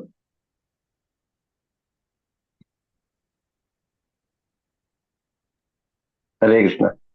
ಓದಿ ಪ್ರಭುಜಿ. ಹರೇ ಅಷ್ಟಾಂಗ ಯೋಗ. ಅವನ ಅರ್ಹತೆ ಏನು ಎಂದು ಊಹಿಸಿ. ಅವನು ಕೃಷ್ಣನ ನೇರ ಸ್ನೇಹಿತ ಮತ್ತು ಅವನು ಮಹಾನ್ ಯೋಧ. ಅವರು ಆಡಳಿತಾತ್ಮಕ ಸಾಮರ್ಥ್ಯವನ್ನು ಹೊಂದಿದ್ದಾರೆ ಮತ್ತು ಅದೇ ಸಮಯದಲ್ಲಿ ಅವರ ಜ್ಞಾನವನ್ನು ಹೋಲಿಸಿದಾಗ ಅವರು ಈ ಭಗವದ್ಗೀತೆಯನ್ನು 1 ಗಂಟೆಯೊಳಗೆ ಅರ್ಥ ಮಾಡಿಕೊಂಡರು. ಕ್ಷಣದಲ್ಲಿ 1 ಜನ್ಮದಲ್ಲಿ ಅರ್ಥವಾಗದ ಈ ಭಗವದ್ಗೀತೆಯನ್ನು ಅವರು 1 ಗಂಟೆಯಲ್ಲಿ ಈ ಭಗವದ್ಗೀತೆಯನ್ನು ಅರ್ಥ ಮಾಡಿಕೊಂಡ್ರು. ಹಾಗಾದರೆ ಅವನು ಎಷ್ಟು ಬುದ್ಧಿವಂತನಾಗಿದ್ದನು. ಮತ್ತು ಅವರು ರಾಜಮನೆತನಕ್ಕೆ ಸೇರಿದವರು. ಅಲ್ಲಿ ಎಲ್ಲಾ ಸೌಲಭ್ಯಗಳು ಇದ್ದವು. ಹರೇ ಕೃಷ್ಣ. ಸೊ ಹಾಗಾಗಿ ಇಲ್ಲಿ ಪ್ರಭುಪಾದರು ಏನ್ ಹೇಳ್ತಾ ಇದ್ದಾರೆ ಅಂದ್ರೆ ಅರ್ಜುನನ ಅರ್ಹತೆ ಏನು, ನಮ್ಮ ಅರ್ಹತೆ ಏನು ಅಂತ. ಅರ್ಜುನನಿಗೆ ಭಗವದ್ಗೀತೆ 1 ಗಂಟೆಯಲ್ಲಿ ಅರ್ಥ ಆಯ್ತು. ಅದು ಯುದ್ಧ ಭೂಮಿಯಲ್ಲಿ ಯುದ್ಧಕ್ಕೆ ಸನ್ನದ್ಧನಾಗಿ ರಥದ ಮೇಲೆ ಕುಳಿತಿದ್ದಾನೆ. ಯುದ್ಧ ರಂಗದಲ್ಲಿ ಅವನು ಶತ್ರುಗಳ ಸೈನ್ಯವನ್ನು ವೀಕ್ಷಣೆ ಮಾಡಿದ್ದಾನೆ. ಇನ್ನೇನು ಯುದ್ಧ ಪ್ರಾರಂಭವಾಗ್ಲಿಕ್ಕಿದೆ. ಆ ಸಮಯದಲ್ಲಿ ಭಗವಂತ ಹೇಳಿದ ಭಗವದ್ಗೀತೆಯನ್ನ ಅವನು 1 ಗಂಟೆಯಲ್ಲಿ ಅರ್ಥ ಮಾಡ್ಕೊಂಡಿದ್ದಾನೆ. ಆಮೇಲೆ ನಷ್ಟಮೋಹ ಅಂತ ಹೇಳಿದ, ನನ್ನೆಲ್ಲ ಮೋಹ ನಾಶವಾಯ್ತು, ನಾನು ನಿನ್ನೆ ಸೇವೆ ಮಾಡ್ತೇನೆ, ನೀನ್ ಹೇಳಿದಾಗ ಕೇಳ್ತೇನೆ ಅಂತ ಹೇಳಿದ. ಆದ್ರೆ ನಮಗೆ ಭಗವದ್ಗೀತೆ, ನಮಗೆ ಜನ್ಮ ಜನ್ಮಗಳೇ ಬೇಕಾಗತ್ತೆ ಭಗವದ್ಗೀತೆ ಅರ್ಥ ಆಗ್ಲಿಕ್ಕೆ. ಸೊ ಹಾಗಾಗಿ ಇದು 1 ಜನ್ಮದಲ್ಲಿ ಭಗವದ್ಗೀತೆ ನಮ್ಗೆ ಅರ್ಥ ಆಗ್ಲಿಕ್ಕೆ ಸಾಧ್ಯ ಇಲ್ಲ. ಯಾಕಂದ್ರೆ ಭಗವದ್ಗೀತೆ ಅಷ್ಟು ಕಠಿಣವಾದದ್ದು. ನಮಗ ಮತ್ತು ಅರ್ಜುನನಿಗೂ ಇದೇ ವ್ಯತ್ಯಾಸ. ಅರ್ಜುನ ಭಗವದ್ಗೀತೆಯನ್ನ ಇಷ್ಟು ಬೇಗ ಅರ್ಥ ಮಾಡ್ಕೊಳ್ಳಿಕ್ಕೆ ಅವನು ಬಹಳ ಬುದ್ಧಿವಂತನಾಗಿದ್ದ. ಸೊ ಹಾಗಾಗಿ ಅರ್ಜುನನಿಗೆ ಆಯುಸ್ಸು ಕೂಡ ಜಾಸ್ತಿ. ಅರ್ಜುನ ಅಂದ್ರೆ 1000 ವರ್ಷ ಆಗಿನ ಕಾಲದಲ್ಲಿ. ಆಮೇಲೆ ಕಾಡಿನಲ್ಲಿದ್ದು ಅಭ್ಯಾಸ ಇದ್ದಿತ್ತು. ಅವನಿಗೆ ಮನಸ್ಸಿನ ನಿಗ್ರಹ ಇದ್ದಿತ್ತು. ಅವನು ಮಹಾಯೋಧ. ಹಾಗಾಗಿ ಅವನು ಒಳ್ಳೆಯ ಬಿಲ್ಲುಗಾರ. ಸ್ವಯಂವರದಲ್ಲಿ ಅವನಿಗೆ ಮೀನಿನ ಕಣ್ಣಿಗೆ ಅವನು ಬಾಣ ಬಿಟ್ಟಿದ್ದಾನೆ. ಸೊ ಹಾಗಾಗಿ ದ್ರೋಣಾಚಾರ್ಯರ ಅಚ್ಚುಮೆಚ್ಚಿನ ಶಿಷ್ಯನಾಗಿದ್ದ. ಸೊ ಹಾಗಾಗಿ ಅವನಿಗೆ ತುಂಬಾ ಒಂದು ಶ್ರೇಷ್ಠತೆ ಇದ್ದಿತ್ತು, ಬುದ್ಧಿವಂತ. ಮತ್ತೆ ಇಡೀ ಗುರುಕುಲಕ್ಕೆ ಅಂದ್ರೆ ಶ್ರೇಷ್ಠ ಯೋಧರು ಅಂದ್ರೆ ಅರ್ಜುನ ಮತ್ತು ಭೀಮ. ಸೊ ಅಂತಹ ಶ್ರೇಷ್ಠ ಯೋಧರು ರಾಜಮನೆತನದಲ್ಲಿ ಹುಟ್ಟಿ ಗುರುಕುಲದಲ್ಲಿ ಬೆಳೆದು ಇಷ್ಟೆಲ್ಲಾ ಅರ್ಹತೆಗಳನ್ನ ಪಡೆದ ಅರ್ಜುನನೇ ನನಗೆ ಅಷ್ಟಾಂಗ ಯೋಗ ಮಾಡಕ್ಕೆ ಸಾಧ್ಯ ಇಲ್ಲ ಅಂದ್ಮೇಲೆ ನಮ್ಮ ಸ್ಥಿತಿ ಏನು? ನಾವು ಅಲ್ಪಾಯುಷಿಗಳು, ನಮಗೆ ಕಲಿಯುಗದಲ್ಲಿ ಇದ್ದೇವೆ. ನಮಗೆ ಯಾವ ಕಲಿಯ ಪ್ರಭಾವ, ನಮಗೆ ಯಾವ ಒಂದು ಆಯುಸ್ಸು ಕೂಡ ತೀರಾ ಕಡಿಮೆ, ಅಲ್ಪಾಯುಷಿಗಳು, ಮನಸ್ಸು ಕೂಡ ಕಳವಳದಿಂದ ತುಂಬಿರುತ್ತೆ. ಅಷ್ಟಾಂಗ ಯೋಗ ಮಾಡ್ಲಿಕ್ಕೆ ಯಾವ ನಮಗೆ ಒಂದು ಸೌಲಭ್ಯಗಳು ಇಲ್ಲ. ಸೊ ಹಾಗಾಗಿ ನಮಗೆ ಅಷ್ಟಾಂಗ ಯೋಗನ ಮಾಡೋದು ಬಹಳ ಕಷ್ಟ ಆಗತ್ತೆ. ಸೊ ಅಂತ ಹೇಳಿ ನಾವು ತಿಳ್ಕೊಳ್ಬೇಕು. ಹರೇ ಕೃಷ್ಣ. ಹರೇ ಕೃಷ್ಣ. ನೆಕ್ಸ್ಟ್ ಯಾರು ಓದ್ತೀರಿ? ಹರೇ ಕೃಷ್ಣ. ಹರಿಣಿ ಕಕ್ಕೇರಿ ಓದಿ ಮಾತಾಜಿ. ಹರೇ ಕೃಷ್ಣ ಮಾತಾಜಿ. ಅಷ್ಟಾಂಗ ಯೋಗ 5000 ವರ್ಷಗಳ ಹಿಂದೆ ಇಂತಹ ಅನುಕೂಲಕರ ಸಂದರ್ಭಗಳಲ್ಲಿ ಅರ್ಜುನನಿಗೆ ಯಾವುದು ಅಸಾಧ್ಯವೆಂದು ಅನಿಸುತ್ತಿತ್ತೋ ಅದು ನಿಮಗೆ ಸಾಧ್ಯವೇ? ನೀವು ಅರ್ಜುನನ ವರ್ಗಕ್ಕೆ ಸೇರಿದವರಾ? ಇಲ್ಲ, ನಾವು ಅರ್ಜುನನ ವರ್ಗಕ್ಕಿಂತ 1000 ಪಟ್ಟು ಕಡಿಮೆ. ಮತ್ತು ಅರ್ಜುನನಿಗೆ ಯಾವುದು ಅಸಾಧ್ಯವಾಗಿತ್ತು ಅದು ನಿಮಗೆ ಸಾಧ್ಯ ಎಂದು ನೀವು ಭಾವಿಸುತ್ತೀರಾ? ಭಗವದ್ಗೀತಾ 6.32 40 ತನಕ, ನ್ಯೂಯಾರ್ಕ್ ಸೆಪ್ಟೆಂಬರ್ 14, 1966 ಮಾತಾಡಿರೋದು ಪ್ರಭು. ಹರೇ ಕೃಷ್ಣ. ಹರೇ ಕೃಷ್ಣ. 5000 ವರ್ಷಗಳ ಹಿಂದೆ ಅಷ್ಟಾಂಗ ಯೋಗನ ಮಾಡ್ಲಿಕ್ಕೆ ಅರ್ಜುನನಂತವನಿಗೆ ಸಾಧ್ಯ ಇಲ್ಲ. ಅರ್ಜುನನ ಅಂದ್ರೆ ನಮಗಿಂತ ಅವನು 1000 ಪಟ್ಟು ಅವನು ಹೆಚ್ಚು ಅರ್ಹತೆ ಉಳ್ಳವನು. ನಮಗಿಂತ 1000 ಪಟ್ಟು ಹೆಚ್ಚು ಅರ್ಹತೆ ಉಳ್ಳವನಿಗೆ ಸಾಧ್ಯವಿಲ್ಲ ಅಂದಾಗ ನಮ್ಮ ಪರಿಸ್ಥಿತಿ ಏನು? ಸೊ ಹಾಗಾಗಿ ಅದು ನಮಗೆ ಹೇಗೆ ಸಾಧ್ಯ? ನಮಗೆ ಸಾಧ್ಯ ಆಗ್ಲಿಕ್ಕಿಲ್ಲ. ಈಗ ಪ್ರಭುಪಾದರ ಮನಸ್ಥಿತಿ ಮತ್ತು ಧ್ಯೇಯ. ಶ್ರೀಲ ಪ್ರಭುಪಾದರ ಭಾವಾರ್ಥಗಳಿಂದ 6.32, 32 ಮತ್ತು 3.23 ಅವರ ಮನಸ್ಥಿತಿ ಮತ್ತು ಧ್ಯೇಯ ತತ್ವಗಳನ್ನು ಪ್ರತಿಬಿಂಬಿಸುವ ಹೇಳಿಕೆಯನ್ನು ಆಯ್ಕೆ ಮಾಡಿ ನಮಗೆ ಪ್ರತ್ಯೇಕವಾಗಿ ಮತ್ತು ಇಸ್ಕಾನಿಗೆ ಪ್ರತ್ಯೇಕವಾಗಿ ಈ ತತ್ವಗಳ ಪ್ರಾಮುಖ್ಯತೆಯನ್ನು ಚರ್ಚಿಸಿ. ಈಗ 6.32 ಭಗವದ್ಗೀತೆ ಇದೆಯಾ ನಿಮ್ಮ ಹತ್ರ? ಹರೇ ಕೃಷ್ಣ. ಯಾರಾದ್ರೂ ಓದ್ತೀರಾ? 6.32 ಇದೆ ಮಾತಾಜಿ. ಓದಿ ಮಾತಾಜಿ. ಶ್ಲೋಕ ಅನುವಾದನ ಮಾತಾಜಿ. ಶ್ಲೋಕ ಅನುವಾದ ಭಾವಾರ್ಥ. ಹಾ, ಶ್ಲೋಕ 32. ಆತ್ಮೋಪಮ್ಯೇನ ಸರ್ವತ್ರ ಸಮಂ ಪಶ್ಯತಿ ಯೋ ಅರ್ಜುನ ಸುಖಂ ವಾ ಯದಿ ವಾ ದುಃಖಂ ಸ ಯೋಗಿ ಪರಮೋ ಮತಃ. ಅನುವಾದ ಭಾವಾರ್ಥ. ಶೀಲ ಪ್ರಭುಪಾದರಿಗೆ ಜಯವಾಗಲಿ. ಅರ್ಜುನ, ಎಲ್ಲಾ ಜೀವಿಗಳನ್ನು ತನ್ನೊಡನೆ ಹೋಲಿಸಿಕೊಂಡು ಅವರ ಸುಖ ದುಃಖಗಳಲ್ಲಿ ನಿಜವಾಗಿ ಯಾರು ಸಮತ್ವವನ್ನು ಕಾಣುವನೋ ಅವನೇ ಪರಿಪೂರ್ಣ ಯೋಗಿ. ಭಾವಾರ್ಥ. ಕೃಷ್ಣ ಪ್ರಜ್ಞೆಯಲ್ಲಿ ಇರುವವನು ಪರಿಪೂರ್ಣ ಯೋಗಿ. ತನ್ನ ವೈಯಕ್ತಿಕ ಅನುಭವದಿಂದಾಗಿ ಅವನಿಗೆ ಪ್ರತಿಯೊಬ್ಬರ ಸುಖ ಮತ್ತು ದುಃಖದ ಹರವಿದೆ. ಜೀವಿಯ ಯಾತನೆಯ ಕಾರಣವೆಂದರೆ ಭಗವಂತನೊಡನೆ ತನ್ನ ಬಾಂಧವ್ಯವನ್ನು ಮರೆತಿರುವುದು. ಸುಖದ ಕಾರಣವೆಂದರೆ ಕೃಷ್ಣನೇ ಮನುಷ್ಯನ ಎಲ್ಲಾ ಚಟುವಟಿಕೆಗಳ ಪರಮ ಭೋಕ್ತಾರನು, ಎಲ್ಲಾ ಲೋಕಗಳ ಮತ್ತು ಗ್ರಹಗಳ ಒಡೆಯನು, ಎಲ್ಲ ಜೀವಿಗಳ ಅತ್ಯಂತ ಪ್ರಾಮಾಣಿಕ ಮಿತ್ರನು ಎನ್ನುವ ಅರಿವು ಇರುವುದು. ಐಹಿಕ ಪ್ರಕೃತಿಯ ತ್ರಿಗುಣಗಳಿಂದ ಬದ್ಧನಾದ ಜೀವಿಯು ಕೃಷ್ಣನೊಡನೆ ತನ್ನ ಬಾಂಧವ್ಯವನ್ನು ಮರೆಯುತ್ತಾನೆ. ಇದರಿಂದ ತ್ರಿವಿಧ ಐಹಿಕ ದುಃಖಗಳಿಗೆ ಗುರಿಯಾಗುತ್ತಾನೆ. ಈ ಸಂಗತಿಯನ್ನು ಪರಿಪೂರ್ಣ ಯೋಗಿಯು ತಿಳಿದಿರುತ್ತಾನೆ. ಕೃಷ್ಣ ಪ್ರಜ್ಞೆಯಲ್ಲಿರುವವನು ಸುಖವಾಗಿರುತ್ತಾನೆ. ಆದುದರಿಂದ ಕೃಷ್ಣ ಜ್ಞಾನವನ್ನು ಎಲ್ಲರಿಗೆ ಹಂಚಲು ಪ್ರಯತ್ನಿಸುತ್ತಾನೆ. ಕೃಷ್ಣ ಪ್ರಜ್ಞೆಯನ್ನು ಬೆಳೆಸಿಕೊಳ್ಳುವುದರ ಮಹತ್ವವನ್ನು ಪ್ರಸಾರ ಮಾಡಲು ಸಂಪೂರ್ಣ ಯೋಗಿಯು ಪ್ರಯತ್ನಿಸುವುದರಿಂದ ಜಗತ್ತಿನಲ್ಲಿ ಅವನೇ ಅತ್ಯಂತ ಶ್ರೇಷ್ಠ ಪರೋಪಕಾರಿ. ಅವನೇ ಭಗವಂತನಿಗೆ ಅತ್ಯಂತ ಪ್ರೀತಿ ಪಾತ್ರನಾದ ಸೇವಕ. ನಚ ತಸ್ಮಾನ್ ಮನ್ಮೇಶುಷು ಹರೇ ಕೃಷ್ಣ. ನಚ ತಸ್ಮಾನ್ ಮನುಷ್ಯೇಷು ಕಶ್ಚಿನ್ಮೇ ಪ್ರಿಯಕೃತ್ತಮಃ. ಹರೇ ಕೃಷ್ಣ. ನಚ ತಸ್ಮಾನ್ ಮನುಷ್ಯೇಷು ಕಸ್ಮಿನ್ನೇ ಪ್ರಿಯಕೃತ್ತಮಃ.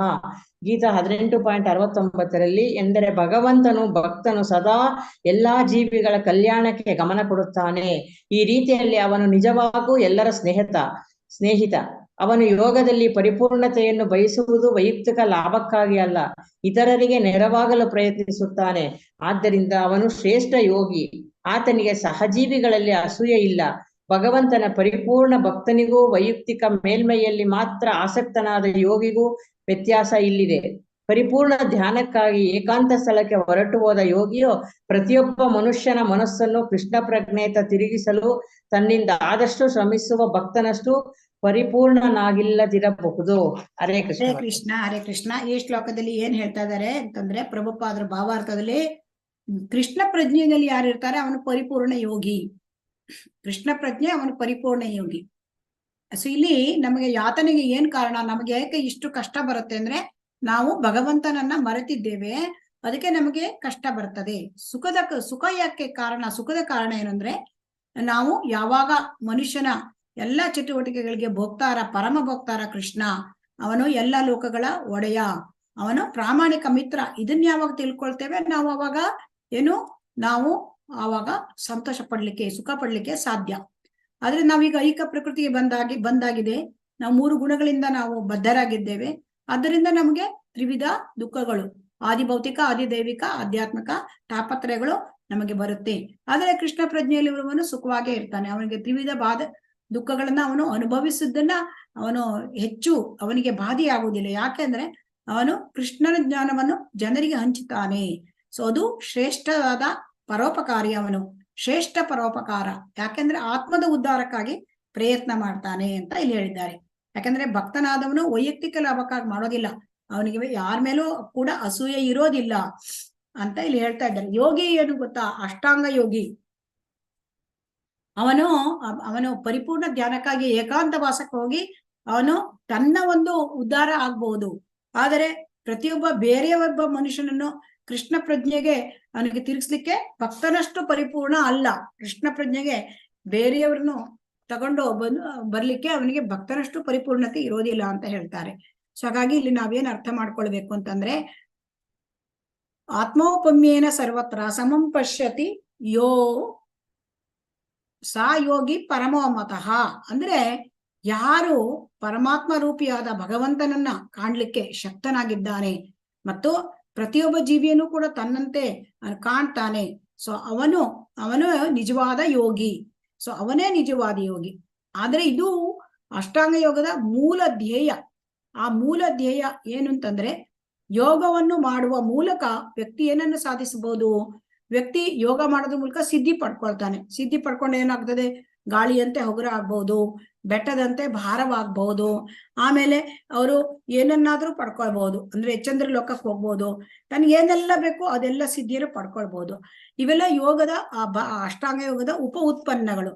ಸೊ ಅಂದ್ರೆ ಏನಾಗುತ್ತೆ ಅಂದ್ರೆ ನಿಜವಾದ ಯೋಗಿ ಏನು ಲಕ್ಷಣ ಅಂದ್ರೆ ಅವನು ಬೇರೆಯವರ ಕಲ್ಯಾಣಕ್ಕಾಗಿ ಅವನು ಸಾಧನೆ ಅಂದ್ರೆ ಕೆಲಸ ಮಾಡ್ತಾನೆ.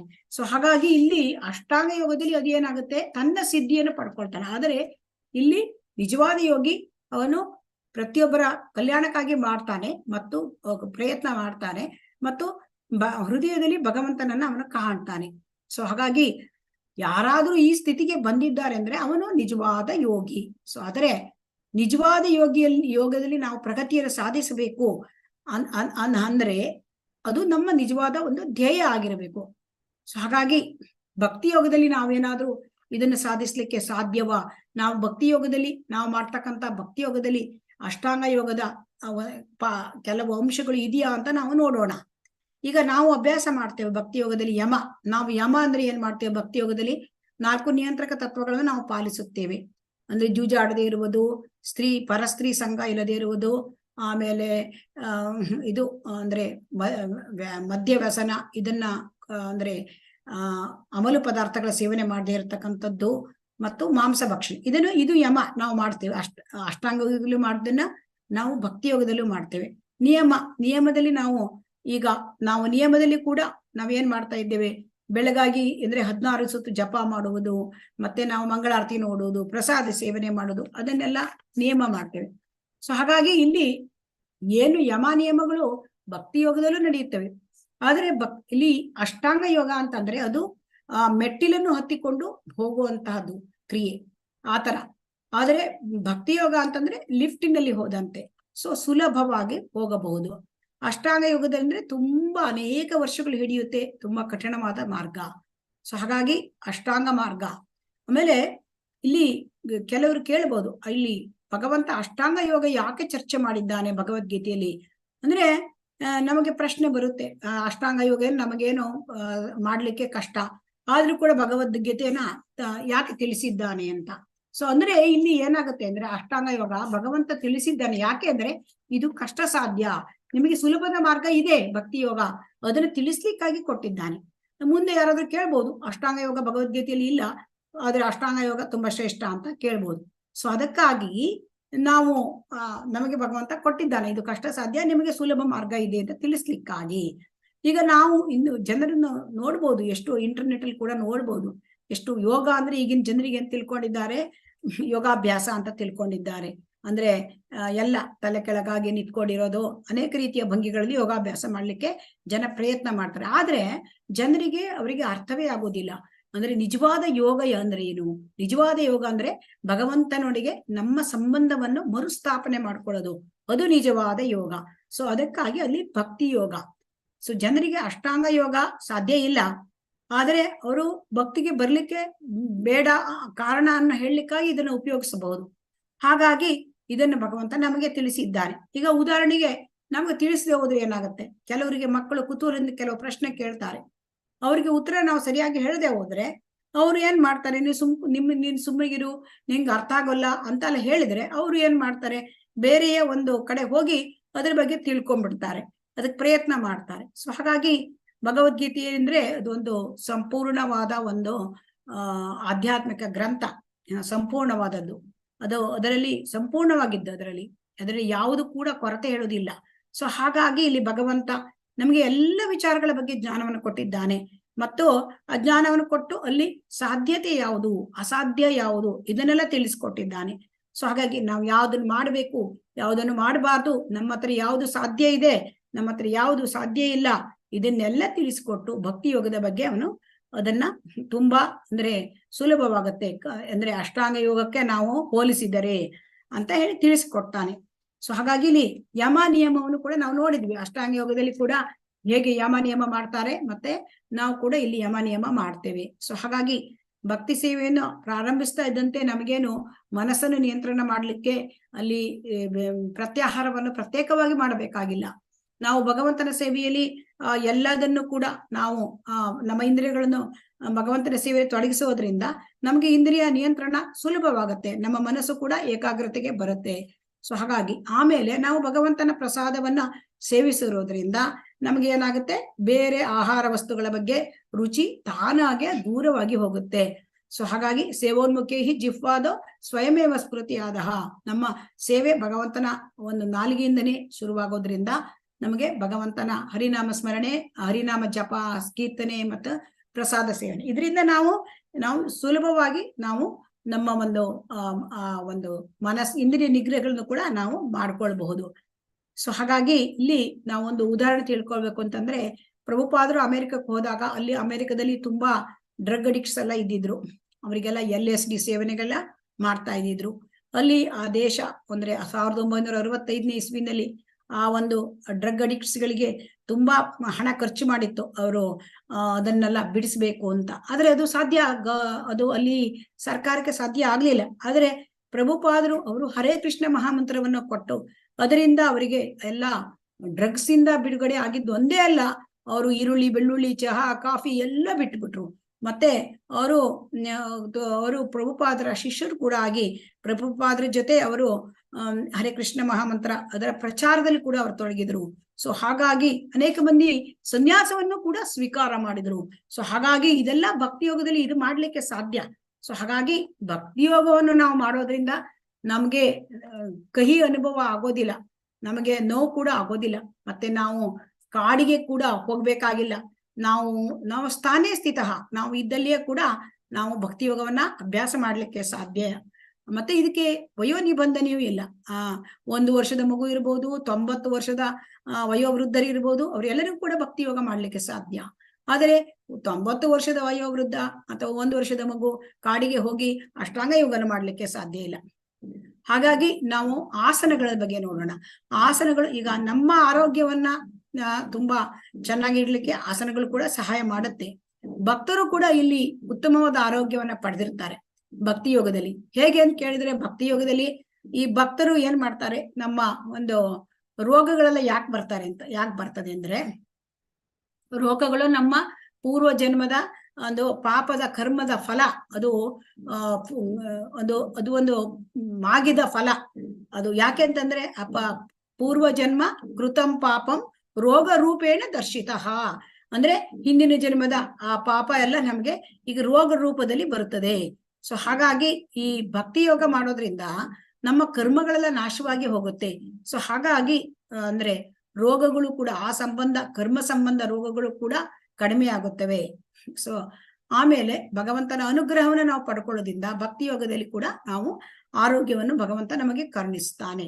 ಸೊ ಹಾಗಾಗಿ ನಾವೇನು ಅಷ್ಟಾಂಗ ಯೋಗದಲ್ಲಿ ವ್ಯಾಯಾಮ ಮಾಡಿ ಇದನ್ನ ಮಾಡಿ ಅಂದ್ರೆ ಆಸನದಿಂದ ನಾವೇನು ಶರೀರ ಸುದೃಢ ಮಾಡ್ಕೊಳ್ಳಿಕ್ಕೆ ಮಾಡ್ತೇವೆ, ಅದನ್ನು ಭಕ್ತಿ ಯೋಗದಿಂದ ಕೂಡ ಸಾಧನೆ ಮಾಡ್ಲಿಕ್ಕೆ ಸಾಧ್ಯ ಆಗತ್ತೆ. ಇನ್ನು ಬೆಳಿಗ್ಗೆ ಬೇಗ ಏಳೋದು, ಪ್ರಸಾದ ಸ್ವೀಕಾರ ಮಾಡೋದು, ಇದರಿಂದ ನಮ್ಮ ಆರೋಗ್ಯ ಕೂಡ ಸುಧಾರಿಸುತ್ತೆ. ಯಾಕೆಂತಂದ್ರೆ ಬೆಳಿಗ್ಗೆ ಬ್ರಾಹ್ಮಿ ಮುಹೂರ್ತದಲ್ಲಿ ನಮ್ಗೆ ಏನಾಗುತ್ತೆ, ನಾವು ಹೇಳ್ತೇವೆ ಬ್ರಾಹ್ಮಿ ಮುಹೂರ್ತದಲ್ಲಿ, ಆಗ ನಮಗೆ ಒಂದ್ ರೀತಿ ಆ ಮುಹೂರ್ತ, ಬ್ರಾಹ್ಮಿ ಮುಹೂರ್ತ ಉತ್ತಮ ಒಳ್ಳೆಯ ಪರಿಣಾಮ ಬೀರುತ್ತೆ ನಮ್ಗೆ. ಸೊ ಹಾಗಾಗಿ ನಮ್ಗೆ ಆರೋಗ್ಯದ ಮೇಲೆಯೂ ಕೂಡ ಉತ್ತಮವಾದದ್ದನ್ನ ನಾವು ಸಾಧಿಸಬಹುದು. ಆಮೇಲೆ ಇನ್ನು ಪ್ರಾಣಾಯಾಮ, ಇದನ್ನ ಯಾಕೆ ಮಾಡ್ತಾರೆ ಅಷ್ಟಾಂಗ ಯೋಗದಲ್ಲಿ? ಮನಸ್ಸನ್ನ ನಿಗ್ರಹ ಮಾಡ್ಲಿಕ್ಕೆ ಪ್ರಾಣಾಯಾಮ ಮಾಡ್ತಾರೆ. ಸೊ ಇಲ್ಲಿ ನಾವು ಭಗವಂತನ ಧ್ಯಾನವನ್ನು ಮಾಡ್ತೇವೆ. ಹೇಗೆ? ನಾವು ಹರೇ ಕೃಷ್ಣ ಮಹಾಮಂತ್ರ ಮತ್ತೆ ಜಪ ಮಾಡೋದು, ಕೀರ್ತನೆ ಮಾಡೋದು, ಮತ್ತೆ ಈ ಶ್ರವಣ ಸಂಕೀರ್ತನ ಮತ್ತೆ ಸ್ಮರಣ ಮಾಡ್ತೇವೆ ಭಗವಂತನದು. ಸೊ ಹಾಗಾಗಿ ಇಲ್ಲಿ ಏನಾಗುತ್ತೆ, ಭಕ್ತರ ಸಂಘದಲ್ಲಿ ಭಕ್ತಿ ಯೋಗದಲ್ಲಿ ನಾವು ಏನು ಮಾಡ್ತೇವೆ, ಭಗವಂತನ ಕುರಿತಾಗಿ ಶ್ರವಣ ಕೀರ್ತನೆ ಮಾಡೋದ್ರಿಂದ ತಾನಾಗೇ ಭಗವಂತನ ಚಿಂತನೆಯಲ್ಲಿ ನಾವು ತೊಡಗ್ತೇವೆ. ಆದ್ರಿಂದ ಅಷ್ಟಾಂಗ ಯೋಗದಲ್ಲಿ ನಾವು ಏನು ಪಡ್ಕೊಳ್ತೇವೆ ಹಂತ ಹಂತವಾಗಿ ಅದನ್ನ ನಾವು ಭಕ್ತಿ ಯೋಗದಿಂದನೂ ಕೂಡ ಪಡ್ಕೊಳ್ಳಬಹುದು. ಸೊ ಹಾಗಾಗಿ ಇಲ್ಲಿ ನೋಡಿ, ಅಷ್ಟಾಂಗದಲ್ಲಿ ನಮ್ಗೆ ಅಂದ್ರೆ ತುಂಬಾ ದೀರ್ಘಕಾಲದ ಒಂದು ಯಮ ನಿಯಮ, ಆಸನ, ಪ್ರಾಣಾಯಾಮ, ಪ್ರತ್ಯಾಹಾರ, ಧಾರಣ, ಧ್ಯಾನ ಸ್ಥಿತಿಗೆ ಬರ್ಲಿಕ್ಕೆ ಇಷ್ಟು ಹಂತಗಳನ್ನು ದಾಟಬೇಕು. ಆದರೆ ಭಕ್ತಿ ಯೋಗದಲ್ಲಿ ಒಮ್ಮೆಗೆ ಧ್ಯಾನ ಸ್ಥಿತಿಗೆ ಬರುತ್ತೇವೆ ನಾವು. ಯಾಕೆ? ನಾವು ಹರೇ ಕೃಷ್ಣ ಮಹಾಮಂತ್ರ ಜಪದಿಂದ. ಇನ್ನು ರಾಗಾತ್ಮಕ ಭಕ್ತರು, ಅವರು ಸ್ವಯಂ ಪ್ರೇರಿತ, ಅವರಿಗೆ ಯಾವ ಒಂದು ಅಭ್ಯಾಸ ಕೂಡ ಮಾಡ್ಲಿಕ್ಕಿಲ್ಲ, ಅವರಿಗೆ ಸಾಧನ ಭಕ್ತಿಯೂ ಇಲ್ಲ, ಅವರಿಗೆ ಅಷ್ಟಾಂಗ ಯೋಗವೂ ಇಲ್ಲ. ಈಗ ಯಶೋಧ ಮಾತಾ ಆಗಲಿ ಅಥವಾ ನಮ್ಮ ಇದು ಗೋಪಿಯರಾಗಲಿ ಅವರು ಯಾರು ಕೂಡ ಇದನ್ನೆಲ್ಲ ಮಾಡಿಲ್ಲ. ಅವ್ರು ಯಾಕೆ? ಅವರಿಗೆ ತನ್ನಿಂದ ತಾನೇ ಬಂದಿದೆ. ಇನ್ನೊಂದು ವಿಚಾರ ನಾವು ತಿಳ್ಕೋಬೇಕು, ಅವರು ಸ್ವಯಂ ಪ್ರೇರಿತ. ಯಾಕಂದ್ರೆ ಅವರಿಗೆ ಭಗವಂತನ ಅನುಗ್ರಹದಿಂದ ಅವರಿಗೆ ಅವರು ಶ್ರೇಷ್ಠ ಭಕ್ತರು. ಸೊ ಅವರಿಗೆ ಭಗವಂತನ ಚಿಂತನೆ ಅವರು ಕ್ಷಣ ಕ್ಷಣಕ್ಕೂ ಮಾಡ್ತಾ ಇದ್ರು, ಪ್ರತಿ ಕ್ಷಣವೂ ಮಾಡ್ತಾ ಇದ್ದಾರೆ. ಹಾಗಾಗಿ ನಾವು ಭಕ್ತಿ ಯೋಗಕ್ಕೂ ಮತ್ತು ಅಷ್ಟಾಂಗ ಯೋಗಕ್ಕೂ ನಾವು ಈ ರೀತಿಯಾಗಿ ತಿಳ್ಕೊಳ್ಬಹುದು. ಆಮೇಲೆ ಇನ್ನೊಂದು ವಿಚಾರ ಅಂತಂದ್ರೆ ಅಷ್ಟಾಂಗ ಯೋಗಕ್ಕೂ ಮತ್ತು ಭಕ್ತಿ ಯೋಗಕ್ಕೂ ಏನು ಒಂದು ಇದು ಅಂದ್ರೆ, ಈಗ ಹಿಂದಿನ ತರಗತಿಯಲ್ಲೂ ಕೂಡ ನಾವು ಕೇಳಿದ್ದೇವೆ ಮರ್ಕಟ ಕಿಶೋರ ನ್ಯಾಯ, ಮಾರ್ಜಾಲ ಕಿಶೋರ ನ್ಯಾಯ. ಈ ಮರ್ಕಟ ಕಿಶೋರ ನ್ಯಾಯ ಅಂತಂದ್ರೆ ಮಂಗಗಳ ಮರಿ ಮಂಗ ತಾಯಿ ಮಂಗವನ್ನು ಗಟ್ಟಿಯಾಗಿ ಹಿಡ್ಕೊಳ್ಬೇಕಾಗತ್ತೆ. ಅಂದ್ರೆ ಇಲ್ಲಿ ಅಷ್ಟಾಂಗ ಯೋಗದಲ್ಲಿ ವ್ಯಕ್ತಿ ತಾನು ಪ್ರಯತ್ನ ಮಾಡಬೇಕಾಗತ್ತೆ. ಆದರೆ ಭಕ್ತಿ ಯೋಗದಲ್ಲಿ ಹಾಗಲ್ಲ. ಭಕ್ತಿ ಯೋಗದಲ್ಲಿ ಮಾರ್ಜಾಲ ಕಿಶೋರ ನ್ಯಾಯ.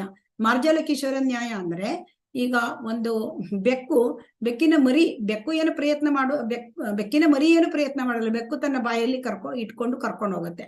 ಸೊ ಹಾಗಾಗಿ ಅಂದ್ರೆ ಇಲ್ಲಿ ಏನು ಅಂತಂದ್ರೆ, ಭಕ್ತರಾದವರು ತಮ್ಮ ಬಗ್ಗೆ ಆಲೋಚನೆ ಮಾಡೋದಿಲ್ಲ, ಅವರಿಗೆ ಭಗವಂತನೇ ಅವರನ್ನ ನೋಡ್ಕೊಳ್ತಾನೆ. ಅಂದ್ರೆ ಮಾರ್ಜಾಲ ಕಿಶೋರ ನ್ಯಾಯ ಅವರಿಗೆ ಬೀಳುತ್ತೆ. ಅವರಾಗಿದ್ದೇ ಹೆಚ್ಚು ಏನು ಚಿಂತೆ ಮಾಡ್ಲಿಕ್ಕಿಲ್ಲ, ಆಲೋಚನೆ ಮಾಡ್ಲಿಕ್ಕಿಲ್ಲ.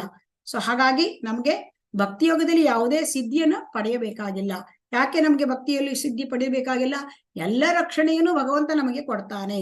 ಸೊ ಹಾಗಾಗಿ ನಾವು ಅಷ್ಟಾಂಗ ಯೋಗವನ್ನು ಮಾಡುವಾಗ ನಮ್ಗೆ ಅನೇಕ ಸಿದ್ಧಿಗಳನ್ನು, ಬೇರೆ ಬೇರೆ ಸಿದ್ಧಿಗಳನ್ನು ಪಡಿಬೇಕಾಗಿದ್ದು, ಆದರೆ ಆ ಸಿದ್ಧಿಗಳೆಲ್ಲ ನಮಗೆ ಬೇಕಾಗ್ತಕ್ಕಂಥ ಎಲ್ಲದನ್ನು ಕೂಡ ಭಗವಂತ ಕೊಡೋದ್ರಿಂದ ವ್ಯಕ್ತಿ ಭಕ್ತಿ ಯೋಗದಲ್ಲಿ ಎಲ್ಲವನ್ನೂ ಕೂಡ ಪಡ್ಕೊಳ್ಬಹುದು. ಈಗ ಉದಾಹರಣೆ ನಾವು ಹೇಳಬೇಕು ಅಂತಂದ್ರೆ, ಈಗ ಅಂಬರೀಷ ಮಹಾರಾಜರು ಅವರಿಗೆ ಇವರು ಅಂದ್ರೆ ನಮ್ಮ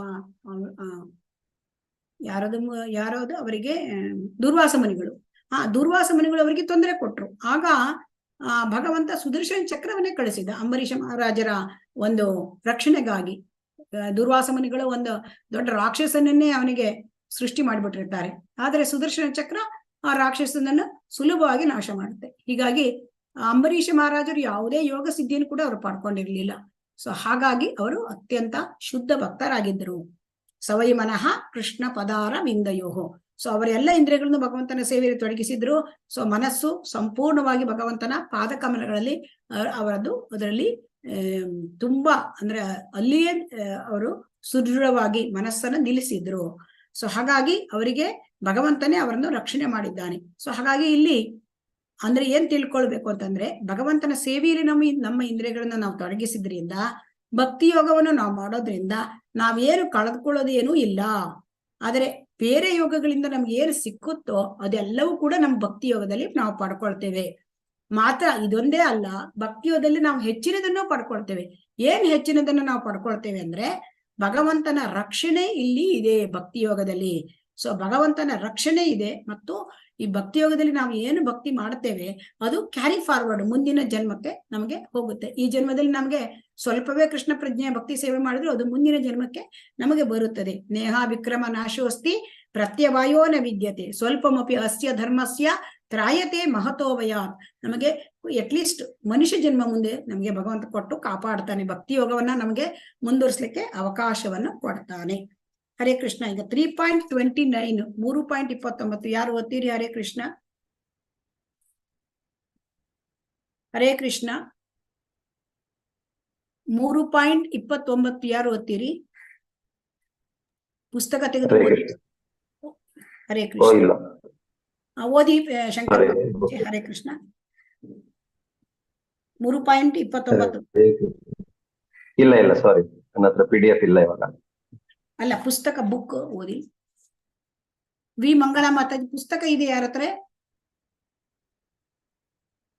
ಎದುರಿಗೆ ಪುಸ್ತಕ ಇದ್ದರು ಓದಿ. ಗೀತಾ ಮಾತಾಜಿ ಓದಿ. ಇದೆ ಮಾತಾಜಿ ಪುಸ್ತಕ. ಹರೇ ಕೃಷ್ಣ. 3ನೇ ಅಧ್ಯಾಯ 29ನೇ ಶ್ಲೋಕ. ಹಾ ಮಾತಾಜಿ.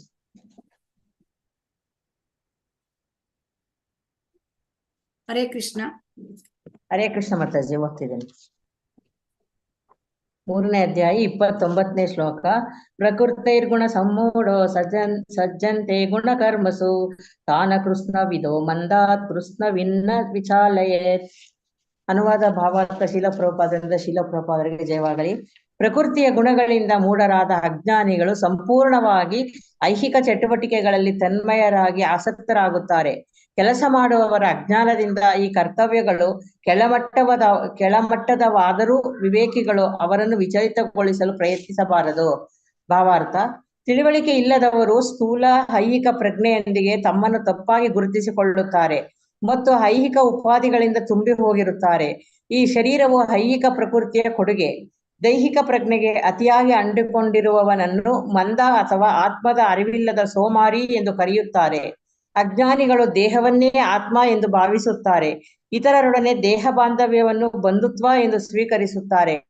ತಮಗೆ ದೇಹವು ದೊರೆತ ಭೂಮಿಯನ್ನು ಪೂಜಿಸುತ್ತಾರೆ ಮತ್ತು ಧಾರ್ಮಿಕ ವಿಧಿಗಳ ಔಪಚಾರಿಕಗಳೇ ಅಂತಿಮ ಎಂದು ಭಾವಿಸುತ್ತಾರೆ. ಸಾಮಾಜಿಕ ಕಾರ್ಯ, ರಾಷ್ಟ್ರೀಯತೆ ಮತ್ತು ಪರೋಪಕಾರಗಳು ಇವು ಐಹಿಕವಾಗಿ ಉಪಾಧಿಗಳಿಗೆ ಒಳಗಾದ ಜನರ ಕೆಲವು ಚಟುವಟಿಕೆಗಳು. ಇಂತಹ ಉಪಾಧಿಗಳ ಮೋಡಿಯಲ್ಲಿ ಸಿಕ್ಕು ಅವರು ಯಾವಾಗಲೂ ಐಹಿಕ ಕ್ಷೇತ್ರದಲ್ಲಿ ಕಾರ್ಯನಿರತರಾಗಿರುತ್ತಾರೆ. ಅವರಿಗೆ ಆತ್ಮ ಸಾಕ್ಷಾತ್ಕಾರವು ಒಂದು ಕಟ್ಟುಕತೆ. ಆದುದರಿಂದ ಅದರಲ್ಲಿ ಅವರಿಗೆ ಆಸಕ್ತಿ ಇಲ್ಲ. ಆದರೆ ಆಧ್ಯಾತ್ಮಿಕ ಬದುಕಿನಲ್ಲಿ ತಿಳುವಳಿಕೆ ಇರುವವರು ಹೀಗೆ ಐಹಿಕವಾಗಿ ತನ್ಮಯರಾಗಿರುವ ಜನರ ಮನಸ್ಸನ್ನು ಕ್ಷೋಭೆಗೊಳಿಸಲು ಪ್ರಯತ್ನಿಸಬಾರದು. ತಮ್ಮ ಆಧ್ಯಾತ್ಮಿಕ ಚಟುವಟಿಕೆಗಳನ್ನು ಸದ್ದಿಲ್ಲದೆ ಮುಂದುವರಿಸಿಕೊಂಡು ಹೋಗುವುದು ಉತ್ತಮ. ಹೀಗೆ ದಿಗ್ಭ್ರಾಂತಗೊಂಡ ಜನರನ್ನು ಅಹಿಂಸೆಯಂತಹ ಬದುಕಿನ ಮೂಲ ನೈತಿಕ ತತ್ವಗಳಲ್ಲಿ ಮತ್ತು ಇಂತಹವೇ ಐಹಿಕ ಕಲ್ಯಾಣ ಕಾರ್ಯದಲ್ಲಿ ತೊಡಗಿಸಬೇಕು. ಅಜ್ಞಾನಿಗಳಾದವರು ಕೃಷ್ಣ ಪ್ರಜ್ಞೆಯಲ್ಲಿನ ಚಟುವಟಿಕೆಗಳನ್ನು ಮೆಚ್ಚಿಕೊಳ್ಳಲಾರರು. ಆದುದರಿಂದ ಅವರನ್ನು ಕ್ಷೋಭೆಗೊಳಿಸಿ ಅಮೂಲ್ಯವಾದ ಸಮಯನ್ನು ವ್ಯರ್ಥ ಮಾಡಬಾರದು ಎಂದು ಶ್ರೀಕೃಷ್ಣನು ನಮಗೆ ಬೋಧಿಸುತ್ತಾನೆ. ಆದರೆ ಭಗವಂತನ ಭಕ್ತರು ಭಗವಂತನಿಗಿಂತ ಹೆಚ್ಚು ಕೃಪಾಳುಗಳು, ಏಕೆಂದರೆ ಅವರಿಗೆ ಭಗವಂತನ ಉದ್ದೇಶವೂ ತಿಳಿದಿರುತ್ತದೆ. ಆದುದರಿಂದ ಅವರು ಎಲ್ಲಾ ಅಪಾಯಗಳನ್ನು ಎದುರಿಸುವರು. ಮನುಷ್ಯನಿಗೆ ನಿಸ್ಸಂದೇಹವಾಗಿ ಅಗತ್ಯವಾದ ಕೃಷ್ಣ ಪ್ರಜ್ಞೆಯ ಕಾರ್ಯಗಳಲ್ಲಿ ಅಜ್ಞಾನಿಗಳನ್ನು ತೊಡಗಿಸುವ ಪ್ರಯತ್ನವನ್ನು ಮಾಡುವಷ್ಟು ದೂರ ಸಹ ಹೋಗುತ್ತಾರೆ. ಹರೇ ಕೃಷ್ಣ ಮಾತಾಜಿ. ಹರೇ ಕೃಷ್ಣ. ಇಲ್ಲಿ ಶೀಲ ಪ್ರಭುಪಾದರು ನಮಗೆ ಏನ್ ಹೇಳ್ತಾರೆ ಅಂದ್ರೆ, ಜನಸಾಮಾನ್ಯರು ಯಾವ ರೀತಿ ಇರ್ತಾರೆ, ಅವ್ರ ಜೊತೆ ನಾವು ಹೇಗೆ ವರ್ತನೆ ಮಾಡ್ಬೇಕು, ಅವರಿಗೆ ನಾವು ಕೃಷ್ಣ ಪ್ರಜ್ಞೆಯನ್ನು ಕೊಡುವುದು ಹೇಗೆ ಅಂತ ಹೇಳ್ತಾರೆ. ಈಗ ನಮಗೆ ಕೂತಿದೆ ಜನಸಾಮಾನ್ಯರು ಅಂದ್ರೆ ಅವರು ಐಹಿಕ ಪ್ರಜ್ಞೆ ಅಂದ್ರೆ ಮಾಯಾ ಪ್ರಜ್ಞೆಯಲ್ಲಿ ಇದ್ದಿರ್ತಾರೆ. ಅವರಿಗೆ ದೇಹ ಅಂದ್ರೆ ಆತ್ಮ ಅಂದ್ರೆ ಏನೂ ಗೊತ್ತಿಲ್ಲ. ತಾವೇ ದೇಹ ಅಂದ್ರೆ ಆತ್ಮ ಅಂತ ತಿಳ್ಕೊಂಡ್ಬಿಟ್ಟಿರ್ತಾರೆ. ಮತ್ತೆ ದೇಹಕ್ಕೆ ಸಂಬಂಧಪಟ್ಟವರು ತಾನು ತನ್ನ ಗಂಡ, ತನ್ನ ಮಕ್ಕಳು, ತನ್ನ ಬಂಧುಗಳು, ಈ ರೀತಿಯಾದ ದೇಹಕ್ಕೆ ಸಂಬಂಧಪಟ್ಟ ಒಂದು ಬಾಂಧವ್ಯದಲ್ಲಿ ಅವರು ಇರ್ತಾರೆ. ಈ ತರ ಇದ್ದಾಗ ಅವರು ಮತ್ತೆ ಐಹಿಕ ಚಟುವಟಿಕೆಗಳಲ್ಲಿ ಅವರು ನಿರತರಾಗಿರುತ್ತಾರೆ. ಸೊ ಇಂಥವರಿಗೆ ಆತ್ಮ ಸಾಕ್ಷಾತ್ಕಾರ ಅನ್ನೋದು ಅವರಿಗೆ ಒಂದು ಕಟ್ಟುಕತೆ. ಅದ್ರಲ್ಲಿ ನಂಬಿಕೆ ಇರೋದಿಲ್ಲ ಆತ್ಮ ಸಾಕ್ಷಾತ್ಕಾರ ಅಂದ್ರೆ ಏನು ಅಂತ. ಸೊ ಹಾಗಾಗಿ ಅವರಿಗೆ ಆಧ್ಯಾತ್ಮಿಕ ಬದುಕೆ ಗೊತ್ತಿಲ್ಲ. ಹರೇ ಕೃಷ್ಣ.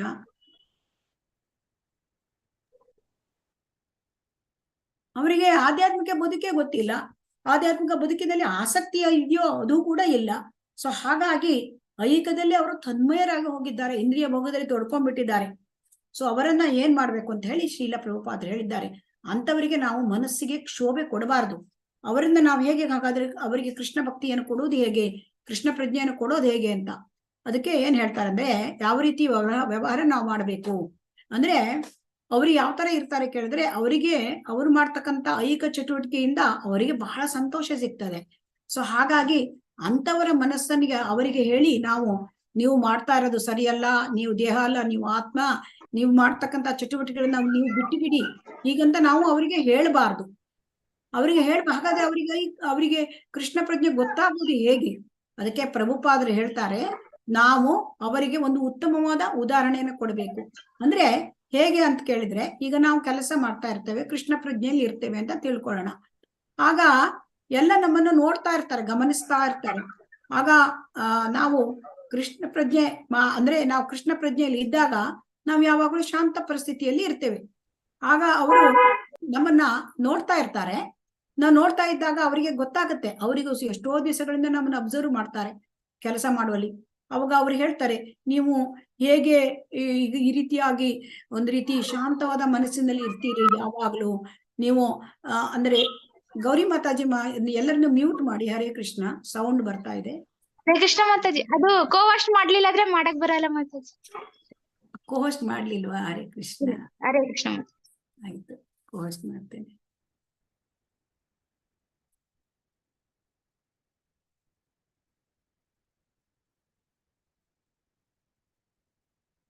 ಪೋಸ್ಟ್ ಮಾಡಿದ್ದೇನೆ ಮಾತಾಜಿ. ಸ್ವಲ್ಪ ಬ್ಯಾಕ್ ಗ್ರೌಂಡ್ ನಾಯ್ಸ್ ನೋಡ್ತಾ ಇರಿ.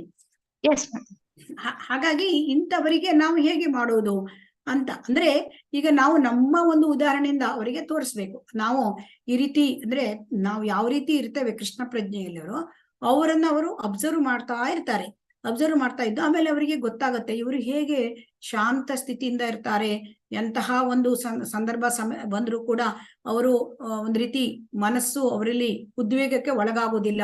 ಸೊ ಅವರು ಕೇಳ್ತಾರೆ, ಅರೆ ನೀವು ಹೇಗೆ ಇಷ್ಟು ಶಾಂತಿಯಿಂದ ಇರ್ಲಿಕ್ಕೆ ಸಾಧ್ಯ? ಇಂತಹ ಸಮಸ್ಯೆಗಳು ಬಂದ್ರು ಕೂಡ ನೀವು ಹೇಗೆ ವಿಚಲಿತ ಆಗೋದಿಲ್ಲ? ಇಂಥದನ್ನೆಲ್ಲ ಕೇಳ್ತಾರೆ ಅವರು.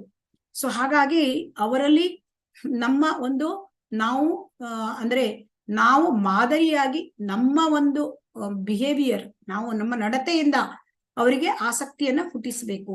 ಸೊ ಹಾಗಾಗಿ ಅದನ್ನು ಬಿಟ್ಟು ನಾವು ಅವರಿಗೆ ನೀವು ಮಾಡ್ತಾ ಇರ್ತಕ್ಕಂಥ ಸರಿಯಲ್ಲ, ನೀವು ದೇಹ ಅಲ್ಲ, ನೀವು ಆತ್ಮದ ಚಟುವಟಿಕೆಯಲ್ಲಿ ನೀವು ತೊಡಗಬೇಕು ಹಾಗಂತ ಹೇಳ್ಬಿಟ್ರೆ ಅವರಿಗೆ ಕನ್ಫ್ಯೂಷನ್, ಗೊಂದಲಕ್ಕೆ ಈಡಾಗ್ಬಿಡ್ತಾರೆ. ಅವರು ತಮ್ಮ ಕೆಲಸದಲ್ಲಿ ಆಸಕ್ತಿಯನ್ನು ಕಳೆದುಕೊಳ್ಳಲು ಕೂಡ ಬಹುದು. ಸೊ ಹಾಗಾಗಿ ಹಾಗೆ ನಾವು ಮಾಡಬಾರ್ದು. ನಾವು ನಮ್ಮ ಒಂದು ನಮ್ಮ ಒಂದು ನಡತೆಯಿಂದ ಮಾದರಿಯಾಗುವಂತೆ ಮಾಡಿ ಅವರಿಗೆ ಕೃಷ್ಣ ಪ್ರಜ್ಞೆಯಲ್ಲಿ ಆಸಕ್ತಿಯನ್ನ ಹುಟ್ಟಿಸ್ಬೇಕು. ಸೊ ಹೀಗಂತ ಶ್ರೀಲ ಪ್ರಭುಪಾದರು ನಮ್ಗೆ ಹೇಳ್ತಾರೆ. ಯಾಕಂದ್ರೆ ಅವರನ್ನು ಕ್ಷೋಭೆಗೊಳಿಸಿ ನಾವು ಅಮೂಲ್ಯವಾದ ಸಮಯವನ್ನ ನಾವು ಹಾಳು ಮಾಡ್ಕೊಳ್ಬಾರ್ದು ಅಂತ ಕೃಷ್ಣ ನಮಗೆ ಬೋಧಿಸುತ್ತಾನಂತ ಪ್ರಭುಪಾದರು ಹೇಳ್ತಾರೆ.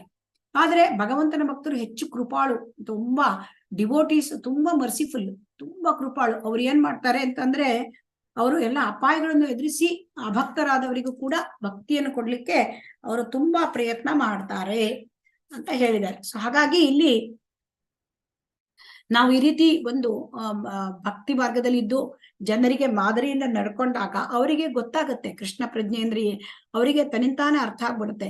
ಅಂದ್ರೆ ಇವರು ಕೃಷ್ಣ ಪ್ರಜ್ಞೆಗೆ ಬಂದಿದ್ದಾರೆ, ಆದ್ರಿಂದ ಅವರು ಅಂದ್ರೆ ಅವರಿಗೆ ತುಂಬಾ ಶಾಂತ ಸ್ಥಿತಿಯಲ್ಲಿ ಇದ್ದಾರೆ, ಸಮಸ್ಯೆಗಳನ್ನು ತುಂಬಾ ಅಂದ್ರೆ ಅನುದ್ವೇಗಗೊಳ್ಳದೆ, ಮನಸ್ಸಿಗೆ ತೆಗೆದುಕೊಳ್ಳದೆ ಸಮಸ್ಯೆಗಳನ್ನು ಎದುರಿಸ್ತಾರೆ.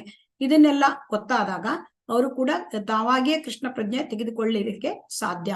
ಸೊ ಹಾಗಾಗಿ ಇದು ಅಷ್ಟಾಂಗ ಯೋಗದಲ್ಲಿ ನಾವು ಪ್ರಗತಿ ಸಾಧಿಸಿದ್ರು ಅದರಿಂದ ಏನಾಗುತ್ತೆ, ಇಷ್ಟೆಲ್ಲ ಮಾಡ್ಲಿಕ್ಕಾಗಲ್ಲ. ಭಕ್ತಿ ಯೋಗದಿಂದ ಈ ತರ ಎಲ್ಲ ಮಾಡ್ಲಿಕ್ಕಾಗತ್ತೆ. ಅಂದ್ರೆ ಭಕ್ತಿ ಯೋಗದಲ್ಲಿ ಯಾರಿದ್ದಾರೆ ಅವರು ಸರ್ವಭೂತ ಹಿತೇರತಃ, ಎಲ್ಲ ಜೀವಿಗಳ ಒಳಿತಿಗಾಗಿ ಅವರು ಬಹಳ ಪ್ರಯತ್ನ ಮಾಡ್ತಾ ಇರ್ತಾರೆ. ಸೊ ಹಾಗಾಗಿ ಇಲ್ಲಿ ನಾವು ತಿಳ್ಕೋಬೇಕಾಗಿದ್ದು ಇದನ್ನ, ಭಕ್ತರಾದವರು ಎಲ್ಲರ ಒಳಿತಿಗಾಗಿ ಕೆಲಸ ಮಾಡ್ತಾರೆ. ಸೊ ಹಾಗಾಗಿ ಅವರು ಭಗವದ್ಗೀತೆಯನ್ನ ಇನ್ನೊಬ್ಬರಿಗೆ ಕೊಡುವ ಮೂಲಕ ಎಲ್ಲರಿಗೂ ಕೂಡ ಅವರು ಸಹಾಯ ಮಾಡ್ತಾರೆ. ಸೊ ಹಾಗಾಗಿ ಇದು ಭಕ್ತ ಮತ್ತು ಭಕ್ತಿ ಯೋಗ ಶ್ರೇಷ್ಠವಾದದ್ದು. ಹರೇ ಕೃಷ್ಣ.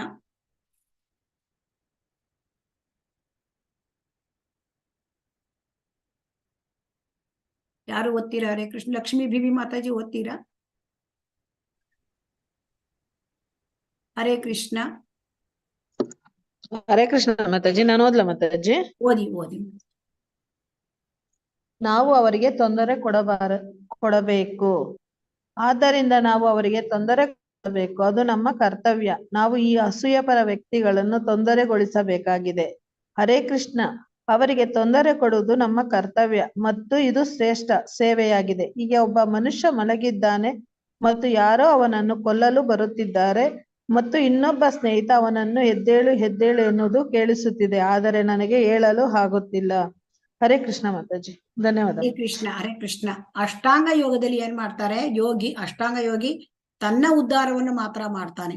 ಆದರೆ ಭಕ್ತಿ ಯೋಗದಲ್ಲಿ ಭಕ್ತ ಎಲ್ಲರಲ್ಲೂ ಕೂಡ ಎಲ್ಲರ ಒಳಿತಿಗಾಗಿ ಕೆಲಸ ಮಾಡ್ತಾನೆ. ಸೊ ಅದಕ್ಕೆ ಶ್ರೀಲ ಪ್ರಭುಪಾದರದ್ದೇ ಒಂದು ಉದಾಹರಣೆ. ಅವರು ಅಮೆರಿಕಕ್ಕೆ ಹೋಗಿ ಅವರ ಒಂದು ಇಳಿ ವಯಸ್ಸಿನಲ್ಲಿ ಅವರು ತುಂಬಾ ಒಂದು ಕೃಷ್ಣ ಪ್ರಜ್ಞೆ ಎಲ್ಲರಿಗೂ ಕೊಟ್ರು. ಅವರಿಗೆ ಅದೇನು ಒತ್ತಾಯ ಇರಲಿಲ್ಲ. ಅವ್ರು ಯಾಕೆ ಹೋಗ್ಬೇಕಾಗಿತ್ತು? ವೃಂದಾವನದಲ್ಲಿ ಅವರಿಗೆ ಸ್ಥಳ ಇತ್ತು, ಅಲ್ಲೇ ಅವರು ತಮ್ಮ ಸಾಧನೆ ಮಾಡಿ ತಮ್ಮ ಭಕ್ತಿ ಕಾರ್ಯವನ್ನ ಅವರು ಮುಂದುವರಿಸಬಹುದಾಗಿತ್ತು. ಆದ್ರೆ ಅವರು ಕೃಷ್ಣ ಭಕ್ತರು ಯಾರಾಗಿರ್ತಾರೆ ಅವರು ಯಾವಾಗ್ಲೂ ಬೇರೆ ಜನರಲ್ಲಿ ಕರುಣೆ ಇರುತ್ತೆ, ಪರದುಃಖ ದುಃಖಿ. ಸೊ ಹಾಗಾಗಿ ಭಕ್ತಿ ನಾನೇನೋ ಪಡ್ಕೊಂಡಿದ್ದೇನೆ, ಆದ್ರೆ ಇದನ್ನ ಬೇರೆಯವರಿಗೆ ಕೊಡ್ಬೇಕು, ಇದು ಹೇಗೆ ಸಾಧ್ಯ, ಇದನ್ನ ಅವರು ಯಾವಾಗ್ಲೂ ಭಕ್ತರಾದವರು ಚಿಂತೆ ಮಾಡ್ತಾ ಇರ್ತಾರೆ. ಸೊ ಹಾಗಾಗಿ ಇಲ್ಲಿ ಭಕ್ತಿ ಸೇವೆ ಅಂದ್ರೆ ಬೇರೆಯವರಿಗೆ ಆ ಒಂದು ಕೃಷ್ಣ ಪ್ರಜ್ಞೆಯನ್ನು ಕೊಡೋದು, ಆ ಒಂದು ಕೃಷ್ಣ ಪ್ರಜ್ಞೆಯ ಒಂದು ಭಕ್ತಿ ಯೋಗವನ್ನ ಅವರಿಗೆ ತಿಳಿಸೋದು, ಅದು ಅತ್ಯಂತ ಶ್ರೇಷ್ಠವಾದ ಸೇವೆ. ಸೊ ಅದರಿಂದ ಅದು ತುಂಬಾ ಮುಖ್ಯವಾದದ್ದು. ಇಲ್ಲಿ ಶ್ರೇಷ್ಠ ಸೇವೆ ಅಂತ ಹೇಳ್ತಾ ಇದ್ದಾರೆ. ಒಬ್ಬ ಮನುಷ್ಯ ಮಲಗಿದಾನೆ ಅಂದ್ರೆ ಈಗ ಈ ಬದ್ಧ ಜೀವಿ ಅವನನ್ನು ಮಲಗಿದ ಸ್ಥಿತಿಯಲ್ಲಿ ಇರ್ತಾರೆ ಬದ್ಧ ಜೀವಿ, ಯಾಕೆಂದ್ರೆ ಅಜ್ಞಾನದಿಂದ ಅವರು ಆ ತರ ಇರ್ತಾರೆ. ಆಮೇಲೆ ಮಾಯೆ ಕೊಲ್ಲಲಿಕ್ಕೆ ಬರ್ತದೆ ಅಂತ ಹೇಳ್ತಾರೆ. ಅಂದ್ರೆ ಈಗ ನಮ್ಗೆ ಮಾಯೆ ಅಜ್ಞಾನದಲ್ಲಿ ನಾವು ತುಂಬಾ ಅಂದ್ರೆ ಪಾಪ ಕಾರ್ಯಗಳನ್ನ ನಾವು ಮಾಡ್ತೇವೆ. ಸೊ ಹಾಗಾಗಿ ನಾವು ಇನ್ನೊಬ್ಬರಿಗೆ ಎಚ್ಚರ ಮಾಡ್ಬೇಕು. ಭಕ್ತಿ ಮಾರ್ಗದಲ್ಲಿ ಇದ್ದವರು ಎದ್ದೇಳು ಹರೇ ಕೃಷ್ಣ ಮಹಾಮಂತ್ರವನ್ನು ಹೇಳು ಅಂತ ಹೇಳ್ಬೇಕು. ಯಾಕಂದ್ರೆ ಇನ್ನೊಬ್ಬ ಸ್ನೇಹಿತ ನಮಗೆ ಕಷ್ಟದಲ್ಲಿ ಇದ್ದಾನೆ ಅಂದ್ರೆ ನಾವು ಅವರಿಗೆ ಆ ಕಷ್ಟವನ್ನು ದೂರ ಮಾಡ್ಲಿಕ್ಕೆ ಸಹಾಯ ಮಾಡ್ಬೇಕು. ಇದು ಭಕ್ತನ ಸ್ವಭಾವ, ಭಕ್ತನ ಒಂದು ಪರಿಸ್ಥಿತಿ. ಸೊ ಹಾಗಾಗಿ ಪರದುಃಖ ದುಃಖಿ, ಇನ್ನೊಬ್ಬರು ದುಃಖದಲ್ಲಿದ್ದಾರೆ, ಅದಕ್ಕೆ ಅವರಿಗೆ ಸಹಾಯ ಮಾಡಬೇಕು. ಹರೇ ಕೃಷ್ಣ. ಓದಿ ಮಾತಾಜಿ.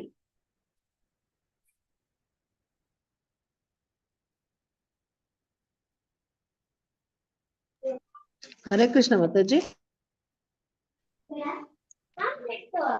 ಆದ್ದರಿಂದ ಅವನು ಹೇಳಬಹುದು, ನೀವು ನನ್ನನ್ನು ಏಕೆ ತೊಂದರೆಗೊಳಿಸುತ್ತಿದ್ದೀರಿ, ಆದರೆ ಅದು ಸೇವೆಯಾಗಿದೆ. ಅವನು ರಕ್ಷಿಸಲ್ಪಡುವನು, ಮಾಯೆಯು ಅವನನ್ನು ಕೊಲ್ಲಲು ಬರುತ್ತಿದೆ, ಅವನನ್ನು ಹರೇ ಕೃಷ್ಣ. ಹರೇ ಕೃಷ್ಣ. ಕೇಳ್ತಾ ಇಲ್ಲ.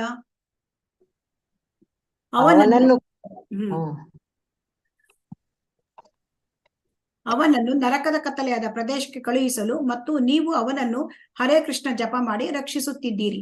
ಸೊ ಹಾಗಾಗಿ ಅವನು ಪಾಪ ಕಾರ್ಯವನ್ನು ಮಾಡ್ತಾ ಇದ್ದಾನೆ, ಗೊತ್ತಿಲ್ಲ, ಬದ್ಧಾತ್ಮ ಅಜ್ಞಾನದಿಂದ ಮಾಡ್ತಾನೆ. ಸೊ ಅದರಿಂದ ಅವನನ್ನು ರಕ್ಷಣೆ ಮಾಡೋದು ಅದು ಕೃಷ್ಣ ಭಕ್ತರ ಒಂದು ಅವರ ಇಚ್ಛೆ.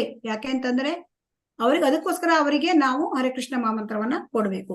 ಯಾಕಂದ್ರೆ ಹರೇ ಕೃಷ್ಣ ಮಹಾಮಂತ್ರವನ್ನ ಕೊಡೋದ್ರಿಂದ ನಾವು ಅವರನ್ನು ರಕ್ಷಿಸ್ಲಿಕ್ಕೆ ಸಾಧ್ಯ ಅಂತ ಇಲ್ಲಿ ಹೇಳ್ತಾ ಇದ್ದಾರೆ. ಸೊ ಹಾಗಾಗಿ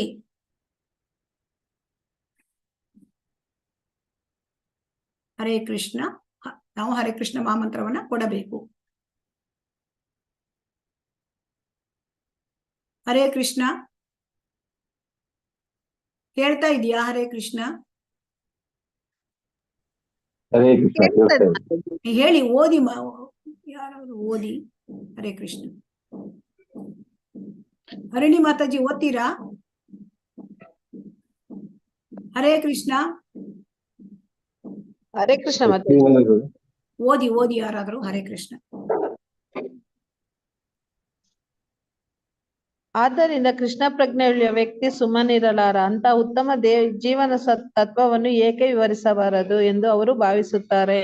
ಅದು ಅವರ ಧ್ಯೇಯ. ಒಬ್ಬ ಯೋಗಿ ತನ್ನ ಸ್ವಂತ ಉನ್ನತಿಗೆ ತೃಪ್ತಿ ಹೊಂದಬಹುದು. ಏಕಾಂತ ಸ್ಥಳದಲ್ಲಿ ಕುಳಿತು ಯೋಗಾಭ್ಯಾಸ ಮಾಡುತ್ತಾ ಪಾರಮಾರ್ಥಿಕ ಜೀವನಕ್ಕೆ ತನ್ನನ್ನು ತಾನು ಏರಿಸಿಕೊಳ್ಳುತ್ತಿದ್ದಾನೆ. ಅದು ಅವರ ವೈಯಕ್ತಿಕ ಕಾಳಜಿ. ಆದರೆ ಒಬ್ಬ ಭಕ್ತನು ತನ್ನನ್ನು ತಾನು ಉನ್ನತೀಕರಿಸಿಕೊಳ್ಳುವುದರಿಂದ ತೃಪ್ತನಾಗುವುದಿಲ್ಲ. ನಾವು ವೈಷ್ಣವರಿಗೆ ನಮ್ಮ ಗೌರವವನ್ನು ಅರ್ಪಿಸುತ್ತೇವೆ. ಕಲ್ಪತರು ದೃಶ್ಯ. ಹರೇ ಕೃಷ್ಣ. ಹರೇ ಕೃಷ್ಣ. ಸೊ ಹಾಗಾಗಿ ಇಲ್ಲಿ ಒಬ್ಬ ಅಷ್ಟಾಂಗ ಯೋಗಿ ಅಥವಾ ಒಬ್ಬ ಯೋಗಿ ಅವನು ತನ್ನ ಸ್ವಂತ ಉನ್ನತಿಗೆ ತೃಪ್ತಿ ಪಡ್ತಾನೆ, ಏಕಾಂತ ಸ್ಥಳದಲ್ಲಿ ಕುತ್ಕೊಳ್ತಾನೆ, ಯೋಗಾಭ್ಯಾಸ ಮಾಡ್ತಾನೆ, ತಾನು ತನ್ನ ಆಧ್ಯಾತ್ಮಿಕ ಜೀವನಕ್ಕೆ ತನ್ನನ್ನು ತಾನು ಏರಿಸ್ಕೊಳ್ತಾನೆ.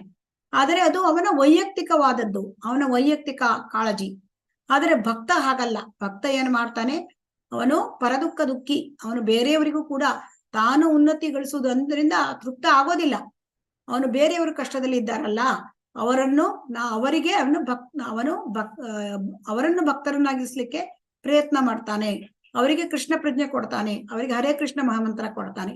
ಅದಕ್ಕೆ ಭಕ್ತರನ್ನ ಏನ್ ಹೇಳ್ತಾರೆ, ವೈಷ್ಣವರು ತುಂಬಾ ಕರುಣಾಳುಗಳು. ವೈಷ್ಣವರನ್ನ ಏನ್ ಹೇಳ್ತಾರೆ, ವಾಂಚಾ ಕಲ್ಪತರುಭ್ಯಶ್ಚ ಕೃಪಾ ಸಿಂಧುಭ್ಯ ಏವ ಚ ಪತಿತಾನಾಂ ಪಾವನೇಭ್ಯೋ ವೈಷ್ಣವೇಭ್ಯೋ ನಮೋ ನಮಃ.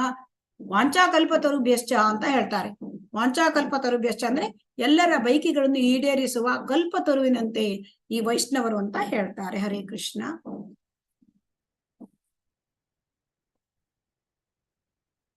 ಹರೇ ಕೃಷ್ಣ.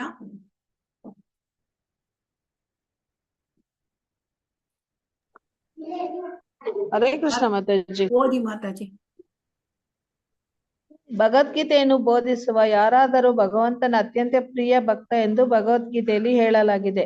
ಅವರು ಹೊರಗೆ ಹೋಗುತ್ತಿದ್ದಾರೆ, ಅವರು ಉಪದೇಶ ಮಾಡುತ್ತಿದ್ದಾರೆ, ಅವರು ವಿರೋಧಾತ್ಮಕ ಅಂಶಗಳನ್ನು ಭೇಟಿ ಮಾಡುತ್ತಿದ್ದಾರೆ. ಕೆಲವೊಮ್ಮೆ ಅವರು ಸೋಲುತ್ತಾರೆ, ಕೆಲವೊಮ್ಮೆ ನಿರಾಶೆಗೊಳ್ಳುತ್ತಾರೆ, ಕೆಲವೊಮ್ಮೆ ಮನವೊಲಿಸಲು ಸಾಧ್ಯವಾಗುತ್ತದೆ. ಆದರೆ ನಾನು ಹೋಗಿ ಕೃಷ್ಣ ಪ್ರಜ್ಞೆಯನ್ನು ಬೋಧಿಸುತ್ತೇನೆ ಎಂಬ ಪ್ರಯತ್ನವು ಭಗವಂತನ ಅತ್ಯುತ್ತಮ ಸೇವೆಯಾಗಿದೆ. ಹರೇ ಹರೇ ಕೃಷ್ಣ. ಕೃಷ್ಣ ಇಲ್ಲಿ ಮಾತಾಜಿ. ಭಕ್ತರು ಭಗವದ್ಗೀತೆಯನ್ನು ಬೋಧಿಸ್ಲಿಕ್ಕೆ ತುಂಬಾ ಕಷ್ಟವನ್ನು ತೆಗೆದುಕೊಳ್ತಾರೆ. ವಿರೋಧಾತ್ಮಕ ಜನರನ್ನು ಕೂಡ ಅವರು ಭೇಟಿ ಮಾಡ್ತಾರೆ. ಕೆಲವೊಮ್ಮೆ ಅವರು ಭಗವದ್ಗೀತೆ ಹೇಳಿ ಕಳಿಸ್ಲಿಕ್ಕೆ ಅವರು ಸೋಲಬಹುದು, ಯಾಕೆಂದ್ರೆ ಜನ ತಗೊಳ್ಳೋದಿಲ್ಲ. ಕೆಲವೊಮ್ಮೆ ಅವರಿಗೆ ನಿರಾಶೆ ಆಗುತ್ತೆ. ತುಂಬಾ ಕಡೆ ಹೋದ್ರೂ ಕೂಡ ಜನರಿಗೆ ಎಷ್ಟೋ ನಾವು ಭಗವದ್ಗೀತೆಗೆ ಬನ್ನಿ ಬನ್ನಿ ಅಂತ ಕರೆದ್ರೆ ಅವರು ರೆಸ್ಪಾಂಡ್ ಮಾಡ್ಲಿಲ್ಲ, ನಿರಾಶೆ ಆಗ್ಬಹುದು.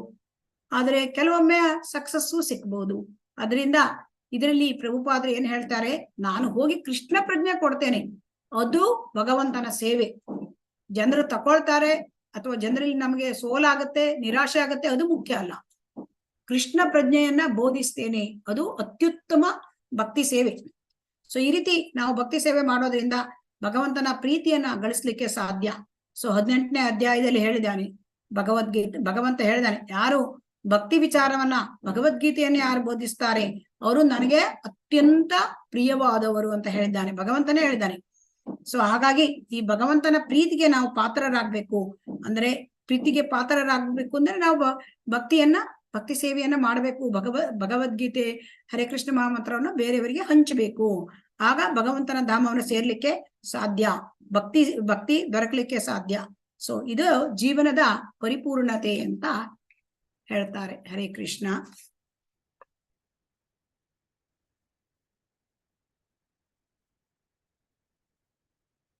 ಮಾತಾಜಿ ಓದಿ ಹರೇ ಕೃಷ್ಣ. ಹರೇ ಕೃಷ್ಣ ಮಾತಾಜಿ. ಯೋಗಾಭ್ಯಾಸವು, ಅದರಲ್ಲಿಯೂ ಕೃಷ್ಣ ಪ್ರಜ್ಞೆಯಲ್ಲಿನ ಭಕ್ತಿ ಯೋಗವು ತುಂಬಾ ಕಠಿಣವಾದದ್ದು ಎಂದು ತೋರಬಹುದು. ಆದರೆ ಯಾರಾದರೂ ಗಟ್ಟಿ ಸಂಕಲ್ಪದಿಂದ ತತ್ವಗಳನ್ನು ಅನುಸರಿಸಿದರೆ ನಿಶ್ಚಯವಾಗಿಯೂ ಭಗವಂತನು ಸಹಾಯ ಮಾಡುತ್ತಾನೆ. ಏಕೆಂದರೆ ತಮಗೆ ತಾವೇ ನೆರವಾಗುವವರಿಗೆ ಭಗವಂತನು ನೆರವಾಗುತ್ತಾನೆ. ಹರೇ ಕೃಷ್ಣ ಮಾತಾಜಿ. ಹರೇ ಕೃಷ್ಣ. ಸೊ ಹಾಗಾಗಿ ಇಲ್ಲಿ ಭಕ್ತಿ ಯೋಗ ಅದು ಕೆಲವರಿಗೆ ಕಠಿಣ ಅಂತ ಕಾಣುತ್ತೆ. ಯಾಕೆಂದ್ರೆ ಬೆಳಗಾಗಿ ಏಳ್ಬೇಕು, ಮುಂಚೆ ಬ್ರಾಹ್ಮಿ ಮುಹೂರ್ತದಲ್ಲಿ 16 ಸುತ್ತು ಜಪ ಮಾಡಬೇಕು, ಆಮೇಲೆ 4 ನಿಯಂತ್ರಕ ತತ್ವಗಳನ್ನ ಪಾಲಿಸಬೇಕು, ಏಕಾದಶಿ ವ್ರತ ಮಾಡಬೇಕು, ಭಗವಂತನ ಇದನ್ನ ಅಂದ್ರೆ ಆರತಿ ಮಂಗಳಾರತಿ ನೋಡ್ಬೇಕು, ಮತ್ತೆ ಎಲ್ಲ ಭಗವದ್ಗೀತೆ ಭಾಗವತ ಕೇಳ್ಬೇಕು. ಇದೆಲ್ಲ ಕಠಿಣ ಅಂತ ಜನರಿಗೆ ತೋರಬಹುದು ಭಕ್ತಿ ಯೋಗ. ಆದ್ರೆ ಯಾರಾದ್ರೂ ಒಂದು ಗಟ್ಟಿ ಸಂಕಲ್ಪ ಮಾಡಿದರೆ, ದೃಢ ನಿಶ್ಚಯ ಮಾಡಿದರೆ ಅವರಿಗೆ ಭಗವಂತ ಸಹಾಯ ಮಾಡ್ತಾನೆ. ಭಕ್ತಿ ಯೋಗವನ್ನ ನಮಗೆ ಪ್ರಾಕ್ಟೀಸ್ ಮಾಡ್ಲಿಕ್ಕೆ ಮನೆಯಲ್ಲಿ ಅಡೆತಡೆಗಳು ಇರಬಹುದು, ಆದರೆ ನಾವು ದೃಢ ಸಂಕಲ್ಪ ಮಾಡಿದ್ರೆ ಭಗವಂತ ಸಹಾಯ ಮಾಡ್ತಾನೆ. ಯಾಕೆಂದ್ರೆ ಯಾರು ತಮಗೆ ಸಹಾಯ ಮಾಡ್ಕೊಳ್ತಾರೋ ಅವ್ರಿಗೆ ಭಗವಂತ ನೆರವಾಗ್ತಾನೆ. ತಮಗೆ ತಾವು ಯಾರು ನೆರವಾಗ್ತಾರೋ ಅವ್ರಿಗೆ ಭಗವಂತ ನೆರವಾಗಿ ಆಗ್ತಾನೆ. ನಾವು ಒಂದೇ ಹೆಜ್ಜೆ ಮುಂದಿಟ್ರೆ ಕೃಷ್ಣ ಪ್ರಜ್ಞೆಯಲ್ಲಿ ಭಗವಂತ 10 ಹೆಜ್ಜೆ ಮುಂದೆ ಇಟ್ಟು ಬರ್ತಾನೆ. ಸೊ ಹಾಗಾಗಿ ನಿಜವಾಗಿ ನೋಡಿದ್ರೆ ಭಕ್ತಿ ಯೋಗವನ್ನ ಯಾರು ಬೇಕಾದ್ರೂ ಪ್ರಾಕ್ಟೀಸ್ ಮಾಡ್ಬೋದು ಅಂತ ತಿಳ್ಕೊಳ್ಳೋದು ಕೂಡ ಸುಲಭ ಅಲ್ಲ. ಭಕ್ತಿ ಯೋಗನ ಮಾಡ್ಲಿಕ್ಕೆ ನಮ್ಗೆ ದೃಢ ಸಂಕಲ್ಪ ಬೇಕೇ ಬೇಕಾಗತ್ತೆ. ಸೊ ಹಾಗಾಗಿ ನಮಗೆ ಭಕ್ತಿ ಯೋಗದಲ್ಲಿ ಬಹಳ ಮುಂದುವರಿಯೋದು ಅವಶ್ಯಕತೆ ಇದೆ. ಯಾಕೆಂತಂದ್ರೆ ಭಕ್ತಿ ಯೋಗದಿಂದಲೇ ಭಗವಂತನ ಈ ಒಂದು ಐಹಿಕ ಜಂಜಾಟದಿಂದ ಹೊರಗೆ ಹೋಗಿ ನಾವು ಭಗವಂತನ ಒಂದು ಲೋಕವನ್ನ ಸೇರ್ಲಿಕ್ಕೆ ನಾವು ನಮ್ಮ ಮಾನವ ಜೀವನದ ಪರಿಪೂರ್ಣತೆಯನ್ನ ಸಾಧನೆ ಮಾಡ್ಲಿಕ್ಕೆ ಸಾಧ್ಯ. ಸೊ ಹಾಗಾದ್ರೆ ಇದನ್ನ ಹೇಗ್ ಮಾಡ್ಬೇಕು ಅಂತ ಪ್ರಭುಪಾದರು ಹೇಳ್ತಾರೆ. ಇಲ್ಲಿ ನಾವು ಭಕ್ತಿ ಯೋಗವನ್ನು ಮಾಡ್ಬೇಕು. ಭಕ್ತಿ ಯೋಗವನ್ನು ನಾವು ಯಾವ ರೀತಿ ಮಾಡ್ಬೇಕು ಅಂದ್ರೆ ಮಾಡ್ಬೇಕು. ಇದು ಸಾಧನೆ ಮಾಡೋದು ಅಂತಂದ್ರೆ ನಮಗ್ ಮನಸ್ಸಿಗೆ ಬಂದಂತೆ ಮಾಡೋದಲ್ಲ. ನಾವು ಹೇಗೆ ಸಾಧನೆ ಮಾಡೋದು? ನಾವು ಸಾಧನೆ ಮಾಡೋದಂದ್ರೆ ಒಂದು ಗುರುವಿನ ಆಶ್ರಯದಲ್ಲಿ, ನಾವು ಗುರುವಿನ ಮಾರ್ಗದರ್ಶನದಲ್ಲಿ ಭಕ್ತಿ ಯೋಗವನ್ನ ಭಕ್ತಿಯನ್ನ ನಾವು ಮಾಡ್ಬೇಕಾಗತ್ತೆ. ಸೊ ಹಾಗಾಗಿ ನಾವು ನಿಜವಾಗಿ ಭಕ್ತಿ ಯೋಗ ಅಂತ ಹೇಳಿದ್ರೆ ಅದು ಒಂದು ವಿಜ್ಞಾನ, ಕೃಷ್ಣ ವಿಜ್ಞಾನ. ಸೊ ಹಾಗಾಗಿ ಇದರ ಕುರಿತು ನಾವು ಅಧ್ಯಯನ ಮಾಡಬೇಕು. ಅದಕ್ಕೆ ಭಕ್ತಿ ರಸಾಮೃತ ಸಿಂಧು ಅಂತ ಒಂದು ಪುಸ್ತಕವನ್ನು ನಮಗೆ ಶ್ರೀ ರೂಪ ಗೋಸ್ವಾಮಿಯವರು ಕೊಟ್ಟಿದ್ದಾರೆ. ಸೊ ಹಾಗಾಗಿ ಇಲ್ಲಿ ಭಕ್ತಿ ಯೋಗದಲ್ಲಿ ನವವಿಧ ಭಕ್ತಿ, ಶ್ರವಣ ಕೀರ್ತನ ಇದನ್ನೆಲ್ಲ ಮಾಡಿ, ಶ್ರವಣ ಕೀರ್ತನ ಸ್ಮರಣ, ಶ್ರವಣ ಕೀರ್ತನ ಸ್ಮರಣ, ಪಾದ ಸೇವನ, ಅರ್ಚನ, ವಂದನ, ದಾಸ್ಯ, ಸತ್ಯ, ಆತ್ಮನಿವೇದನ. ಸೊ ಭಗವಂತನ ಒಂದು ಇದಕ್ಕೆ ಒಳ್ಳೆಯ ನಾವು ನಮ್ಮ ಮರಳಿ ದೇವೋತ್ತಮನಡಿಗೆ ಹೋಗ್ಬಹುದು. ಮತ್ತೆ 9 ಹಂತಗಳಲ್ಲಿ ಕೂಡ ಇದನ್ನು ಮಾಡಬೇಕಾಗುತ್ತೆ. ಶ್ರದ್ಧಾ, ಸಾಧು ಸಂಘ, ಭಜನ ಕ್ರಿಯೆ, ಅನರ್ಥ ನಿವೃತ್ತಿ, ಮತ್ತೆ ರುಚಿ, ನಿಷ್ಠ, ರುಚಿ, ಆಸಕ್ತಿ, ಭಾವ ಮತ್ತೆ ಪ್ರೇಮ. ಸೊ ಯಾವಾಗ ನಾವು ಪ್ರೇಮವನ್ನು ಪಡ್ಕೊಳ್ತೇವೆ, ಭಗವಂತನ ಪ್ರೇಮವನ್ನ, ಆಗ ನಮಗೆ ಭಗವದ್ಧಾಮಕ್ಕೆ ಹಿಂದೆ ಹೋಗ್ಲಿಕ್ಕೆ ಸಾಧ್ಯ. ಸೊ ಇದು ಮಾನವ ಜೀವನದ ಪರಿಪೂರ್ಣತೆ. ಹರೇ ಕೃಷ್ಣ, ಹರೇ ಕೃಷ್ಣ. ಇಲ್ಲಿಗೆ ಇವತ್ತಿನ ತರಗತಿಯನ್ನ ವಿರಾಮ ಕೊಡ್ತಾ ಇದ್ದೀನಿ. ಹರೇ ಕೃಷ್ಣ.